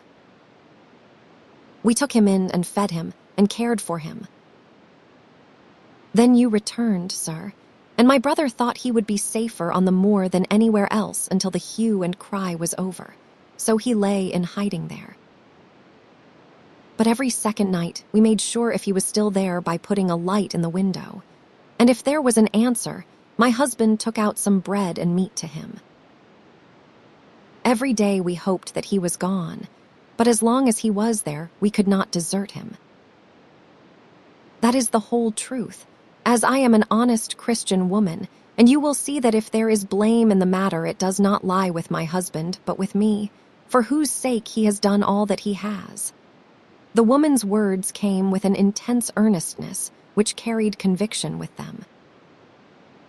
Is this true, Barrymore? Yes, Sir Henry. Every word of it. Well, I cannot blame you for standing by your own wife. Forget what I have said. Go to your room, you two, and we shall talk further about this matter in the morning. When they were gone, we looked out of the window again. Sir Henry had flung it open, and the cold night wind beat in upon our faces. Far away in the black distance, there still glowed that one tiny point of yellow light. I wonder he dares, said Sir Henry. It may be so placed as to be only visible from here. Very likely. How far do you think it is? Out by the cleft tor, I think. Not more than a mile or two off. Hardly that. Well, it cannot be far if Barrymore had to carry out the food to it. And he is waiting, this villain, beside that candle. By thunder, Watson, I am going out to take that man. The same thought had crossed my own mind. It was not as if the Barrymores had taken us into their confidence. Their secret had been forced from them. The man was a danger to the community, an unmitigated scoundrel for whom there was neither pity nor excuse. We were only doing our duty in taking this chance of putting him back where he could do no harm. With his brutal and violent nature, others would have to pay the price if we held our hands. Any night, for example, our neighbors the Stapletons might be attacked by him, and it may have been the thought of this which made Sir Henry so keen upon the adventure. I will come, said I. Then get your revolver and put on your boots. The sooner we start the better, as the fellow may put out his light and be off. In 5 minutes we were outside the door, starting upon our expedition. We hurried through the dark shrubbery, amid the dull moaning of the autumn wind and the rustle of the falling leaves. The night air was heavy with the smell of damp and decay. Now and again, the moon peeped out for an instant, but clouds were driving over the face of the sky, and just as we came out on the moor, a thin rain began to fall. The light still burned steadily in front. "Are you armed?" I asked. "I have a hunting crop. We must close in on him rapidly, for he is said to be a desperate fellow. We shall take him by surprise and have him at our mercy before he can resist." "I say, Watson," said the baronet, "what would Holmes say to this? How about that hour of darkness in which the power of evil is exalted?" As if in answer to his words, there rose suddenly out of the vast gloom of the moor that strange cry which I had already heard upon the borders of the great Grimpen Mire. It came with the wind through the silence of the night, a long, deep mutter, then a rising howl, and then the sad moan in which it died away. Again and again it sounded, the whole air throbbing with it, strident, wild, and menacing. The baronet caught my sleeve, and his face glimmered white through the darkness. "My God, what is that, Watson? I do not know." "It is a sound they have on the moor. I heard it once before. It died away, and an absolute silence closed in upon us. We stood straining our ears, but nothing came." "Watson," said the baronet, "it was the cry of a hound." My blood ran cold in my veins, for there was a break in his voice which told of the sudden horror which had seized him. "What do they call this sound?" he asked. "Who? The folk on the countryside." "Oh, they are ignorant people." "Why should you mind what they call it? Tell me, Watson." "What do they say of it?" I hesitated but could not escape the question. "They say it is the cry of the Hound of the Baskervilles." He groaned and was silent for a few moments. "A hound it was," he said at last, "but it seemed to come from miles away, over yonder, I think. It was hard to say whence it came. It rose and fell with the wind." "Is not that the direction of the great Grimpen Mire?" "Yes, it is. Well, it was up there." "Come now, Watson, did not you think yourself that it was the cry of a hound?" "I am not a child." "You need not fear to speak the truth. Stapleton was with me when I heard it last. He said that it might be the calling of a strange bird. No, it was a hound." "My God, can there be some truth in all these stories? Is it possible that I am really in danger from so dark a cause?" "You do not believe it, do you, Watson?" No. And yet it was one thing to laugh about it in London, and it is another to stand out here in the darkness of the moor and to hear such a cry as that. And my uncle. There was the footprint of the hound beside him as he lay. It all fits together. I do not think that I am a coward, Watson, but that sound seemed to freeze my very blood. Feel my hand. It was as cold as a block of marble. You will be all right tomorrow. I do not think I will get that cry out of my head. What do you advise that we do now? Shall we turn back? No, by thunder, we have come out to get our man, and we will do it. We after the convict, and a hellhound, as likely as not, after us. Come on. We will see it through if all the fiends of the pit were loose upon the moor. We stumbled slowly along in the darkness, with the black loom of the craggy hills around us, and the yellow speck of light burning steadily in front. There is nothing so deceptive as the distance of a light upon a pitch-dark night, and sometimes the glimmer seemed to be far away upon the horizon, and sometimes it might have been within a few yards of us. But at last we could see whence it came, and then we knew that we were indeed very close. A guttering candle was stuck in a crevice of the rocks, which flanked it on each side so as to keep the wind from it, and also to prevent it from being visible, save in the direction of Baskerville Hall. A boulder of granite concealed our approach, and crouching behind it, we gazed over it at the signal light.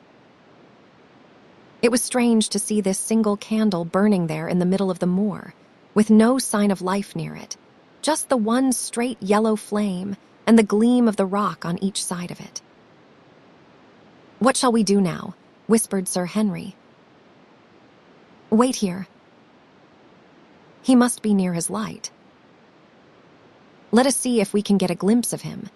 The words were hardly out of my mouth when we both saw him.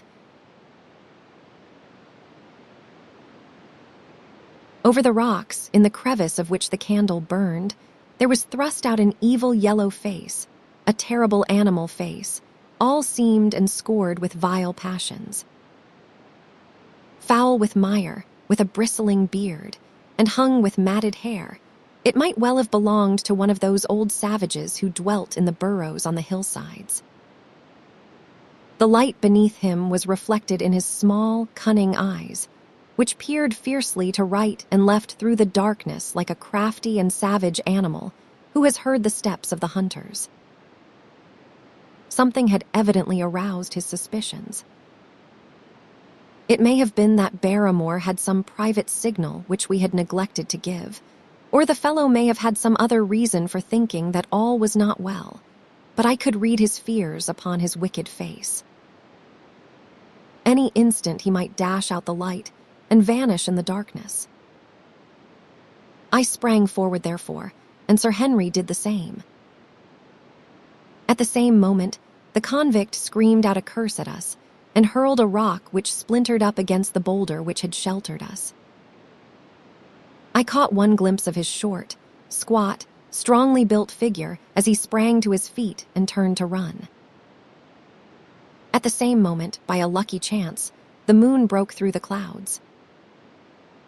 We rushed over the brow of the hill, and there was our man running with great speed down the other side, springing over the stones in his way with the activity of a mountain goat.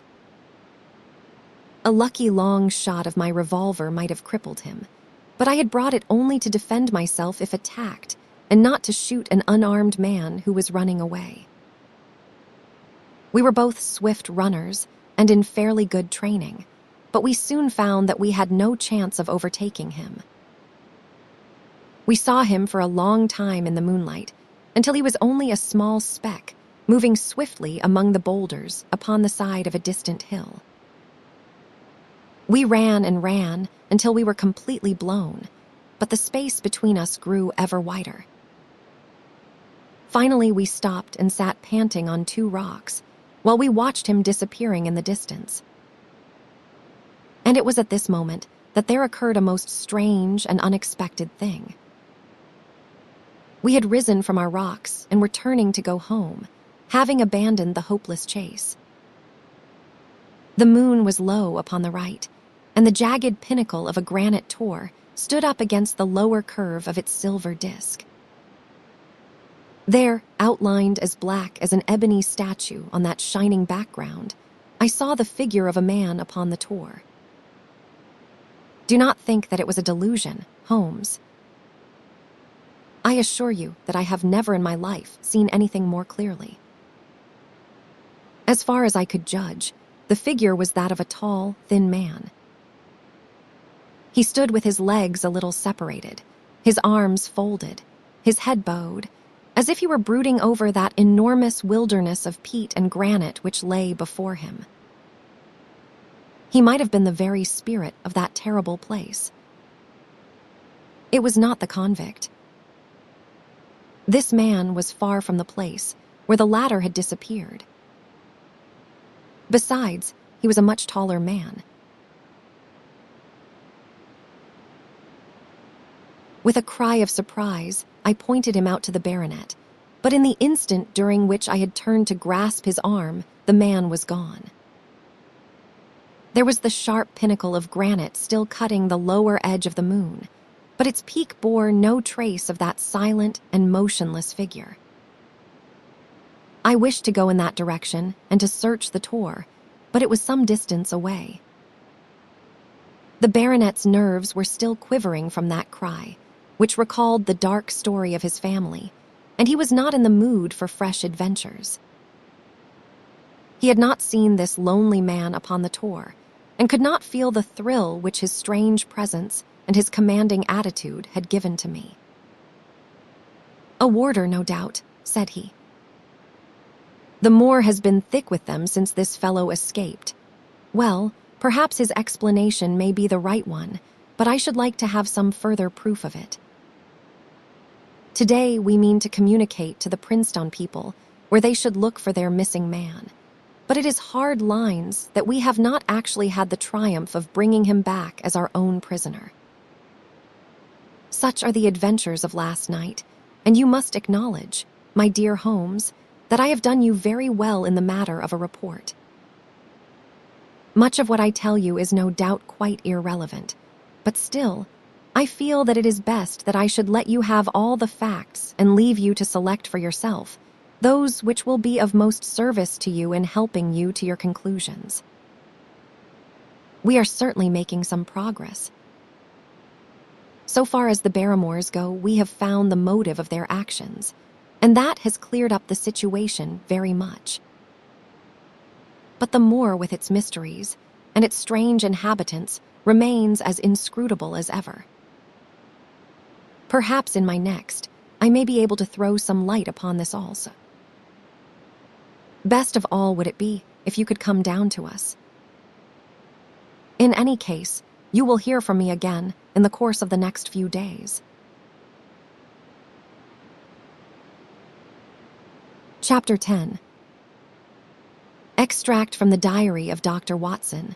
So far, I have been able to quote from the reports which I have forwarded during these early days to Sherlock Holmes.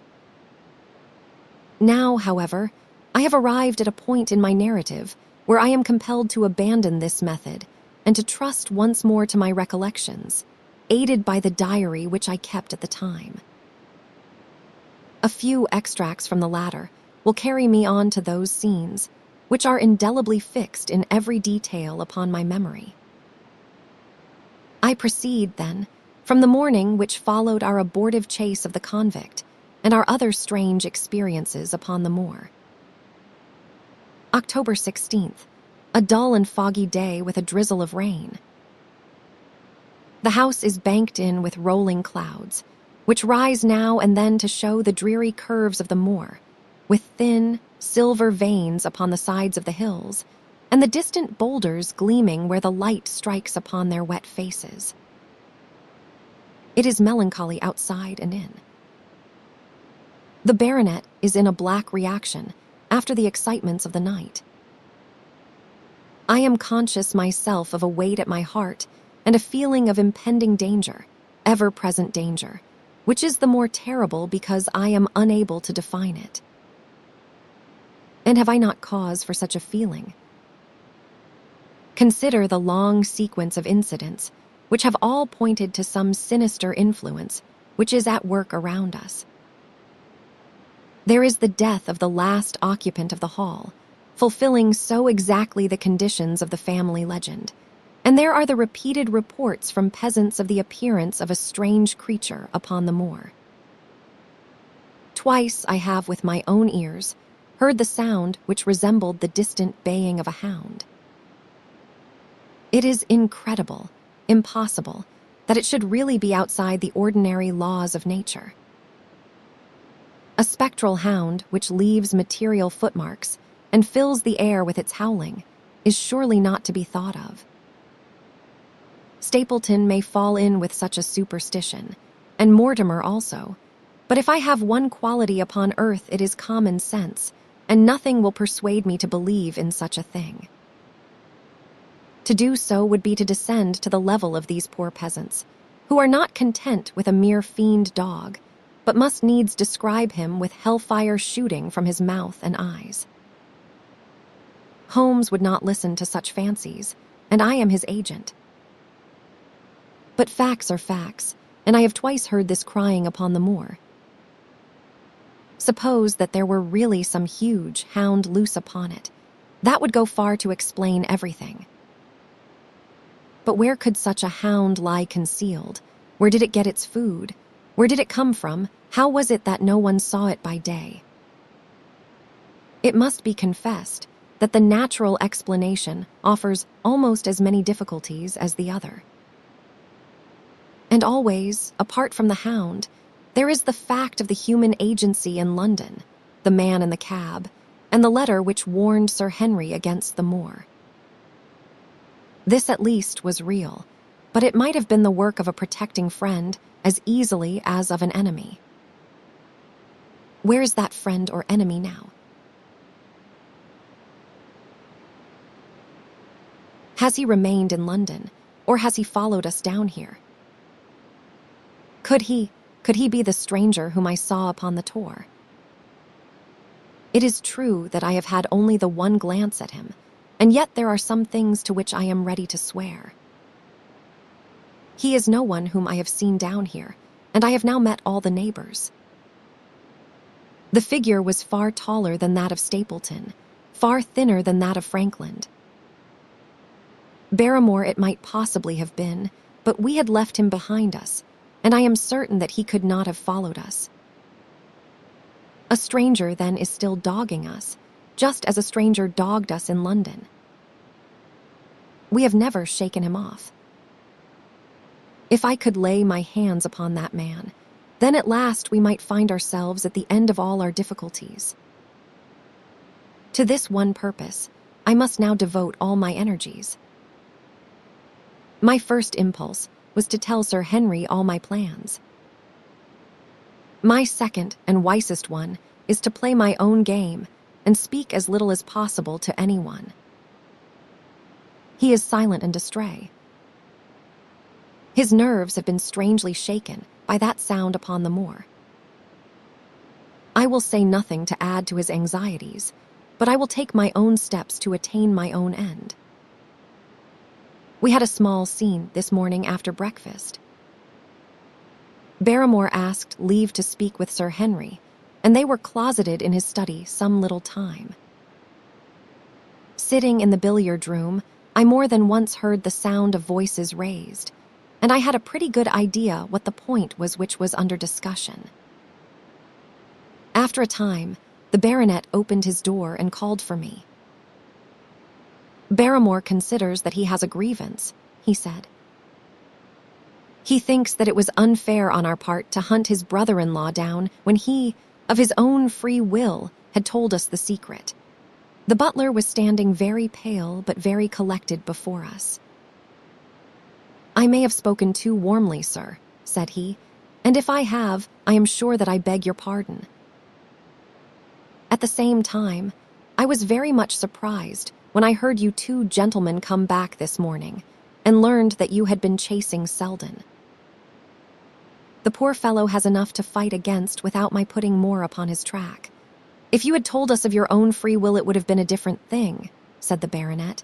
You only told us, or rather your wife only told us when it was forced from you and you could not help yourself. I did not think you would have taken advantage of it, Sir Henry. Indeed, I did not. The man is a public danger. There are lonely houses scattered over the moor, and he is a fellow who would stick at nothing. You only want to get a glimpse of his face to see that. Look at Mr. Stapleton's house, for example, with no one but himself to defend it. There is no safety for anyone until he is under lock and key. He will break into no house, sir. I give you my solemn word upon that. But he will never trouble anyone in this country again. I assure you, Sir Henry, that in a very few days the necessary arrangements will have been made, and he will be on his way to South America. For God's sake, sir, I beg of you not to let the police know that he is still on the moor. They have given up the chase there, and he can lie quiet until the ship is ready for him. You cannot tell on him, without getting my wife and me into trouble. I beg you, sir, to say nothing to the police. What do you say, Watson? I shrugged my shoulders. If he were safely out of the country, it would relieve the taxpayer of a burden. But how about the chance of his holding someone up before he goes? He would not do anything so mad, sir. We have provided him with all that he can want. To commit a crime would be to show where he was hiding. That is true, said Sir Henry. Well, Barrymore, God bless you, sir, and thank you from my heart. It would have killed my poor wife had he been taken again. I guess we are aiding and abetting a felony, Watson. But after what we have heard, I do not feel as if I could give the man up, so there is an end of it. All right, Barrymore, you can go. With a few broken words of gratitude, the man turned, but he hesitated and then came back.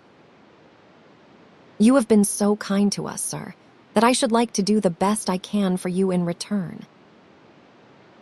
I know something, Sir Henry, and perhaps I should have said it before, but it was long after the inquest that I found it out. I have never breathed a word about it, yet to mortal man. It is about poor Sir Charles's death. The baronet and I were both upon our feet. Do you know how he died? No, sir, I do not know that. What then? I know why he was at the gate at that hour. It was to meet a woman. To meet a woman. Yes, sir. And the woman's name. I cannot give you the name, sir, but I can give you the initials. Her initials were L. L, how do you know this, Barrymore? Well, Sir Henry, your uncle had a letter that morning. He had usually a great many letters, for he was a public man and well known for his kind heart, so that everyone who was in trouble was glad to turn to him. But that morning, as it chanced, there was only this one letter, so I took the more notice of it. It was from Coombe Tracy, and it was addressed in a woman's hand. Well, sir, I thought no more of the matter, and never would have done had it not been for my wife. Only a few weeks ago she was cleaning out Sir Charles's study. It had never been touched since his death, and she found the ashes of a burned letter in the back of the grate. The greater part of it was charred to pieces, but one little slip, the end of a page, hung together, and the writing could still be read, though it was gray on a black ground. It seemed to us to be a postscript at the end of the letter, and it said, Please, as you are a gentleman, burn this letter, and be at the gate by 10 o'clock. Beneath it were signed the initials L. L, have you got that slip? No, sir, it crumbled all to bits after we moved it. Had Sir Charles received any other letters in the same writing? Well, sir, I took no particular notice of his letters. I should not have noticed this one, only it happened to come alone. And you have no idea who L. L is? No, sir. No more than you have. But I expect if we could lay our hands upon that lady, we should know more about Sir Charles's death. I cannot understand, Barrymore, how you came to conceal this important information. Well, sir, it was immediately after that our own trouble came to us. And then again, sir, we were both of us very fond of Sir Charles, as we well might be considering all that he has done for us. To rake this up could not help our poor master, and it is well to go carefully when there is a lady in the case. Even the best of us, you thought it might injure his reputation. Well, sir, I thought no good could come of it. But now you have been kind to us, and I feel as if it would be treating you unfairly not to tell you all that I know about the matter. Very good, Barrymore, you can go. When the butler had left us, Sir Henry turned to me. Well, Watson, what do you think of this new light? It seems to leave the darkness rather blacker than before. So I think. But if we can only trace L, it should clear up the whole business. We have gained that much. We know that there is someone who has the facts if we can only find her. What do you think we should do? Let Holmes know all about it at once. It will give him the clue for which he has been seeking. I am much mistaken if it does not bring him down. I went at once to my room and drew up my report of the morning's conversation for Holmes. It was evident to me that he had been very busy of late, for the notes which I had from Baker Street were few and short, with no comments upon the information which I had supplied, and hardly any reference to my mission. No doubt his blackmailing case is absorbing all his faculties. And yet this new factor must surely arrest his attention and renew his interest. I wish that he were here. October 17th. All day today the rain poured down, rustling on the ivy and dripping from the eaves. I thought of the convict out upon the bleak, cold, shelterless moor. Poor devil. Whatever his crimes, he has suffered something to atone for them. And then I thought of that other one, the face in the cab, the figure against the moon. Was he also out in that deluge, the unseen watcher, the man of darkness? In the evening I put on my waterproof, and I walked far upon the sodden moor, full of dark imaginings, the rain beating upon my face and the wind whistling about my ears. God help those who wander into the great mire now, for even the firm uplands are becoming a morass. I found the black tor upon which I had seen the solitary watcher, and from its craggy summit I looked out myself across the melancholy downs. Rain squalls drifted across their russet face, and the heavy, slate-colored clouds hung low over the landscape, trailing in gray wreaths down the sides of the fantastic hills. In the distant hollow on the left, half hidden by the mist, the two thin towers of Baskerville Hall rose above the trees. They were the only signs of human life which I could see, save only those prehistoric huts which lay thickly upon the slopes of the hills. Nowhere was there any trace of that lonely man whom I had seen on the same spot 2 nights before. As I walked back, I was overtaken by Dr. Mortimer, driving in his dog cart over a rough moorland track, which led from the outlying farmhouse of Falmire. He has been very attentive to us, and hardly a day has passed that he has not called at the hall to see how we were getting on. He insisted upon my climbing into his dog cart, and he gave me a lift homeward. I found him much troubled over the disappearance of his little spaniel. It had wandered on to the moor and had never come back. I gave him such consolation as I might, but I thought of the pony on the Grimpen Mire, and I do not fancy that he will see his little dog again. By the way, Mortimer, said I as we jolted along the rough road, I suppose there are few people living within driving distance of this whom you do not know. Hardly any, I think. Can you, then, tell me the name of any woman whose initials are L? L, he thought for a few minutes. No, said he. There are a few gypsies and laboring folk for whom I cannot answer, but among the farmers or gentry, there is no one whose initials are those. Wait a bit, though, he added after a pause. There is Laura Leon. Her initials are L. L, but she lives in Coombe Tracy. Who is she? I asked. She is Franklin's daughter. What? Old Franklin the Crank. Exactly. She married an artist named Leon, who came sketching on the moor. He proved to be a blackguard and deserted her. The fault, from what I hear, may not have been entirely on one side.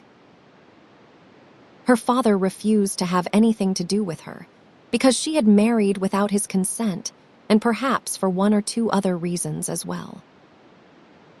So, between the old sinner and the young one, the girl has had a pretty bad time. How does she live? I fancy old Frankland allows her a pittance, but it cannot be more, for his own affairs are considerably involved. Whatever she may have deserved, one could not allow her to go hopelessly to the bad. Her story got about, and several of the people here did something to enable her to earn an honest living. Stapleton did for one, and Sir Charles for another. I gave a trifle myself. It was to set her up in a typewriting business. He wanted to know the object of my inquiries, but I managed to satisfy his curiosity without telling him too much, for there is no reason why we should take anyone into our confidence. Tomorrow morning, I shall find my way to Coombe Tracy, and if I can see this Mrs. Laura Leon, of equivocal reputation, a long step will have been made towards clearing one incident in this chain of mysteries. I am certainly developing the wisdom of the serpent, for when Mortimer pressed his questions to an inconvenient extent, I asked him casually to what type Franklin's skull belonged, and so heard nothing but craniology for the rest of our drive. I have not lived for years with Sherlock Holmes for nothing. I have only one other incident to record upon this tempestuous and melancholy day. This was my conversation with Barrymore just now, which gives me one more strong card which I can play in due time. Mortimer had stayed to dinner, and he and the baronet played écarté afterwards. The butler brought me my coffee into the library, and I took the chance to ask him a few questions. "Well," said I, "has this precious relation of yours departed, or is he still lurking out yonder?" "I do not know, sir." "I hope to heaven that he has gone, for he has brought nothing but trouble here." "I have not heard of him since I left out food for him last, and that was 3 days ago." "Did you see him then?" "No, sir, but the food was gone when next I went that way." "Then he was certainly there. So you would think, sir, unless it was the other man who took it." I sat with my coffee cup halfway to my lips and stared at Barrymore. "You know that there is another man, then?" "Yes, sir, there is another man upon the moor." "Have you seen him?" "No, sir." "How do you know of him, then?" "Selden told me of him, sir, a week ago or more." "He is in hiding, too, but he is not a convict as far as I can make out." "I do not like it, Dr. Watson. I tell you straight, sir, that I do not like it." He spoke with a sudden passion of earnestness. "Now, listen to me, Barrymore. I have no interest in this matter, but that of your master. I have come here with no object except to help him. Tell me, frankly, what it is that you do not like." Barrymore hesitated for a moment, as if he regretted his outburst or found it difficult to express his own feelings in words. "It is all these goings-on, sir," he cried at last, waving his hand towards the rain-lashed window which faced the moor. "There is foul play somewhere, and there is black villainy brewing, to that I will swear. Very glad I should be, sir, to see Sir Henry on his way back to London again. But what is it that alarms you? Look at Sir Charles's death." "That was bad enough, for all that the coroner said." "Look at the noises on the moor at night. There is not a man would cross it after sundown if he was paid for it. Look at this stranger hiding out yonder, and watching and waiting. What is he waiting for? What does it mean? It means no good to anyone of the name of Baskerville, and very glad I shall be to be quit of it all on the day that Sir Henry's new servants are ready to take over the hall. But about this stranger," said I. "Can you tell me anything about him? What did Selden say? Did he find out where he hid, or what he was doing? He saw him once or twice, but he is a deep one and gives nothing away." At first he thought that he was the police, but soon he found that he had some lay of his own. A kind of gentleman he was, as far as he could see, but what he was doing he could not make out. And where did he say that he lived? Among the old houses on the hillside, the stone huts where the old folk used to live. But how about his food? Selden found out that he has got a lad who works for him and brings all he needs. I dare say he goes to Coombe Tracey for what he wants. Very good, Barrymore. We may talk further of this some other time. When the butler had gone, I walked over to the black window, and I looked through a blurred pane at the driving clouds and at the tossing outline of the wind-swept trees. It is a wild night indoors, and what must it be in a stone hut upon the moor? What passion of hatred can it be which leads a man to lurk in such a place at such a time? And what deep and earnest purpose can he have which calls for such a trial? There, in that hut upon the moor, seems to lie the very center of that problem which has vexed me so sorely. I swear that another day shall not have passed before I have done all that man can do to reach the heart of the mystery. Chapter 11. The Man on the Tor, the extract from my private diary, which forms the last chapter, has brought my narrative up to the 18th of October, a time when these strange events began to move swiftly towards their terrible conclusion. The incidents of the next few days are indelibly graven upon my recollection, and I can tell them without reference to the notes made at the time. I start them from the day which succeeded that upon which I had established two facts of great importance. The one that Mrs. Laura Leon of Coombe Tracey had written to Sir Charles Baskerville and made an appointment with him at the very place and hour that he met his death. The other that the lurking man upon the moor was to be found among the stone huts upon the hillside. With these two facts in my possession, I felt that either my intelligence or my courage must be deficient if I could not throw some further light upon these dark places. I had no opportunity to tell the baronet what I had learned about Mrs. Leon upon the evening before, for Dr. Mortimer remained with him at cards until it was very late. At breakfast, however, I informed him about my discovery and asked him whether he would care to accompany me to Coombe Tracey. At first he was very eager to come, but on second thoughts it seemed to both of us that if I went alone the results might be better. The more formal we made the visit, the less information we might obtain. I left Sir Henry behind, therefore, not without some prickings of conscience, and drove off upon my new quest. When I reached Coombe Tracey, I told Perkins to put up the horses, and I made inquiries for the lady whom I had come to interrogate. I had no difficulty in finding her rooms, which were central and well appointed. A maid showed me in without ceremony, and as I entered the sitting room, a lady, who was sitting before a Remington typewriter, sprang up with a pleasant smile of welcome. Her face fell, however, when she saw that I was a stranger, and she sat down again and asked me the object of my visit. The first impression, left by Mrs. Leon, was one of extreme beauty.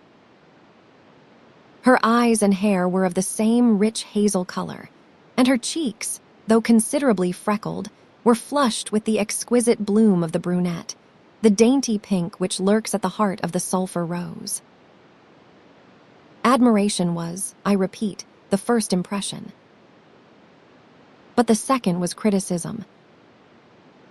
There was something subtly wrong with the face, some coarseness of expression, some hardness, perhaps, of eye, some looseness of lip which marred its perfect beauty. But these, of course, are afterthoughts. At the moment, I was simply conscious that I was in the presence of a very handsome woman, and that she was asking me the reasons for my visit. I had not quite understood, until that instant, how delicate my mission was. "I have the pleasure," said I, "of knowing your father." It was a clumsy introduction, and the lady made me feel it. "There is nothing in common between my father and me," she said. I owe him nothing, and his friends are not mine. If it were not for the late Sir Charles Baskerville and some other kind hearts, I might have starved for all that my father cared. It was about the late Sir Charles Baskerville that I have come here to see you." The freckles started out on the lady's face. "What can I tell you about him?" she asked, and her fingers played nervously over the stops of her typewriter. "You knew him, did you not? I have already said that I owe a great deal to his kindness. If I am able to support myself, it is largely due to the interest which he took in my unhappy situation. Did you correspond with him?" The lady looked quickly up with an angry gleam in her hazel eyes. "What is the object of these questions?" she asked sharply. "The object is to avoid a public scandal. It is better that I should ask them here than that the matter should pass outside our control."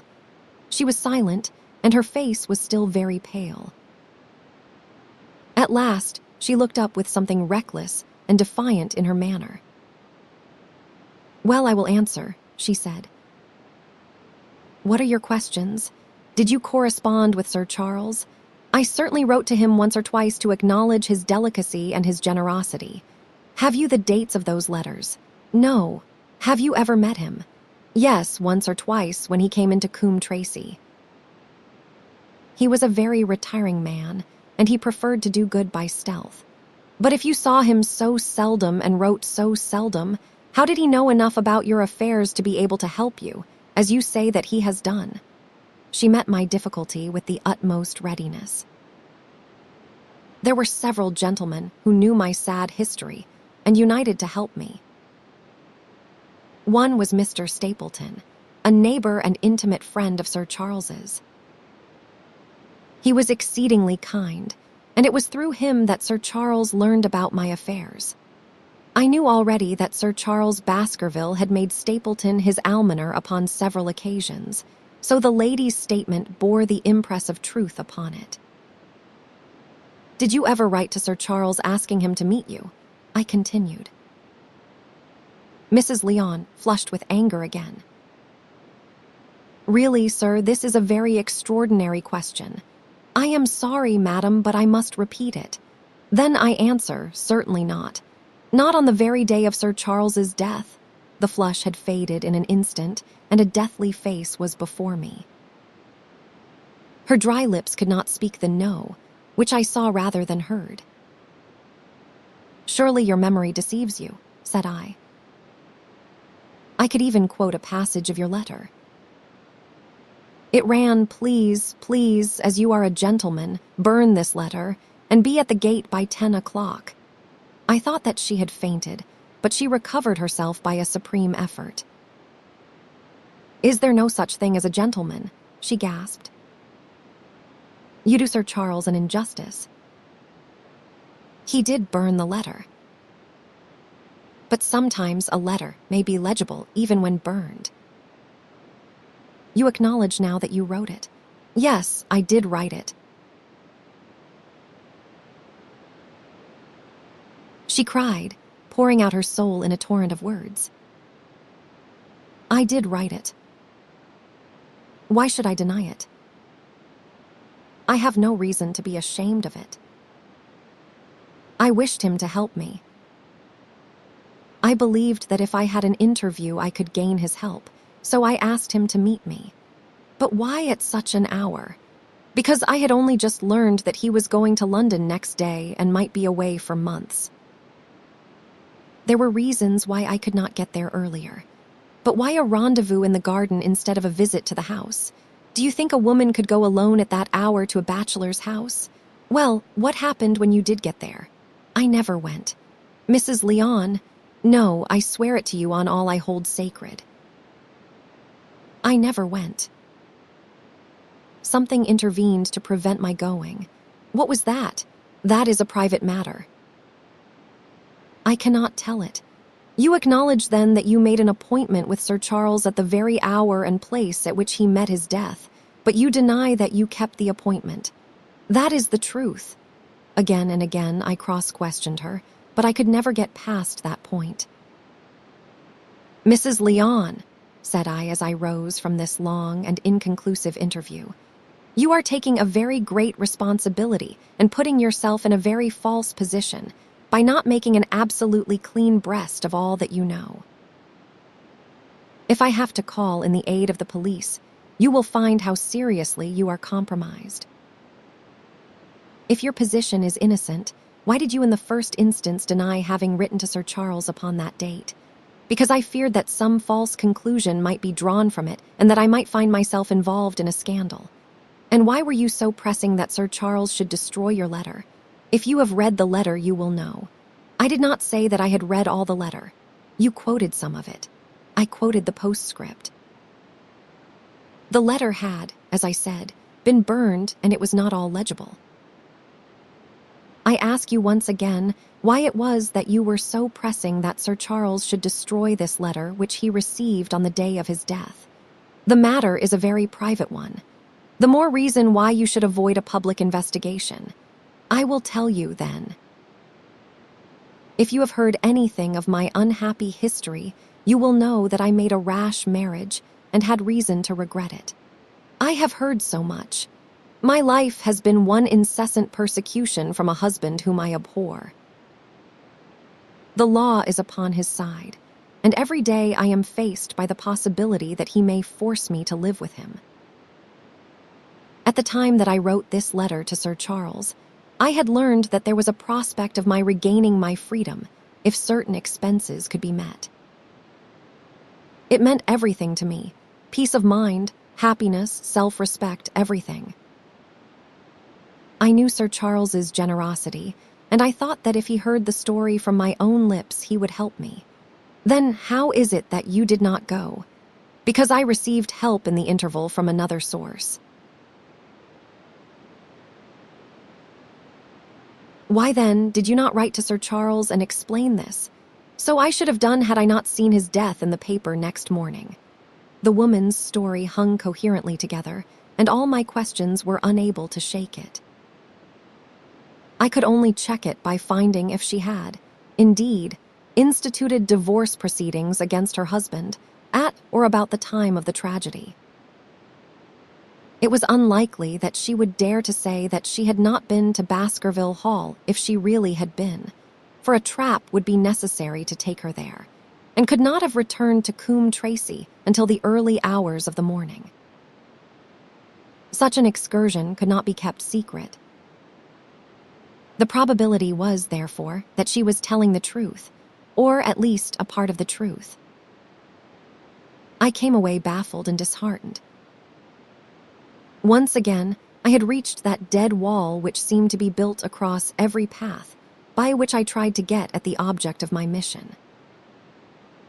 And yet the more I thought of the lady's face and of her manner, the more I felt that something was being held back from me. Why should she turn so pale? Why should she fight against every admission until it was forced from her? Why should she have been so reticent at the time of the tragedy? Surely the explanation of all this could not be as innocent as she would have me believe. For the moment, I could proceed no farther in that direction, but must turn back to that other clue which was to be sought for among the stone huts upon the moor. And that was a most vague direction. I realized it as I drove back and noted how hill after hill showed traces of the ancient people. Barrymore's only indication had been that the stranger lived in one of these abandoned huts, and many hundreds of them are scattered throughout the length and breadth of the moor. But I had my own experience for a guide, since it had shown me the man himself, standing upon the summit of the Black Tor. That, then, should be the center of my search. From there, I should explore every hut upon the moor until I lighted upon the right one. If this man were inside it, I should find out from his own lips, at the point of my revolver if necessary, who he was and why he had dogged us so long. He might slip away from us in the crowd of Regent Street, but it would puzzle him to do so upon the lonely moor. On the other hand, If I should find the hut and its tenant should not be within it, I must remain there, however long the vigil, until he returned. Holmes had missed him in London. It would indeed be a triumph for me if I could run him to earth where my master had failed. Luck had been against us again and again in this inquiry, but now at last it came to my aid. And the messenger of good fortune was none other than Mr. Frankland, who was standing, gray-whiskered and red-faced, outside the gate of his garden, which opened onto the highroad along which I traveled. "Good day, Dr. Watson," cried he with unwonted good humor. "You must really give your horses a rest and come in to have a glass of wine and to congratulate me." My feelings towards him were very far from being friendly after what I had heard of his treatment of his daughter, but I was anxious to send Perkins and the wagonette home, and the opportunity was a good one. I alighted and sent a message to Sir Henry that I should walk over in time for dinner. Then I followed Frankland into his dining room. "It is a great day for me, sir, one of the red-letter days of my life," he cried with many chuckles. "I have brought off a double event. I mean to teach them in these parts that law is law, and that there is a man here who does not fear to invoke it. I have established a right-of-way through the center of Old Middleton's Park, slap across it, sir, within 100 yards of his own front door. What do you think of that? We will teach these magnates that they cannot ride roughshod over the rights of the commoners, confound them. And I have closed the wood, where the Fernworthy folk used to picnic. These infernal people seem to think that there are no rights of property, and that they can swarm where they like with their papers and their bottles. Both cases decided, Dr. Watson, and both in my favor. I have not had such a day since I had Sir John Morland for trespass, because he shot in his own warren. How on earth did you do that? Look it up in the books, sir. It will repay reading. Frankland v. Morland, Court of Queen's Bench. It cost me £200, but I got my verdict. Did it do you any good? None, sir, none. I am proud to say that I had no interest in the matter. I act entirely from a sense of public duty.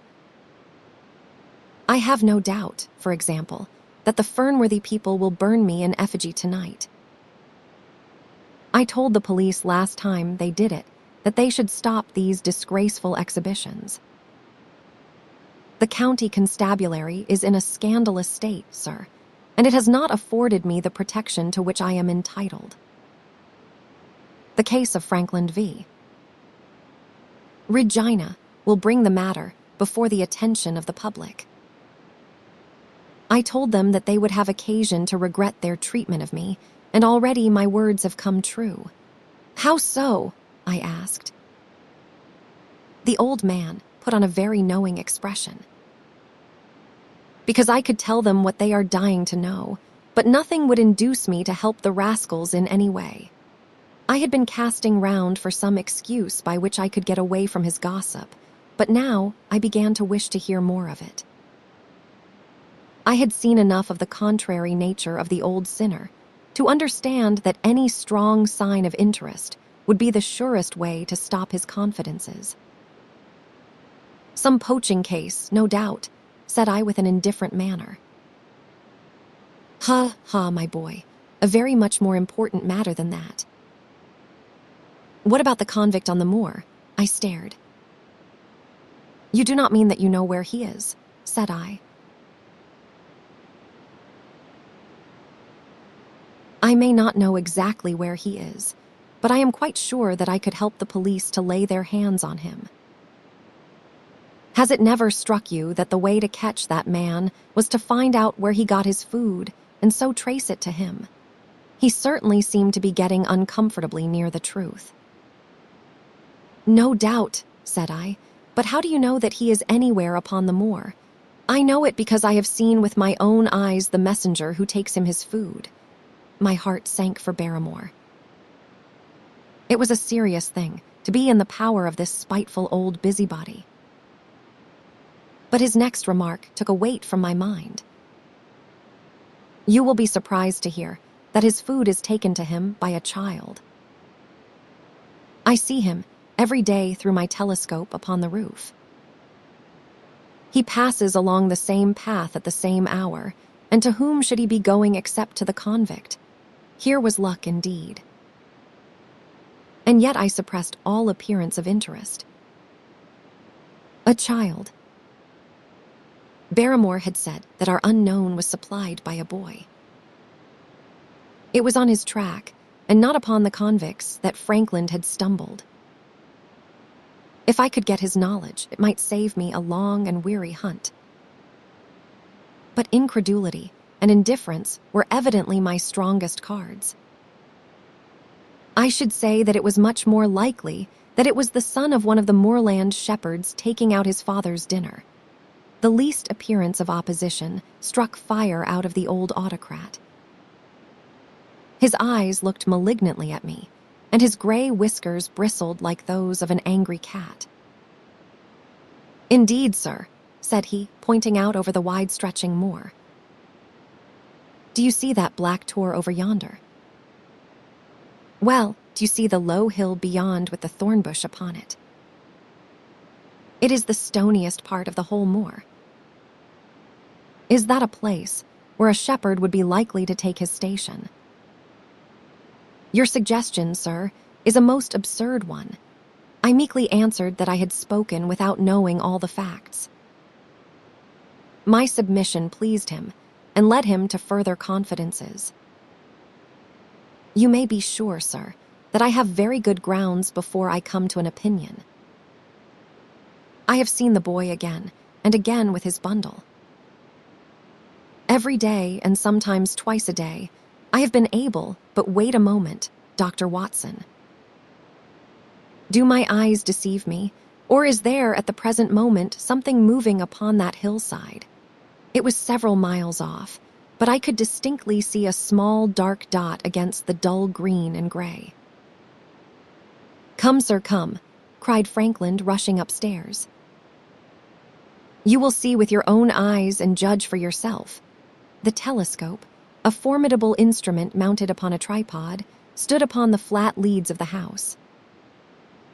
Frankland clapped his eye to it and gave a cry of satisfaction. "Quick, Dr. Watson, quick, before he passes over the hill." There he was, sure enough, a small urchin with a little bundle upon his shoulder, toiling slowly up the hill. When he reached the crest, I saw the ragged, uncouth figure outlined for an instant against the cold blue sky. He looked round him with a furtive and stealthy air, as one who dreads pursuit. Then he vanished over the hill. Well, am I right? Certainly, there is a boy who seems to have some secret errand, and what the errand is even a county constable could guess. But not one word shall they have from me, and I bind you to secrecy also, Dr. Watson. Not a word. You understand, just as you wish. They have treated me shamefully, shamefully. When the facts come out in Frankland v. Regina, I venture to think that a thrill of indignation will run through the country. Nothing would induce me to help the police in any way. For all they cared, it might have been me, instead of my effigy, which these rascals burned at the stake. Surely you are not going. You will help me to empty the decanter in honor of this great occasion. But I resisted all his solicitations and succeeded in dissuading him from his announced intention of walking home with me. I kept the road as long as his eye was on me, and then I struck off across the moor and made for the stony hill over which the boy had disappeared. Everything was working in my favor. and I swore that it should not be through lack of energy or perseverance that I should miss the chance which fortune had thrown in my way. The sun was already sinking when I reached the summit of the hill, and the long slopes beneath me were all golden green on one side and gray shadow on the other. A haze lay low upon the farthest skyline, out of which jutted the fantastic shapes of Believer and Vixen Tor. Over the wide expanse, there was no sound and no movement. One great gray bird, a gull or curlew, soared aloft in the blue heaven. He and I seemed to be the only living things between the huge arch of the sky and the desert beneath it. The barren scene, the sense of loneliness, and the mystery and urgency of my task all struck a chill into my heart. The boy was nowhere to be seen. But down beneath me in a cleft of the hills, there was a circle of the old stone huts, and in the middle of them there was one which retained sufficient roof to act as a screen against the weather. My heart leaped within me as I saw it. This must be the burrow where the stranger lurked. At last my foot was on the threshold of his hiding place. His secret was within my grasp. As I approached the hut, walking as warily as Stapleton would do, when with poised net he drew near the settled butterfly, I satisfied myself that the place had indeed been used as a habitation. A vague pathway among the boulders led to the dilapidated opening which served as a door. All was silent within. The unknown might be lurking there, or he might be prowling on the moor. My nerves tingled with the sense of adventure. Throwing aside my cigarette, I closed my hand upon the butt of my revolver, and walking swiftly up to the door, I looked in. The place was empty, but there were ample signs that I had not come upon a false scent. This was certainly where the man lived. Some blankets rolled in a waterproof lay upon that very stone slab upon which Neolithic man had once slumbered. The ashes of a fire were heaped in a rude grate. Beside it lay some cooking utensils and a bucket half full of water. A litter of empty tins showed that the place had been occupied for some time, and I saw, as my eyes became accustomed to the checkered light, a pannikin and a half-full bottle of spirits standing in the corner. In the middle of the hut, a flat stone served the purpose of a table, and upon this stood a small cloth bundle, the same, no doubt, which I had seen through the telescope upon the shoulder of the boy. It contained a loaf of bread, a tinned tongue, and 2 tins of preserved peaches. As I set it down again, after having examined it, my heart leaped to see that beneath it there lay a sheet of paper with writing upon it. I raised it, and this was what I read, roughly scrawled in pencil. "Dr. Watson has gone to Coombe Tracy." For a minute I stood there with the paper in my hands, thinking out the meaning of this curt message. It was I, then, and not Sir Henry, who was being dogged by this secret man. He had not followed me himself, but he had set an agent, the boy, perhaps, upon my track, and this was his report.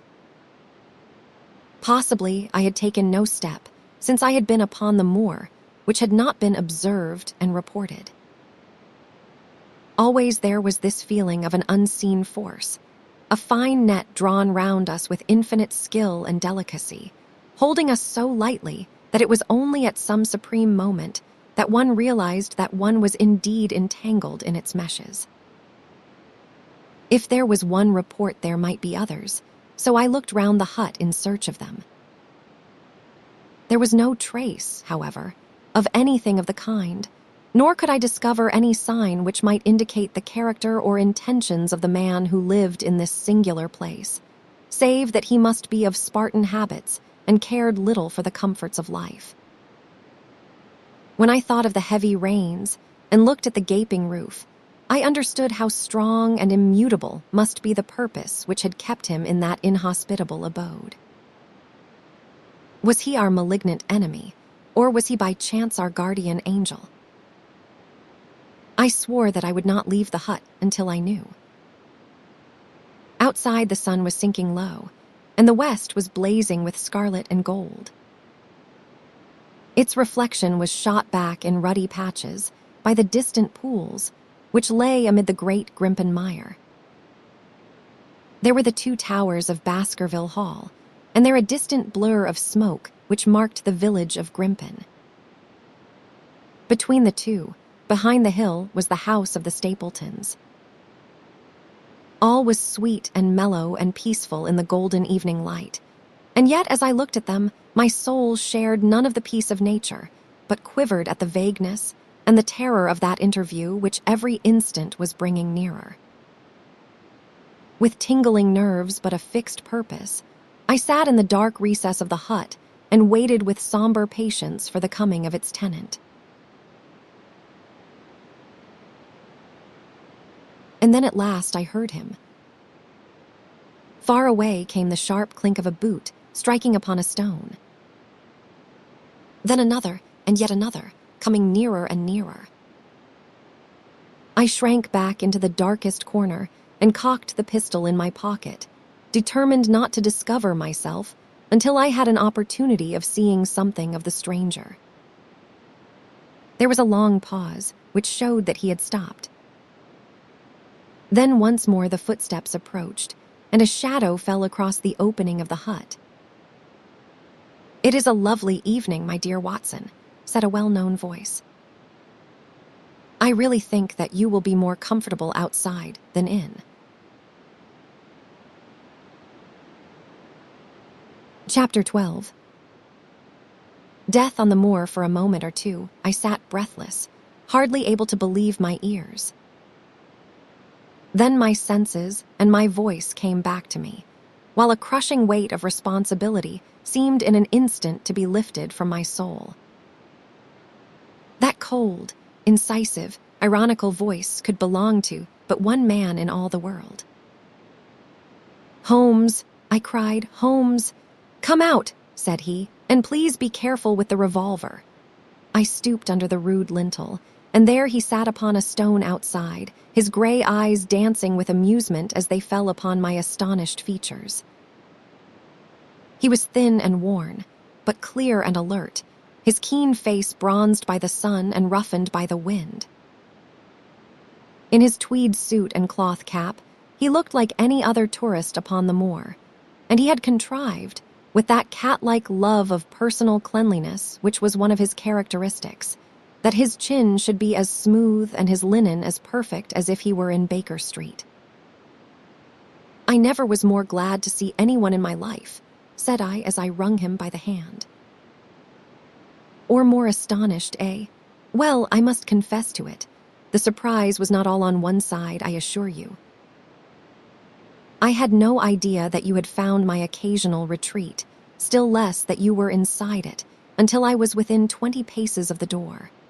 My footprint, I presume? No, Watson, I fear that I could not undertake to recognize your footprint amid all the footprints of the world. If you seriously desire to deceive me, you must change your tobacconist. For when I see the stub of a cigarette marked Bradley, Oxford Street, I know that my friend Watson is in the neighborhood. You will see it there beside the path. You threw it down, no doubt, at that supreme moment when you charged into the empty hut. Exactly. I thought as much, and knowing your admirable tenacity, I was convinced that you were sitting in ambush, a weapon within reach, waiting for the tenant to return. So you actually thought that I was the criminal. I did not know who you were, but I was determined to find out. Excellent, Watson. And how did you localize me? You saw me, perhaps, on the night of the convict hunt, when I was so imprudent as to allow the moon to rise behind me. Yes, I saw you then, and have no doubt searched all the huts until you came to this one. No, your boy had been observed, and that gave me a guide where to look. The old gentleman with the telescope, no doubt. I could not make it out when first I saw the light flashing upon the lens. He rose and peeped into the hut. I see that Cartwright has brought up some supplies. What is this paper? So you have been to Coombe Tracy, have you? Yes, to see Mrs. Laura Leon. Exactly. Well done. Our researches have evidently been running on parallel lines, and when we unite our results, I expect we shall have a fairly full knowledge of the case. Well, I am glad from my heart that you are here, for indeed the responsibility and the mystery were both becoming too much for my nerves. But how in the name of wonder did you come here, and what have you been doing? I thought that you were in Baker Street working out that case of blackmailing. That was what I wished you to think. Then you use me, and yet do not trust me, I cried with some bitterness. I think that I have deserved better at your hands, Holmes. My dear fellow, you have been invaluable to me in this as in many other cases, and I beg that you will forgive me if I have seemed to play a trick upon you. In truth, it was partly for your own sake that I did it, and it was my appreciation of the danger which you ran which led me to come down and examine the matter for myself. Had I been with Sir Henry, and you, it is confident that my point of view would have been the same as yours, and my presence would have warned our very formidable opponents to be on their guard. As it is, I have been able to get about as I could not possibly have done had I been living in the hall, and I remain an unknown factor in the business, ready to throw in all my weight at a critical moment. But why keep me in the dark? For you to know could not have helped us and might possibly have led to my discovery. You would have wished to tell me something, or in your kindness you would have brought me out some comfort or other, and so an unnecessary risk would be run. I brought Cartwright down with me. You remember the little chap at the express office, and he has seen after my simple wants, a loaf of bread and a clean collar. What does man want more? He has given me an extra pair of eyes upon a very active pair of feet, and both have been invaluable. Then my reports have all been wasted. My voice trembled as I recalled the pains and the pride with which I had composed them. Holmes took a bundle of papers from his pocket. Here are your reports, my dear fellow, and very well thumbed, I assure you. I made excellent arrangements, and they are only delayed one day upon their way.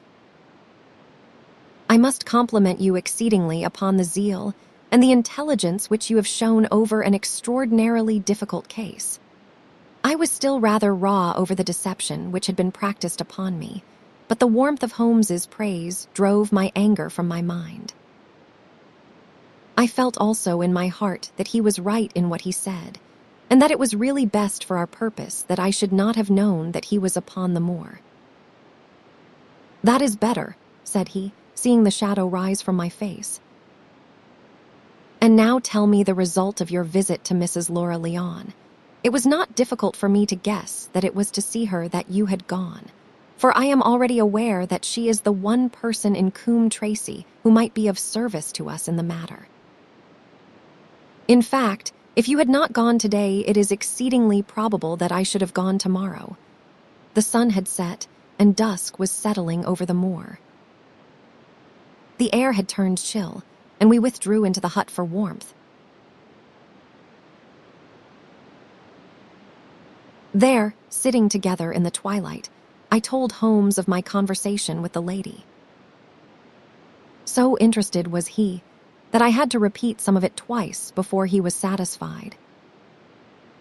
This is most important, said he when I had concluded. It fills up a gap which I had been unable to bridge in this most complex affair. You are aware, perhaps, that a close intimacy exists between this lady and the man Stapleton. I did not know of a close intimacy. There can be no doubt about the matter. They meet, they write. There is a complete understanding between them. Now, this puts a very powerful weapon into our hands. If I could only use it to detach his wife, His wife. I am giving you some information now, in return for all that you have given me. The lady who has passed here as Miss Stapleton is in reality his wife. Good heavens, Holmes. Are you sure of what you say? How could he have permitted Sir Henry to fall in love with her? Sir Henry's falling in love could do no harm to anyone except Sir Henry. He took particular care that Sir Henry did not make love to her, as you have yourself observed. I repeat that the lady is his wife and not his sister.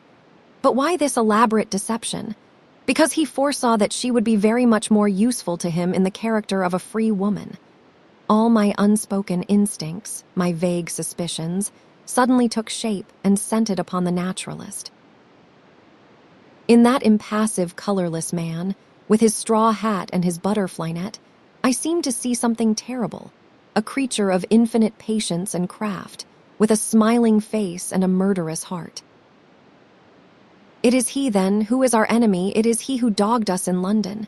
So I read the riddle, and the warning, it must have come from her. Exactly. The shape of some monstrous villainy, half seen, half guessed, loomed through the darkness which had girt me so long. But are you sure of this, Holmes? How do you know that the woman is his wife? Because he so far forgot himself as to tell you a true piece of autobiography upon the occasion when he first met you, and I dare say he has many a time regretted it since. He was once a schoolmaster in the north of England. Now, there is no one more easy to trace than a schoolmaster. There are scholastic agencies by which one may identify any man who has been in the profession.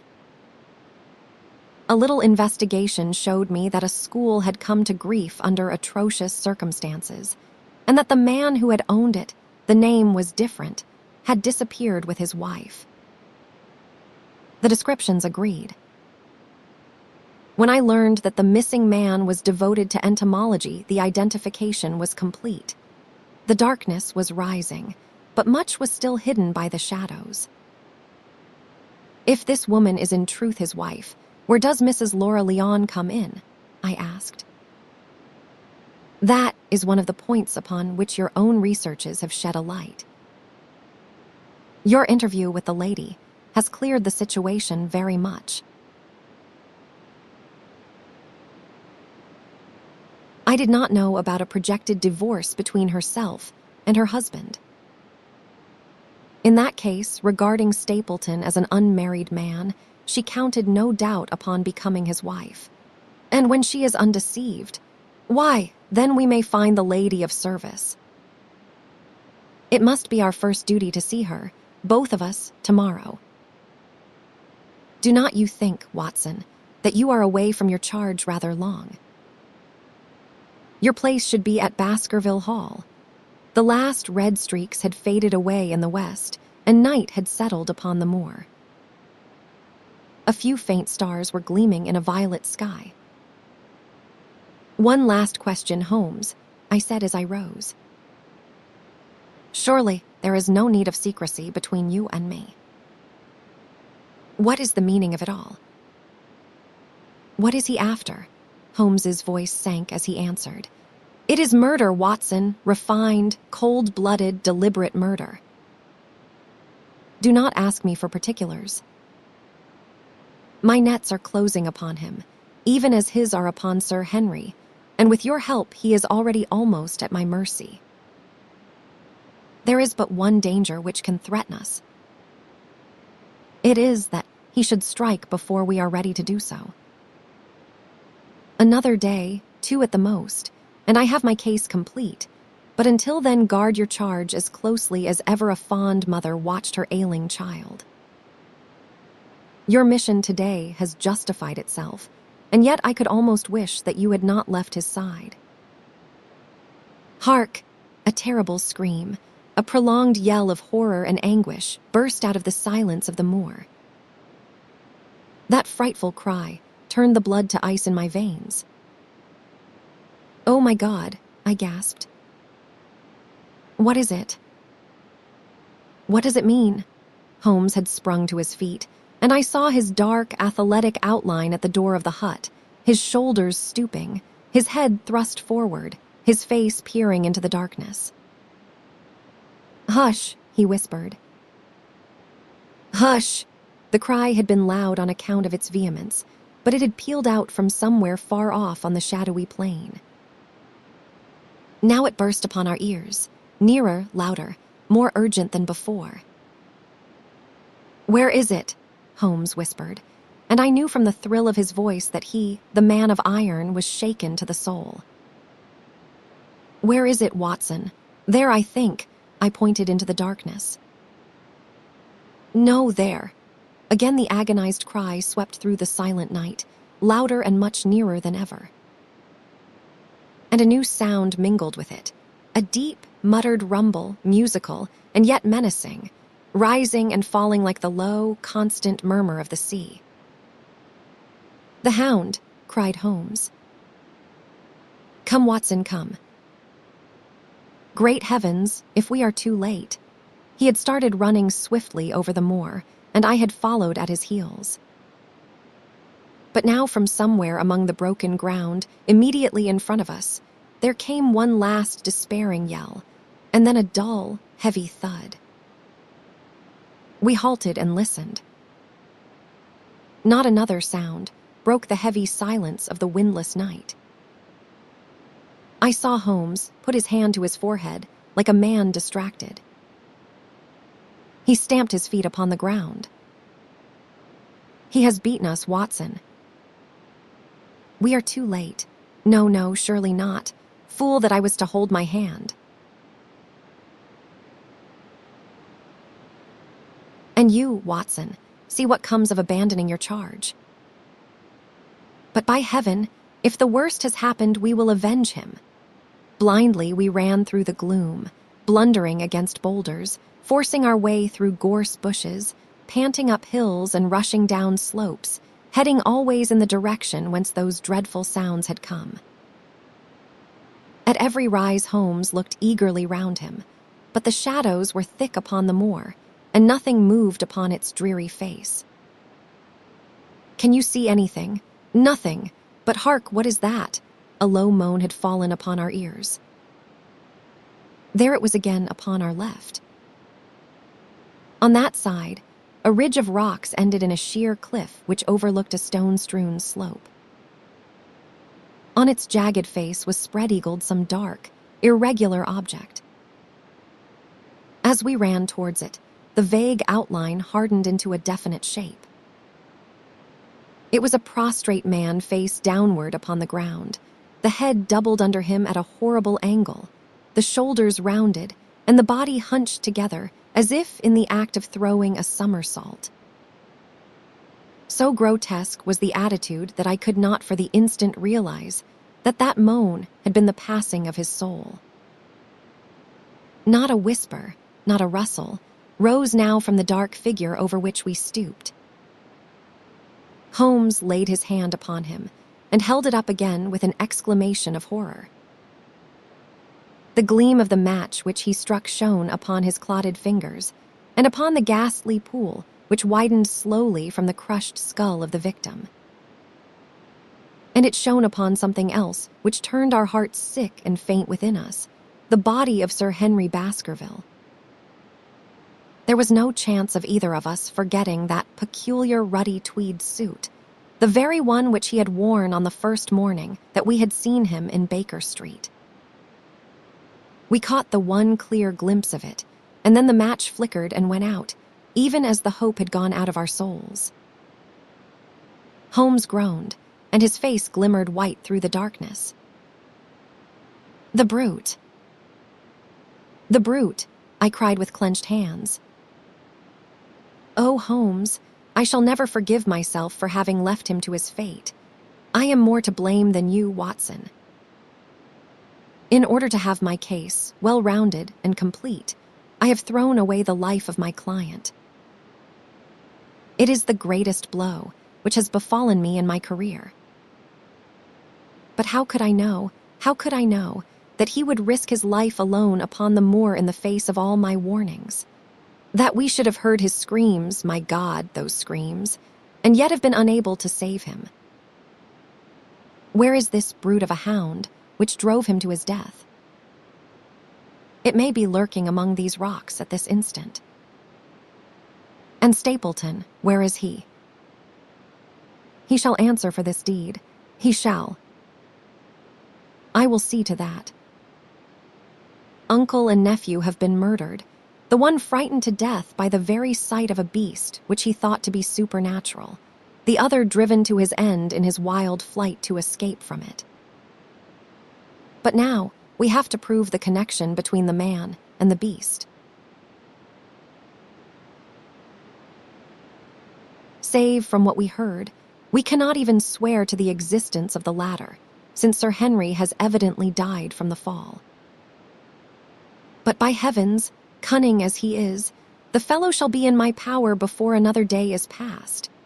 We stood with bitter hearts on either side of the mangled body, overwhelmed by this sudden and irrevocable disaster which had brought all our long and weary labors to so piteous an end. Then, as the moon rose, we climbed to the top of the rocks over which our poor friend had fallen, and from the summit we gazed out over the shadowy moor, half silver and half gloom.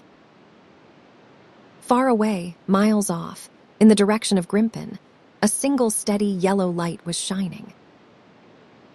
It could only come from the lonely abode of the Stapletons. With a bitter curse, I shook my fist at it as I gazed. Why should we not seize him at once? Our case is not complete. The fellow is wary and cunning to the last degree. It is not what we know, but what we can prove. If we make one false move, the villain may escape us yet. What can we do? There will be plenty for us to do tomorrow. Tonight we can only perform the last offices to our poor friend. Together, we made our way down the precipitous slope and approached the body, black and clear against the silvered stones. The agony of those contorted limbs struck me with a spasm of pain and blurred my eyes with tears. We must send for help, Holmes. We cannot carry him all the way to the hall. Good heavens, are you mad? He had uttered a cry and bent over the body. Now he was dancing and laughing and wringing my hand. Could this be my stern, self-contained friend? These were hidden fires, indeed. A beard. A beard. The man has a beard. A beard. It is not the baronet, it is my neighbor, the convict. With feverish haste, we had turned the body over, and that dripping beard was pointing up to the cold, clear moon. There could be no doubt about the beetling forehead, the sunken animal eyes. It was indeed the same face which had glared upon me in the light of the candle from over the rock, the face of Selden, the criminal. Then, in an instant, it was all clear to me. I remembered how the baronet had told me that he had handed his old wardrobe to Barrymore. Barrymore had passed it on in order to help Selden in his escape. Boots, shirt, cap, it was all Sir Henry's. The tragedy was still black enough, but this man had at least deserved death by the laws of his country. I told Holmes how the matter stood, my heart bubbling over with thankfulness and joy. Then the clothes have been the poor devil's death, said he. It is clear enough that the Hound has been laid on from some article of Sir Henry's, the boot which was abstracted in the hotel, in all probability, and so ran this man down. There is one very singular thing, however. How came Selden in the darkness to know that the Hound was on his trail? He heard him. To hear a hound upon the moor would not work a hard man like this convict into such a paroxysm of terror that he would risk recapture by screaming wildly for help. By his cries, he must have run a long way after he knew the animal was on his track. How did he know? A greater mystery to me is why this hound, presuming that all our conjectures are correct. I presume nothing. Well, then, why this hound should be loose tonight. I suppose that it does not always run loose upon the moor. Stapleton would not let it go unless he had reason to think that Sir Henry would be there. My difficulty is the more formidable of the two, for I think that we shall very shortly get an explanation of yours, while mine may remain forever a mystery. The question now is, what shall we do with this poor wretch's body? We cannot leave it here to the foxes and the ravens. I suggest that we put it in one of the huts until we can communicate with the police. Exactly. I have no doubt that you and I could carry it so far. Halloa, Watson, what is this? It is the man himself, by all that is wonderful and audacious. Not a word to show your suspicions, not a word, or my plans crumble to the ground. A figure was approaching us over the moor, and I saw the dull red glow of a cigar. The moon shone upon him, and I could distinguish the dapper shape and jaunty walk of the naturalist. He stopped when he saw us, and then came on again. Why, Dr. Watson, that is not you, is it? You are the last man that I should have expected to see out on the moor at this time of night. But, dear me, what is this? Somebody hurt. Do not tell me that it is our friend Sir Henry. He hurried past me and stooped over the dead man. I heard a sharp intake of his breath, and the cigar fell from his fingers. Who is this? He stammered.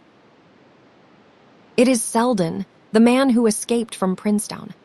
Stapleton turned a ghastly face upon us, but by a supreme effort he had overcome his amazement and his disappointment. He looked sharply from Holmes to me. Dear me. What a very shocking affair. How did he die? He appears to have broken his neck by falling over these rocks. My friend and I were strolling on the moor when we heard a cry. I heard a cry also. That was what brought me out. I was uneasy about Sir Henry. Why about Sir Henry in particular? I could not help asking.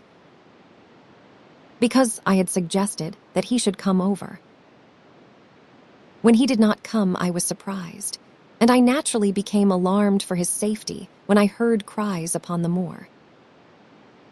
By the way, his eyes darted again from my face to Holmes's.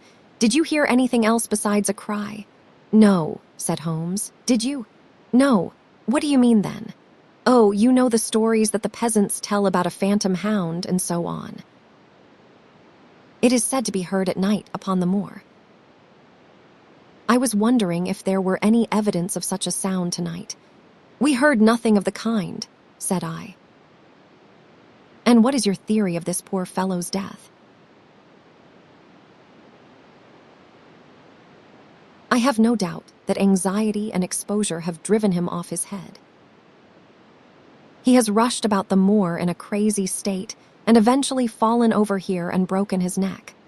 That seems the most reasonable theory, said Stapleton, and he gave a sigh which I took to indicate his relief. What do you think about it, Mr. Sherlock Holmes? My friend bowed his compliments. You are quick at identification, said he.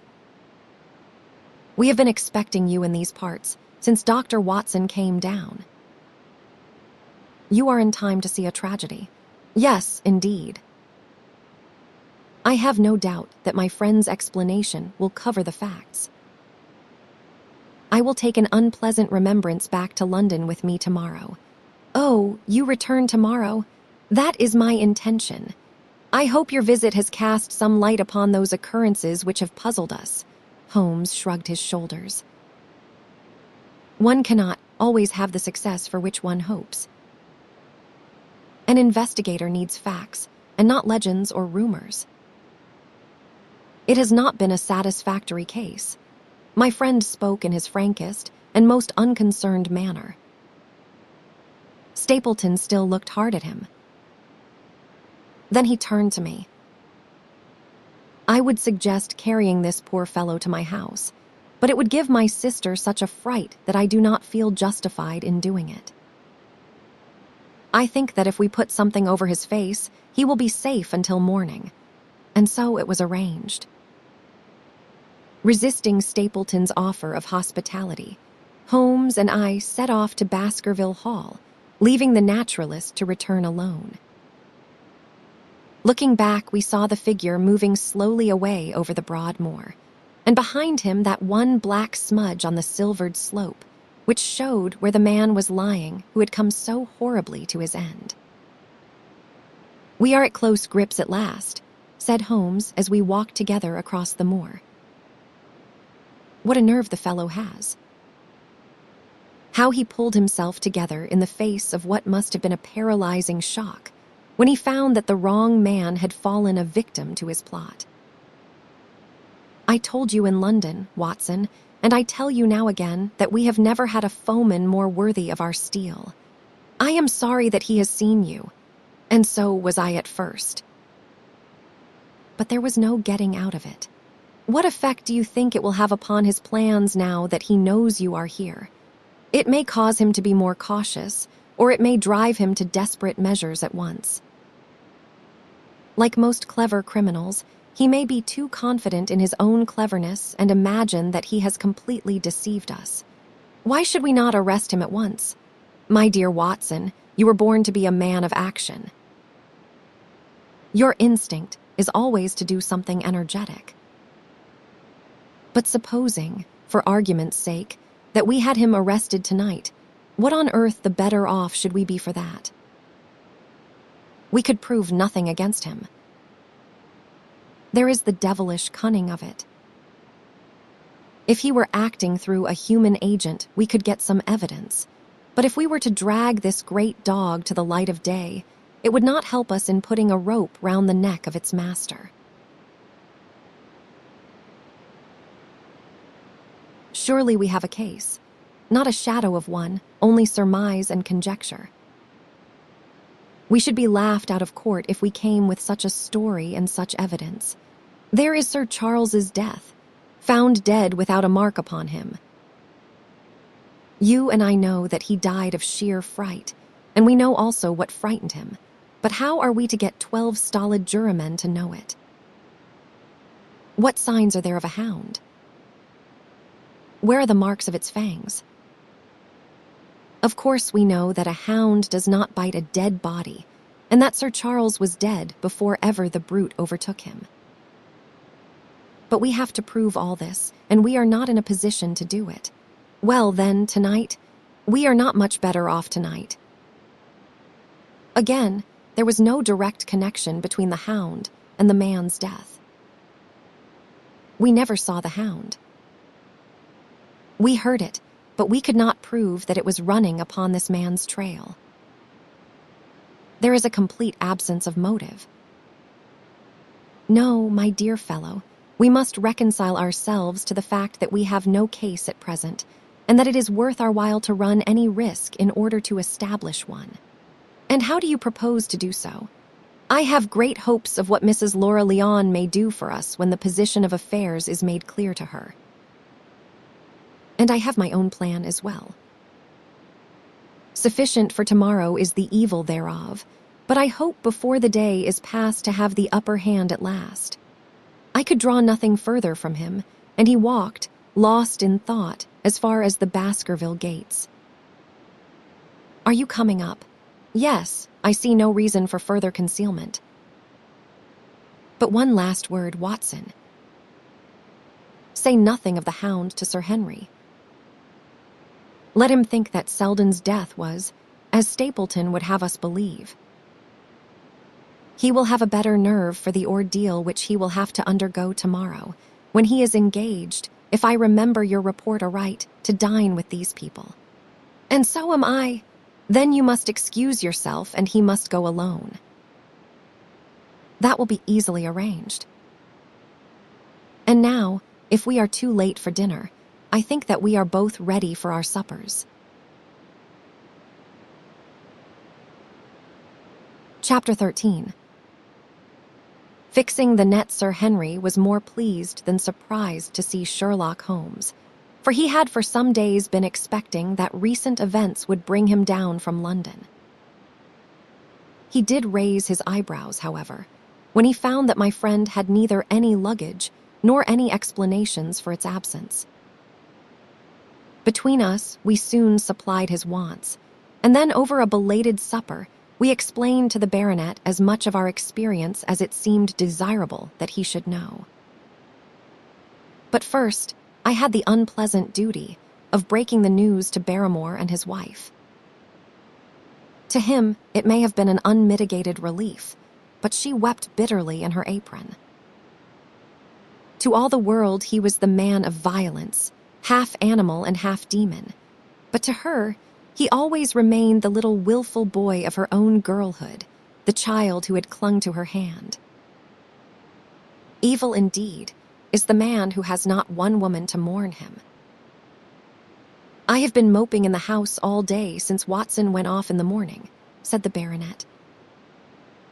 I guess I should have some credit, for I have kept my promise. If I had not sworn not to go about alone, I might have had a more lively evening, for I had a message from Stapleton asking me over there. I have no doubt that you would have had a more lively evening, said Holmes dryly. By the way, I do not suppose you appreciate that we have been mourning over you as having broken your neck. Sir Henry opened his eyes. How was that? This poor wretch was dressed in your clothes. I fear your servant who gave them to him may get into trouble with the police. That is unlikely. There was no mark on any of them, as far as I know. That is lucky for him. In fact, it is lucky for all of you, since you are all on the wrong side of the law in this matter. I am not sure that, as a conscientious detective, my first duty is not to arrest the whole household. Watson's reports are most incriminating documents. But how about the case? Asked the baronet. Have you made anything out of the tangle? I do not know that Watson and I are much the wiser since we came down. I think that I shall be in a position to make the situation rather more clear to you before long. It has been an exceedingly difficult and most complicated business. There are several points upon which we still want light, but it is coming all the same. We have had one experience, as Watson has no doubt told you. We heard the Hound on the moor, so I can swear that it is not all empty superstition. I had something to do with dogs when I was out west, and I know one when I hear one. If you can muzzle that one and put him on a chain, I will be ready to swear you are the greatest detective of all time. I think I will muzzle him and chain him all right if you will give me your help. Whatever you tell me to do, I will do. Very good, and I will ask you also to do it blindly, without always asking the reason. Just as you like. If you will do this, I think the chances are that our little problem will soon be solved. I have no doubt. He stopped suddenly and stared fixedly up over my head into the air.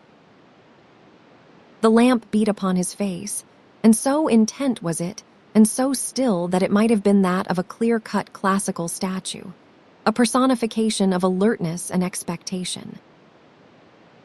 What is it? We both cried. I could see, as he looked down, that he was repressing some internal emotion. His features were still composed, but his eyes shone with amused exultation. Excuse the admiration of a connoisseur, said he, as he waved his hand towards the line of portraits which covered the opposite wall. Watson will not allow that I know anything of art, but that is mere jealousy, because our views upon the subject differ. Now, these are a really very fine series of portraits. Well, I am glad to hear you say so, said Sir Henry, glancing with some surprise at my friend. I do not pretend to know much about these things, and I would be a better judge of a horse or a steer than of a picture. I did not know that you found time for such things. I know what is good when I see it, and I see it now. That is a Kneller. I will swear, that lady in the blue silk over yonder, and the stout gentleman with the wig ought to be a Reynolds. They are all family portraits, I presume. Every one. Do you know the names? Barrymore has been coaching me in them, and I think I can say my lessons fairly well. Who is the gentleman with the telescope? That is Rear Admiral Baskerville, who served under Rodney in the West Indies. The man with the blue coat and the roll of paper is Sir William Baskerville, who was chairman of committees of the House of Commons under Pitt. And this cavalier opposite to me, the one with the black velvet and the lace. Ah, you have a right to know about him. That is the cause of all the mischief, the wicked Hugo, who started the Hound of the Baskervilles. We are not likely to forget him. I gazed with interest and some surprise upon the portrait. "Dear me," said Holmes, "he seems a quiet, meek-mannered man enough, but I dare say that there was a lurking devil in his eyes." I had pictured him as a more robust and ruffianly person. There is no doubt about the authenticity, for the name and the date, 1647, are on the back of the canvas. Holmes said little more, but the picture of the old roisterer seemed to have a fascination for him, and his eyes were continually fixed upon it during supper. It was not until later, when Sir Henry had gone to his room, that I was able to follow the trend of his thoughts. He led me back into the banqueting hall, his bedroom candle in his hand, and he held it up against the time-stained portrait on the wall. "Do you see anything there?" I looked at the broad-plumed hat, the curling lovelocks, the white lace collar, and the straight, severe face which was framed between them. It was not a brutal countenance, but it was prim, hard, and stern, with a firm-set, thin-lipped mouth and a coldly intolerant eye. "Is it like anyone you know?" There is something of Sir Henry about the jaw. Just a suggestion, perhaps. But wait an instant. He stood upon a chair, and holding up the light in his left hand, he curved his right arm over the broad hat and round the long ringlets. "Good heavens!" I cried in amazement. The face of Stapleton had sprung out of the canvas. You see it now. My eyes have been trained to examine faces, and not their trimmings. It is the first quality of a criminal investigator that he should see through a disguise. But this is marvelous. It might be his portrait. Yes, it is an interesting instance of a throwback, which appears to be both physical and spiritual. A study of family portraits is enough to convert a man to the doctrine of reincarnation. The fellow is a Baskerville, that is evident, with designs upon the succession. Exactly. This chance of the picture has supplied us with one of our most obvious missing links. We have him, Watson. We have him, and I dare swear that before tomorrow night he will be fluttering in our net as helpless as one of his own butterflies. A pin, a cork, and a card, and we add him to the Baker Street collection. He burst into one of his rare fits of laughter as he turned away from the picture. I have not heard him laugh often, and it has always boded ill to somebody. I was up betimes in the morning, but Holmes was afoot earlier still, for I saw him as I dressed, coming up the drive. "Yes, we should have a full day today," he remarked, and he rubbed his hands with the joy of action. "The nets are all in place, and the drag is about to begin. We will know before the day is out whether we have caught our big, lean-jawed pike, or whether he has got through the meshes. Have you been on the moor already? I have sent a report from Grimpen to Princetown as to the death of Selden. I think I can promise that none of you will be troubled in the matter. And I have also communicated with my faithful Cartwright, who would certainly have pined away at the door of my hut, as a dog does at his master's grave, if I had not set his mind at rest about my safety. What is the next move? To see Sir Henry. Ah, here he is.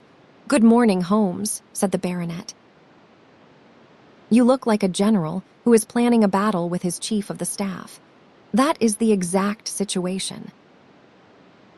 Watson was asking for orders, and so do I. Very good. You are engaged, as I understand, to dine with our friends the Stapletons tonight. I hope that you will come also. They are very hospitable people, and I am sure that they would be very glad to see you. I fear that Watson and I must go to London. To London? Yes, I think that we should be more useful there at the present juncture. The baronet's face perceptibly lengthened. I hoped that you were going to see me through this business. The hall and the moor are not very pleasant places when one is alone. My dear fellow, you must trust me implicitly and do exactly what I tell you.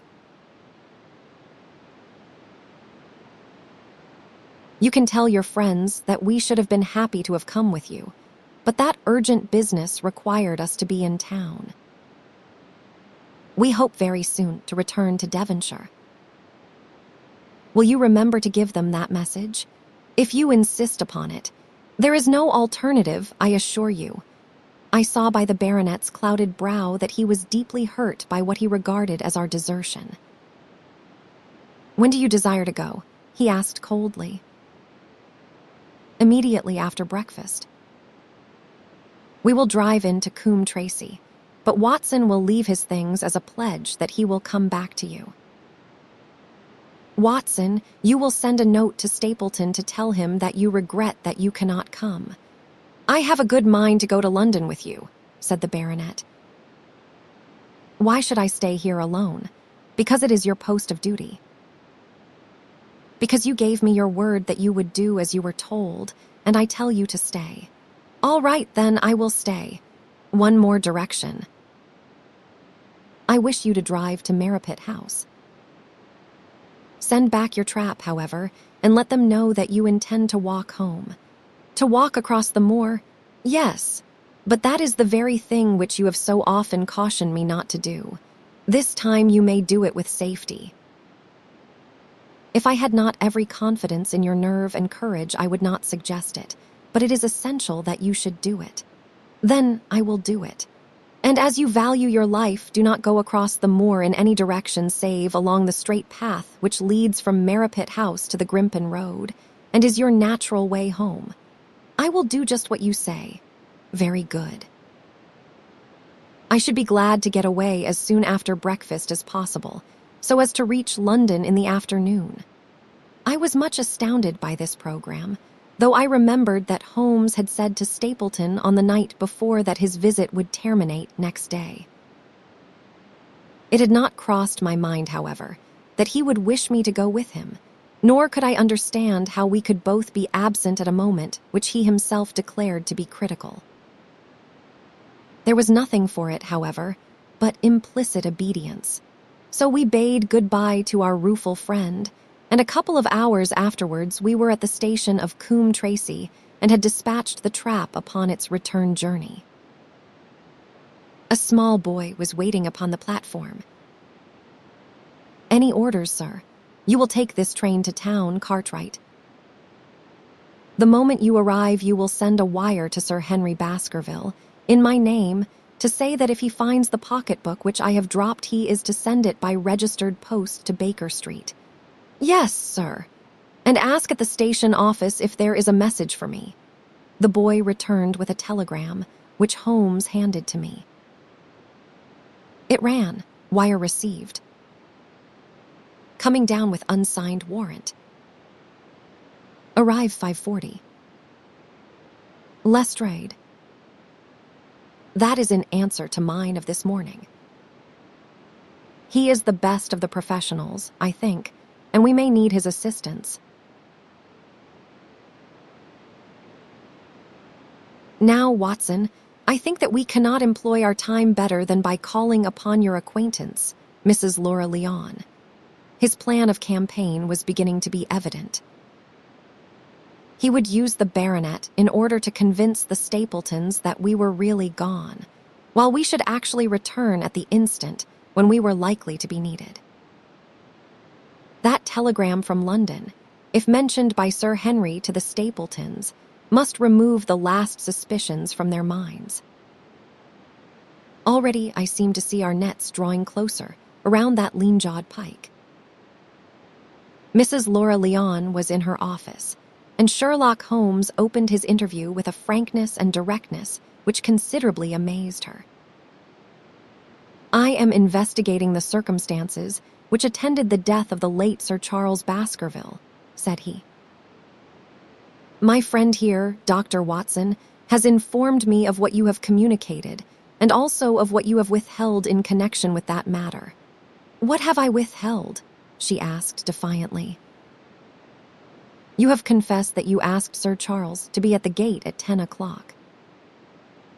We know that that was the place and hour of his death. You have withheld what the connection is between these events. There is no connection. In that case, the coincidence must indeed be an extraordinary one. But I think that we shall succeed in establishing a connection, after all. I wish to be perfectly frank with you, Mrs. Leon. We regard this case as one of murder, and the evidence may implicate not only your friend Mr. Stapleton, but his wife as well." The lady sprang from her chair. "His wife," she cried. "The fact is no longer a secret. The person who has passed for his sister is really his wife." Mrs. Leon had resumed her seat. Her hands were grasping the arms of her chair, and I saw that the pink nails had turned white with the pressure of her grip. "His wife," she said again. "His wife." "He is not a married man." Sherlock Holmes shrugged his shoulders. "Prove it to me. Prove it to me. And if you can do so," the fierce flash of her eyes said more than any words. "I have come prepared to do so," said Holmes, drawing several papers from his pocket. "Here is a photograph of the couple taken in York 4 years ago. It is endorsed, Mr. and Mrs. Vandeleur. But you will have no difficulty in recognizing him, and her also, if you know her by sight. Here are 3 written descriptions by trustworthy witnesses of Mr. and Mrs. Vandeleur, who at that time kept St. Oliver's private school. Read them and see if you can doubt the identity of these people." She glanced at them, and then looked up at us with the set, rigid face of a desperate woman. "Mr. Holmes," she said, "this man had offered me marriage on condition that I could get a divorce from my husband. He has lied to me, the villain, in every conceivable way. Not one word of truth has he ever told me. And why? I imagined that all was for my own sake. But now I see that I was never anything but a tool in his hands.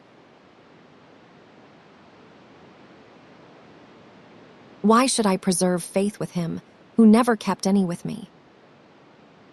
Why should I try to shield him from the consequences of his own wicked acts? Ask me what you like, and there is nothing which I shall hold back. One thing I swear to you, and that is that when I wrote the letter I never dreamed of any harm to the old gentleman who had been my kindest friend." "I entirely believe you, madam," said Sherlock Holmes. "The recital of these events must be very painful to you, and perhaps it will make it easier if I tell you what occurred, and you can check me if I make any material mistake. The sending of this letter was suggested to you by Stapleton. He dictated it. I presume that the reason he gave was that you would receive help from Sir Charles for the legal expenses connected with your divorce." "Exactly. And then, after you had sent the letter, he dissuaded you from keeping the appointment. He told me that it would hurt his self-respect that any other man should find the money for such an object, and that though he was a poor man himself, he would devote his last penny to removing the obstacles which divided us. He appears to be a very consistent character. And then you heard nothing until you read the reports of the death in the paper. No. And he made you swear to say nothing about your appointment with Sir Charles. He did. He said that the death was a very mysterious one, and that I should certainly be suspected if the facts came out.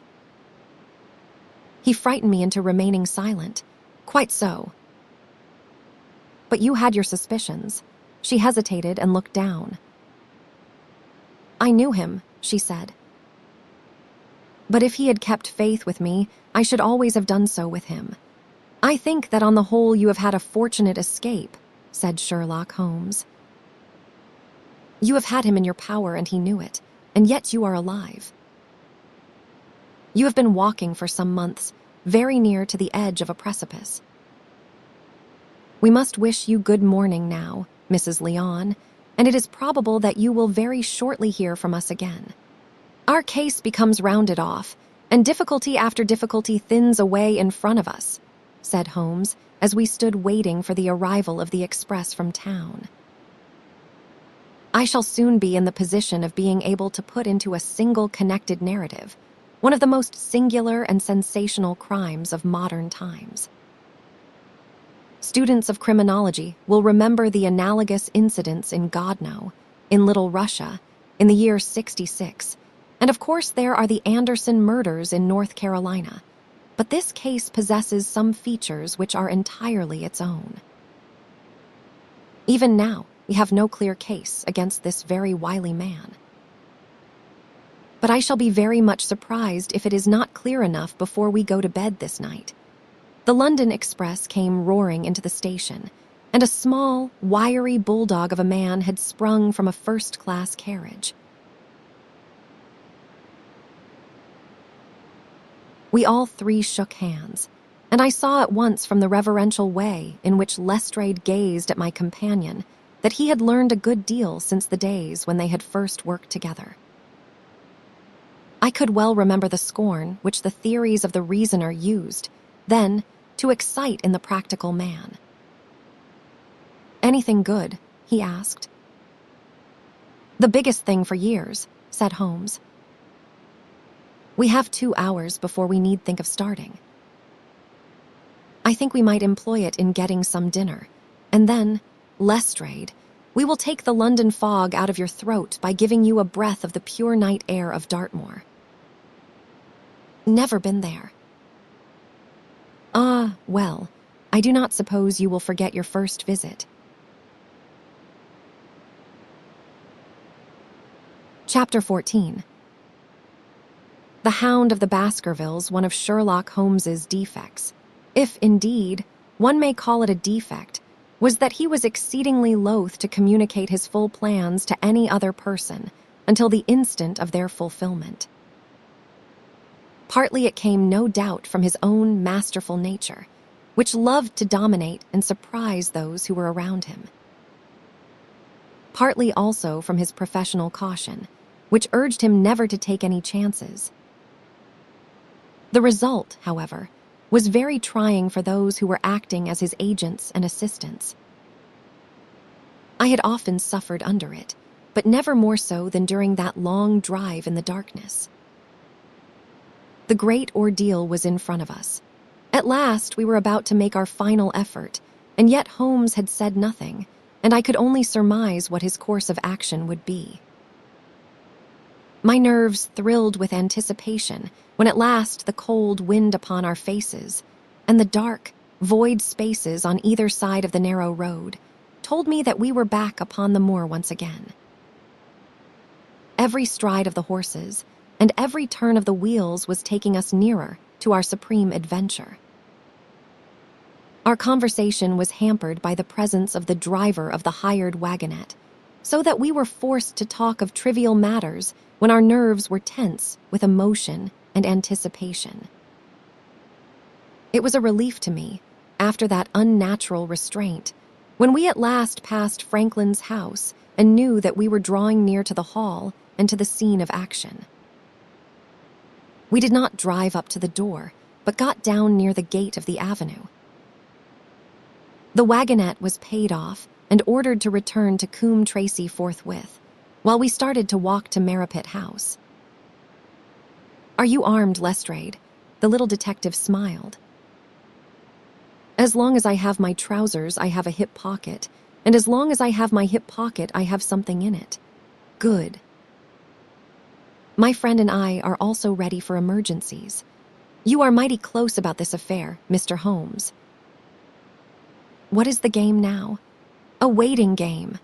My word, it does not seem a very cheerful place, said the detective with a shiver, glancing round him at the gloomy slopes of the hill and at the huge lake of fog which lay over the Grimpen Mire. I see the lights of a house ahead of us. That is Merripit House and the end of our journey. I must request you to walk on tiptoe and not to talk above a whisper. We moved cautiously along the track as if we were bound for the house, but Holmes halted us when we were about 200 yards from it. This will do, said he. These rocks upon the right make an admirable screen. We are to wait here. Yes, we shall make our little ambush here. Get into this hollow, Lestrade. You have been inside the house, have you not, Watson? Can you tell the position of the rooms? What are those latticed windows at this end? I think they are the kitchen windows, and the one beyond which shines so brightly, that is certainly the dining room. The blinds are up. You know the lie of the land best. Creep forward quietly and see what they are doing, but for heaven's sake, do not let them know that they are watched. I tiptoed down the path and stooped behind the low wall which surrounded the stunted orchard. Creeping in its shadow, I reached a point whence I could look straight through the uncurtained window. There were only 2 men in the room, Sir Henry and Stapleton. They sat with their profiles towards me on either side of the round table.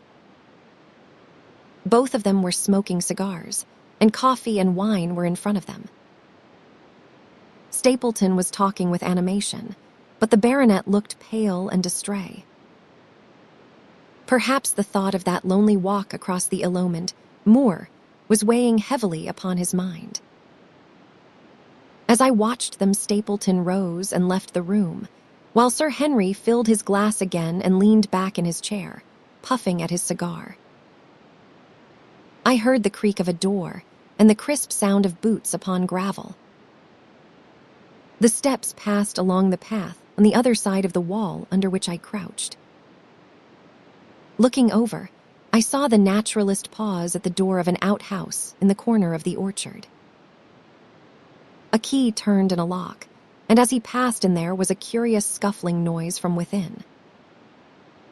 He was only a minute or so inside, and then I heard the key turn once more, and he passed me and re-entered the house. I saw him rejoin his guest, and I crept quietly back to where my companions were waiting to tell them what I had seen. You say, Watson, that the lady is not there, Holmes asked when I had finished my report. No, where can she be then, since there is no light in any other room except the kitchen? I cannot think where she is. I have said that over the great Grimpen Mire there hung a dense, white fog. It was drifting slowly in our direction, and banked itself up like a wall on that side of us, low but thick and well-defined. The moon shone on it, and it looked like a great shimmering ice field, with the heads of the distant tors as rocks borne upon its surface. Holmes's face was turned towards it, and he muttered impatiently as he watched its sluggish drift. It is moving towards us, Watson. Is that serious? Very serious indeed, the one thing upon earth which could have disarranged my plans. He cannot be very long now. It is already 10 o'clock. Our success, and even his life, may depend upon his coming out before the fog is over the path. The night was clear and fine above us. The stars shone cold and bright, while a half-moon bathed the whole scene in a soft, uncertain light. Before us lay the dark bulk of the house, its serrated roof and bristling chimneys hard, outlined against the silver-spangled sky. Broad bars of golden light from the lower windows stretched across the orchard and the moor. One of them was suddenly shut off. The servants had left the kitchen. There only remained the lamp in the dining room, where the two men, the murderous host and the unconscious guest, still chatted over their cigars. Every minute that white woolly plain, which covered one half of the moor, was drifting closer and closer to the house. Already the first thin wisps of it were curling across the golden square of the lighted window. The farther wall of the orchard was already invisible, and the trees were standing out of a swirl of white vapor. As we watched it, the fog wreaths came crawling round both corners of the house and rolled slowly into one dense bank on which the upper floor, and the roof floated like a strange ship upon a shadowy sea. Holmes struck his hand passionately upon the rock in front of us and stamped his feet in his impatience. If he is not out in a quarter of an hour, the path will be covered. In half an hour, we will not be able to see our hands in front of us. Shall we move farther back upon higher ground? Yes, I think it would be as well. So as the fog bank flowed onward, we fell back before it until we were half a mile from the house, and still that dense white sea, with the moon silvering its upper edge, swept slowly and inexorably on. "We are going too far," said Holmes. "We dare not take the chance of his being overtaken before he can reach us. At all costs, we must hold our ground where we are." He dropped on his knees and clapped his ear to the ground. "Thank God, I think that I hear him coming." A sound of quick steps broke the silence of the moor. Crouching among the stones, we stared intently at the silver-tipped bank in front of us. The steps grew louder, and through the fog, as through a curtain, there stepped the man whom we were awaiting. He looked round him in surprise as he emerged into the clear, starlit night. Then he came swiftly along the path, passed close to where we lay, and went on up the long slope behind us. As he walked, he glanced continually over either shoulder, like a man who is ill at ease. "Hist!" cried Holmes, and I heard the sharp click of a cocking pistol. "Look out. It is coming." There was a thin, crisp, continuous patter from somewhere in the heart of that crawling bank. The cloud was within 50 yards of where we lay, and we glared at it, all three, uncertain what horror was about to break from the heart of it. I was at Holmes's elbow, and I glanced for an instant at his face. It was pale and exultant, his eyes shining brightly in the moonlight. But suddenly they started forward in a rigid, fixed stare, and his lips parted in amazement. At the same instant Lestrade gave a yell of terror and threw himself face downward upon the ground. I sprang to my feet, my inert hand grasping my pistol, my mind paralyzed by the dreadful shape which had sprung out upon us from the shadows of the fog. A hound it was, an enormous coal-black hound, but not such a hound as mortal eyes have ever seen. Fire burst from its open mouth. Its eyes glowed with a smoldering glare. Its muzzle and hackles and dewlap were outlined in flickering flame. Never in the delirious dream of a disordered brain could anything more savage, more appalling, more hellish be conceived than that dark form and savage face which broke upon us out of the wall of fog. With long bounds, the huge black creature was leaping down the track, following hard upon the footsteps of our friend. So paralyzed were we by the apparition that we allowed him to pass before we had recovered our nerve. Then Holmes and I both fired together, and the creature gave a hideous howl, which showed that one at least had hit him. He did not pause, however, but bounded onward. Far away on the path we saw Sir Henry looking back, his face white in the moonlight, his hands raised in horror, glaring helplessly at the frightful thing which was hunting him down. But that cry of pain from the hound had blown all our fears to the winds. If he was vulnerable, he was mortal, and if we could wound him, we could kill him. Never have I seen a man run as Holmes ran that night. I am reckoned fleet of foot, but he outpaced me as much as I outpaced the little professional. In front of us, as we flew up the track, we heard scream after scream from Sir Henry and the deep roar of the hound. I was in time to see the beast spring upon its victim, hurl him to the ground, and worry at his throat. But the next instant Holmes had emptied 5 barrels of his revolver into the creature's flank. With a last howl of agony and a vicious snap in the air, it rolled upon its back, 4 feet pawing furiously, and then fell limp upon its side. I stooped, panting, and pressed my pistol to the dreadful, shimmering head, but it was useless to press the trigger. The giant hound was dead. Sir Henry lay insensible where he had fallen. We tore away his collar, and Holmes breathed a prayer of gratitude when we saw that there was no sign of a wound and that the rescue had been in time. Already our friend's eyelids shivered, and he made a feeble effort to move. Lestrade thrust his brandy flask between the baronet's teeth, and 2 frightened eyes were looking up at us. "My God," he whispered. "What was it?" "What in heaven's name was it?" "It is dead, whatever it is," said Holmes. "We have laid the family ghost once and forever." In mere size and strength, it was a terrible creature which was lying stretched before us. It was not a pure bloodhound, and it was not a pure mastiff, but it appeared to be a combination of the two, gaunt, savage, and as large as a small lioness. Even now in the stillness of death, the huge jaws seemed to be dripping with a bluish flame, and the small, deep-set, cruel eyes were ringed with fire.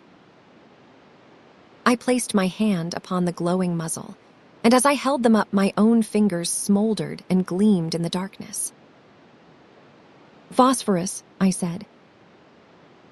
"A cunning preparation of it," said Holmes, sniffing at the dead animal. "There is no smell which might have interfered with his power of scent. We owe you a deep apology, Sir Henry, for having exposed you to this fright." I was prepared for a hound, but not for such a creature as this. And the fog gave us little time to receive him. "You have saved my life, having first endangered it. Are you strong enough to stand? Give me another mouthful of that brandy, and I shall be ready for anything." "So, now, if you will help me up. What do you propose to do? To leave you here? You are not fit for further adventures tonight. If you will wait, one or other of us will go back with you to the hall." He tried to stagger to his feet, but he was still ghastly pale and trembling in every limb. We helped him to a rock, where he sat shivering with his face buried in his hands. "We must leave you now," said Holmes. "The rest of our work must be done, and every moment is of importance. We have our case, and now we only want our man. It is 1,000 to 1 against our finding him at the house," he continued, as we retraced our steps swiftly down the path. "Those shots must have told him that the game was up. We were some distance off, and this fog may have deadened them. He followed the hound to call him off, of that you may be certain. No, he is gone by this time. But we will search the house and make sure." The front door was open, so we rushed in and hurried from room to room to the amazement of a doddering old manservant who met us in the passage. There was no light save in the dining room, but Holmes caught up the lamp and left no corner of the house unexplored. No sign could we see of the man whom we were chasing. On the upper floor, however, one of the bedroom doors was locked. "There is someone in here," cried Lestrade. "I can hear a movement." "Open this door."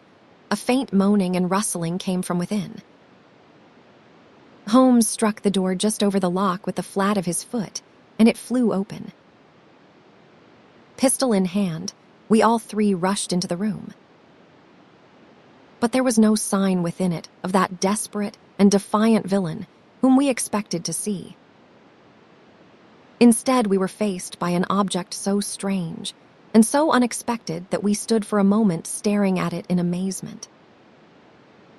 The room had been fashioned into a small museum, and the walls were lined by a number of glass-topped cases full of that collection of butterflies and moths, the formation of which had been the relaxation of this complex and dangerous man. In the center of this room, there was an upright beam, which had been placed at some period as a support for the old worm-eaten balk of timber which spanned the roof. To this post a figure was tied, so swathed and muffled in the sheets which had been used to secure it that one could not for the moment tell whether it was that of a man or a woman. One towel passed round the throat and was secured at the back of the pillar. Another covered the lower part of the face, and over it two dark eyes, eyes full of grief and shame and a dreadful questioning, stared back at us. In a minute we had torn off the gag, unswathed the bonds, and Mrs. Stapleton sank upon the floor in front of us. As her beautiful head fell upon her chest, I saw the clear red wheal of a whiplash across her neck.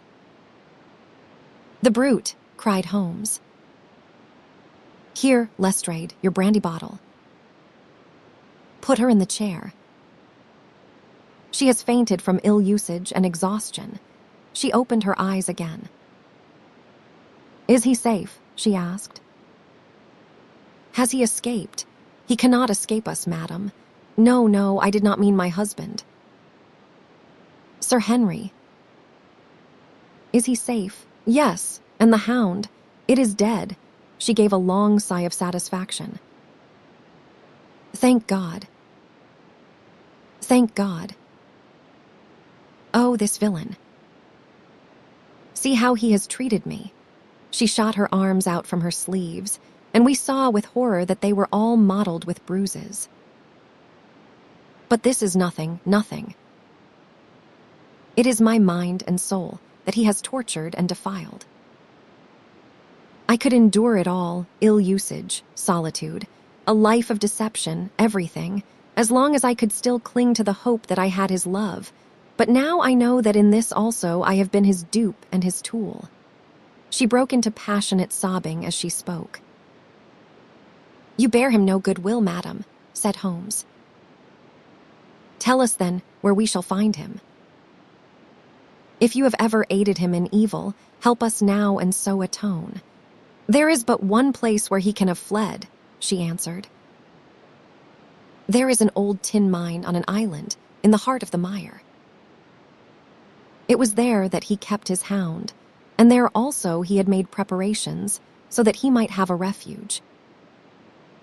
That is where he would fly. The fog bank lay like white wool against the window." Holmes held the lamp towards it. "See," said he. "No one could find his way into the Grimpen mire tonight." She laughed and clapped her hands. Her eyes and teeth gleamed with fierce merriment. "He may find his way in, but never out," she cried. "How can he see the guiding wands tonight?"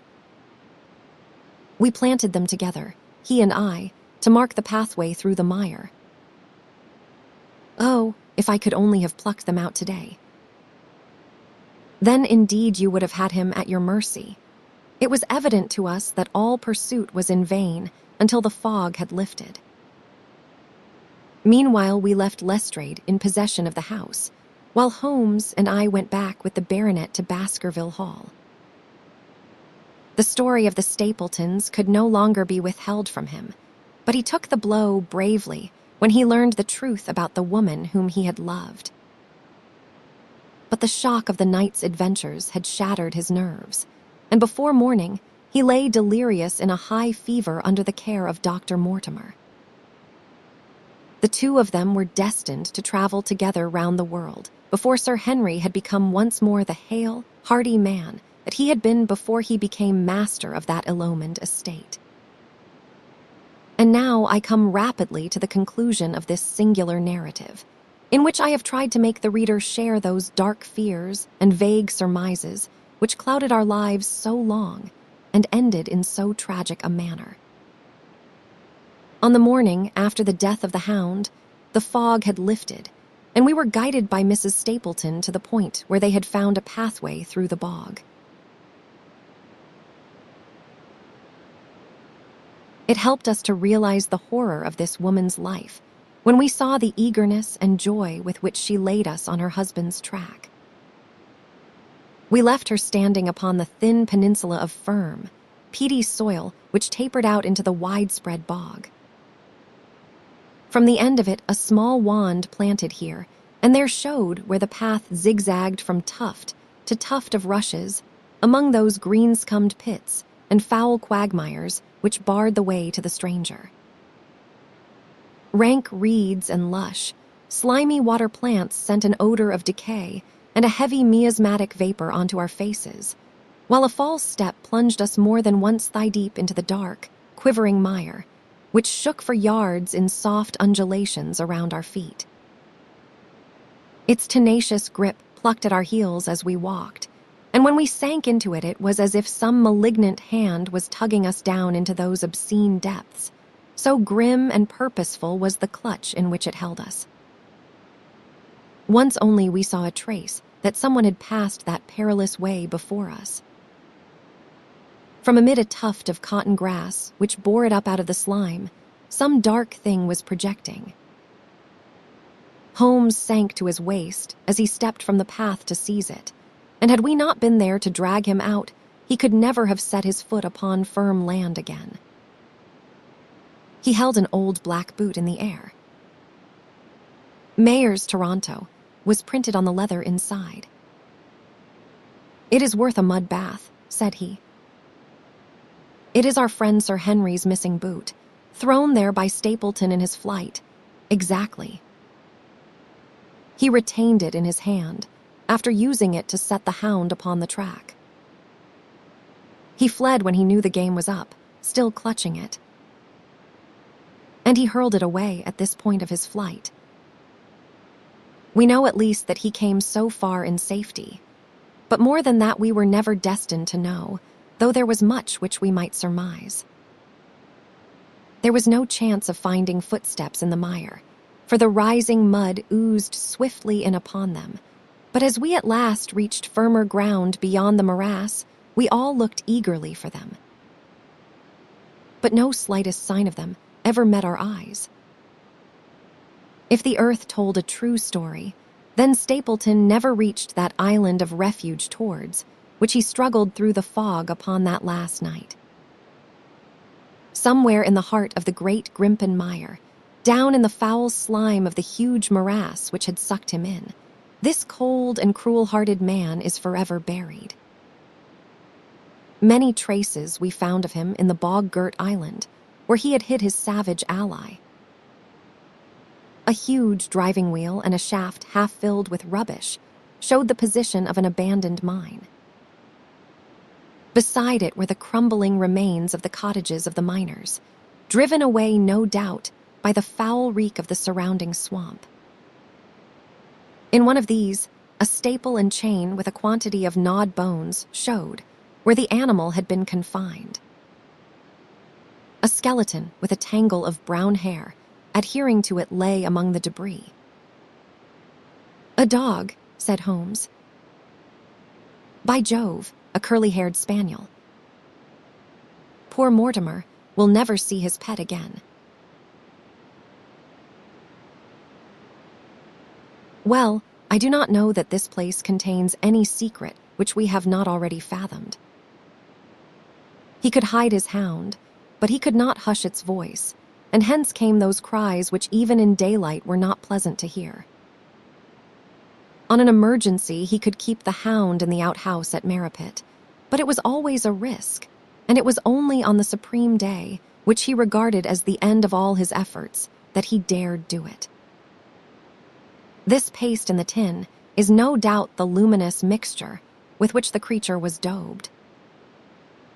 It was suggested, of course, by the story of the family hellhound, and by the desire to frighten old Sir Charles to death. No wonder the poor devil of a convict ran and screamed, even as our friend did, and as we ourselves might have done, when he saw such a creature bounding through the darkness of the moor upon his track. It was a cunning device, for, apart from the chance of driving your victim to his death, what peasant would venture to inquire too closely into such a creature should he get sight of it, as many have done upon the moor? I said it in London, Watson, and I say it again now, that never yet have we helped to hunt down a more dangerous man than he who is lying yonder. He swept his long arm towards the huge mottled expanse of green-splotched bog which stretched away until it merged into the russet slopes of the moor. Chapter 15. A retrospection. It was the end of November, and Holmes and I sat, upon a raw and foggy night, on either side of a blazing fire in our sitting room in Baker Street. Since the tragic upshot of our visit to Devonshire, he had been engaged in two affairs of the utmost importance, in the first of which he had exposed the atrocious conduct of Colonel Upwood in connection with the famous card scandal of the Nonpareil Club, while in the second he had defended the unfortunate M.M.E. Montpensier from the charge of murder which hung over her in connection with the death of her stepdaughter, Emil. Kara, the young lady who, as it will be remembered, was found 6 months later alive and married in New York. My friend was in excellent spirits over the success which had attended a succession of difficult and important cases, so that I was able to induce him to discuss the details of the Baskerville mystery. I had waited patiently for the opportunity, for I was aware that he would never permit cases to overlap, and that his clear and logical mind would not be drawn from its present work to dwell upon memories of the past. Sir Henry and Dr. Mortimer were, however, in London, on their way to that long voyage which had been recommended for the restoration of his shattered nerves. They had called upon us that very afternoon, so that it was natural that the subject should come up for discussion. "The whole course of events," said Holmes, "from the point of view of the man who called himself Stapleton, was simple and direct, although to us, who had no means in the beginning of knowing the motives of his actions and could only learn part of the facts, it all appeared exceedingly complex. I have had the advantage of 2 conversations with Mrs. Stapleton, and the case has now been so entirely cleared up that I am not aware that there is anything which has remained a secret to us. You will find a few notes upon the matter under the heading B in my indexed list of cases. Perhaps you would kindly give me a sketch of the course of events from memory. Certainly, though I cannot guarantee that I carry all the facts in my mind."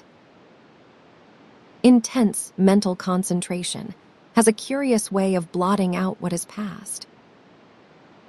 The barrister who has his case at his fingers' ends and is able to argue with an expert upon his own subject finds that a week or 2 of the courts will drive it all out of his head once more. So each of my cases displaces the last, and Emil. Kara has blurred my recollection of Baskerville Hall. Tomorrow some other little problem may be submitted to my notice which will, in turn, dispossess the fair French lady and the infamous Upwood. So far as the case of the Hound goes, however, I will give you the course of events as nearly as I can, and you will suggest anything which I may have forgotten. My inquiries show beyond all question that the family portrait did not lie, and that this fellow was indeed a Baskerville. He was a son of that Roger Baskerville, the younger brother of Sir Charles, who fled with a sinister reputation to South America, where he was said to have died unmarried. He did, as a matter of fact, marry, and had one child, this fellow, whose real name is the same as his father's. He married Beryl Garcia, one of the beauties of Costa Rica, and having purloined a considerable sum of public money, he changed his name to Vandeleur and fled to England, where he established a school in the east of Yorkshire. His reason for attempting this special line of business was that he had struck up an acquaintance with a consumptive tutor upon the voyage home, and that he had used this man's ability to make the undertaking a success. Fraser, the tutor, died, however, and the school which had begun well sank from disrepute into infamy. The Vandeleurs found it convenient to change their name to Stapleton, and he brought the remains of his fortune, his schemes for the future, and his taste for entomology to the south of England. I learned at the British Museum that he was a recognized authority upon the subject, and that the name of Vandeleur has been permanently attached to a certain moth which he had, in his Yorkshire days, been the first to describe. We now come to that portion of his life which has proved to be of such intense interest to us. The fellow had evidently made inquiry, and found that only 2 lives intervened between him and a valuable estate. When he went to Devonshire, his plans were, I believe, exceedingly hazy, but that he meant mischief from the first is evident from the way in which he took his wife with him in the character of his sister. The idea of using her as a decoy was clearly already in his mind, though he may not have been certain how the details of his plot were to be arranged. He meant in the end to have the estate, and he was ready to use any tool or run any risk for that end. His first act was to establish himself as near to his ancestral home as he could, and his second was to cultivate a friendship with Sir Charles Baskerville and with the neighbors. The baronet himself told him about the family hound, and so prepared the way for his own death. Stapleton, as I will continue to call him, knew that the old man's heart was weak and that a shock would kill him. So much he had learned from Dr. Mortimer. He had heard also that Sir Charles was superstitious and had taken this grim legend very seriously. His ingenious mind instantly suggested a way by which the baronet could be done to death, and yet it would be hardly possible to bring home the guilt to the real murderer. Having conceived the idea, he proceeded to carry it out with considerable finesse. An ordinary schemer would have been content to work with a savage hound. The use of artificial means to make the creature diabolical was a flash of genius upon his part. The dog he bought in London from Ross and Mangles, the dealers in Fulham Road. It was the strongest and most savage in their possession. He brought it down by the North Devon line and walked a great distance over the moor so as to get it home without exciting any remarks. He had already on his insect hunts learned to penetrate the Grimpen mire, and so had found a safe hiding place for the creature. Here he kennelled it and waited his chance. But it was some time coming. The old gentleman could not be decoyed outside of his grounds at night. Several times, Stapleton lurked about with his hound, but without avail. It was during these fruitless quests that he, or rather his ally, was seen by peasants, and that the legend of the demon dog received a new confirmation. He had hoped that his wife might lure Sir Charles to his ruin, but here she proved unexpectedly independent. She would not endeavor to entangle the old gentleman in a sentimental attachment which might deliver him over to his enemy. Threats and even, I am sorry to say, blows refused to move her. She would have nothing to do with it, and for a time Stapleton was at a deadlock. He found a way out of his difficulties through the chance that Sir Charles, who had conceived a friendship for him, made him the minister of his charity in the case of this unfortunate woman, Mrs. Laura Leon. By representing himself as a single man, he acquired complete influence over her, and he gave her to understand that, in the event of her obtaining a divorce from her husband, he would marry her.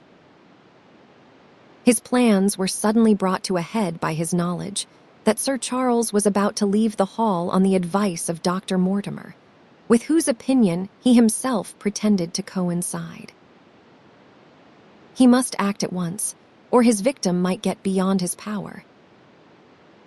He therefore put pressure upon Mrs. Leon to write this letter, imploring the old man to give her an interview on the evening before his departure for London. He then, by a specious argument, prevented her from going, and so had the chance for which he had waited.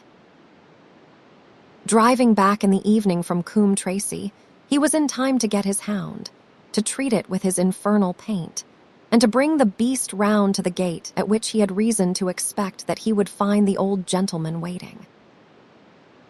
The dog, incited by its master, sprang over the wicket gate and pursued the unfortunate baronet, who fled screaming down the yew alley.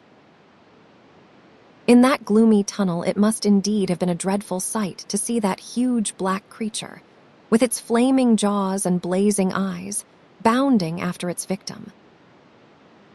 He fell dead at the end of the alley from heart disease and terror. The hound had kept upon the grassy border, while the baronet had run down the path, so that no track but the man's was visible. On seeing him lying still, the creature had probably approached to sniff at him, but finding him dead had turned away again. It was then that it left the print, which was actually observed by Dr. Mortimer.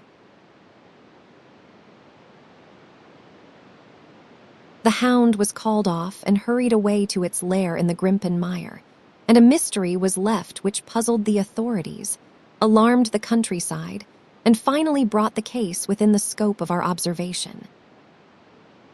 So much for the death of Sir Charles Baskerville.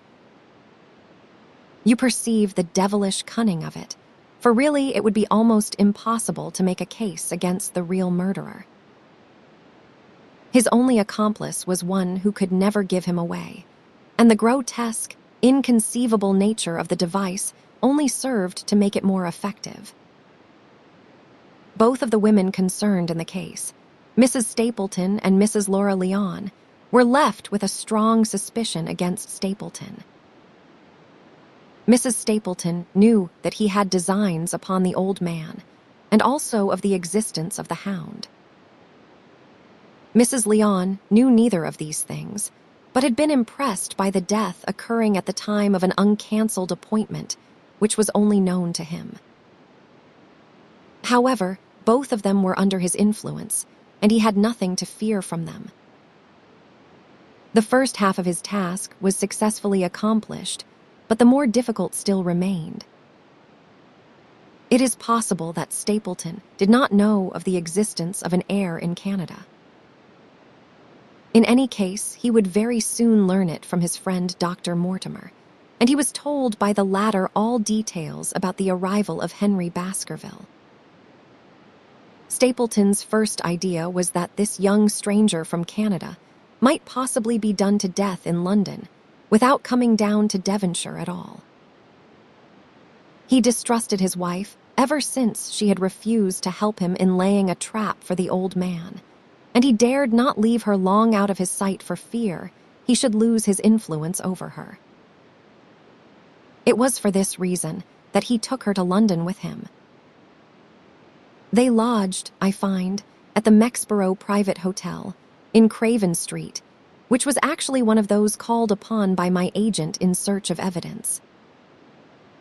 Here he kept his wife imprisoned in her room, while he, disguised in a beard, followed Dr. Mortimer to Baker Street and afterwards to the station, and to the Northumberland Hotel. His wife had some inkling of his plans, but she had such a fear of her husband, a fear founded upon brutal ill-treatment, that she dare not write to warn the man whom she knew to be in danger. If the letter should fall into Stapleton's hands, her own life would not be safe. Eventually, as we know, she adopted the expedient of cutting out the words which would form the message, and addressing the letter in a disguised hand. It reached the baronet, and gave him the first warning of his danger. It was very essential for Stapleton to get some article of Sir Henry's attire, so that, in case he was driven to use the dog, he might always have the means of setting him upon his track.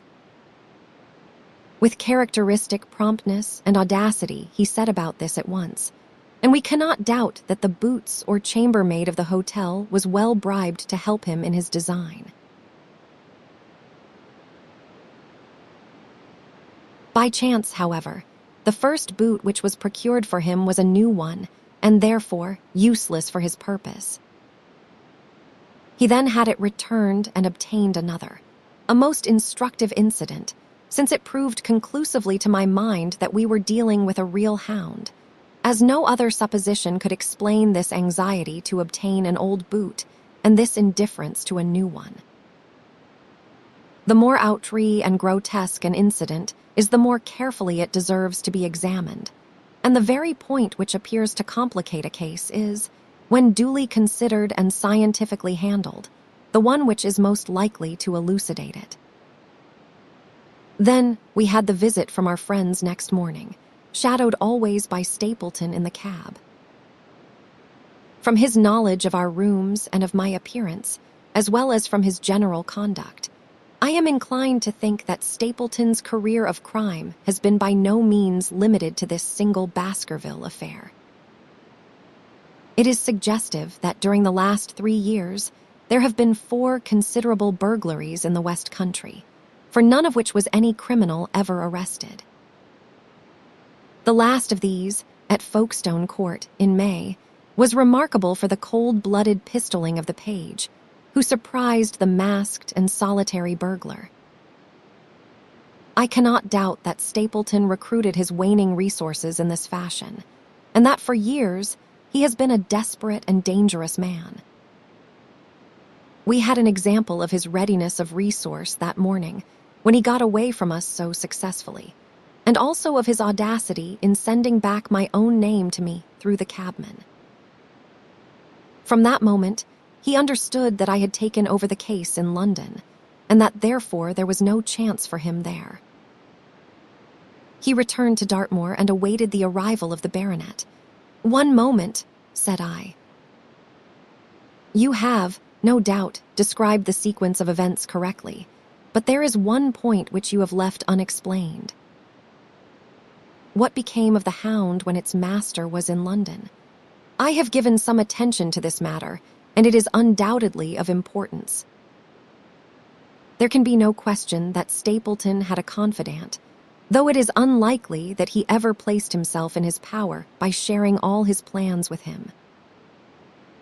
There was an old manservant at Merripit House, whose name was Anthony. His connection with the Stapletons can be traced for several years, as far back as the schoolmastering days, so that he must have been aware that his master and mistress were really husband and wife. This man has disappeared and has escaped from the country. It is suggestive that Anthony is not a common name in England, while Antonio is so in all Spanish or Spanish-American countries. The man, like Mrs. Stapleton herself, spoke good English, but with a curious lisping accent. I have myself seen this old man cross the Grimpen Mire by the path which Stapleton had marked out. It is very probable, therefore, that in the absence of his master it was he who cared for the hound, though he may never have known the purpose for which the beast was used. The Stapletons then went down to Devonshire, whither they were soon followed by Sir Henry and you. One word, now, as to how I stood myself at that time. It may possibly recur to your memory that, when I examined the paper upon which the printed words were fastened, I made a close inspection for the watermark. In doing so, I held it within a few inches of my eyes and was conscious of a faint smell of the scent known as white jessamine. There are 75 perfumes, which it is very necessary that a criminal expert should be able to distinguish from each other, and cases have more than once within my own experience depended upon their prompt recognition. The scent suggested the presence of a lady, and already my thoughts began to turn towards the Stapletons. Thus I had made certain of the Hound, and had guessed at the criminal before ever we went to the West Country. It was my game to watch Stapleton. It was evident, however, that I could not do this if I were with you, since he would be keenly on his guard. I deceived everybody, therefore, yourself included, and I came down secretly when I was supposed to be in London. My hardships were not so great as you imagined, though such trifling details must never interfere with the investigation of a case. I stayed for the most part at Coombe Tracy, and only used the hut upon the moor when it was necessary to be near the scene of action. Cartwright had come down with me, and in his disguise as a country boy, he was of great assistance to me. I was dependent upon him for food and clean linen. When I was watching Stapleton, Cartwright was frequently watching you, so that I was able to keep my hand upon all the strings. I have already told you that your reports reached me rapidly, being forwarded instantly from Baker Street to Coombe Tracy. They were of great service to me, and especially that one incidentally truthful piece of biography of Stapleton's. I was able to establish the identity of the man and the woman and knew at last exactly how I stood. The case had been considerably complicated through the incident of the escaped convict and the relations between him and the Barrymores. This also you cleared up in a very effective way, though I had already come to the same conclusions from my own observations.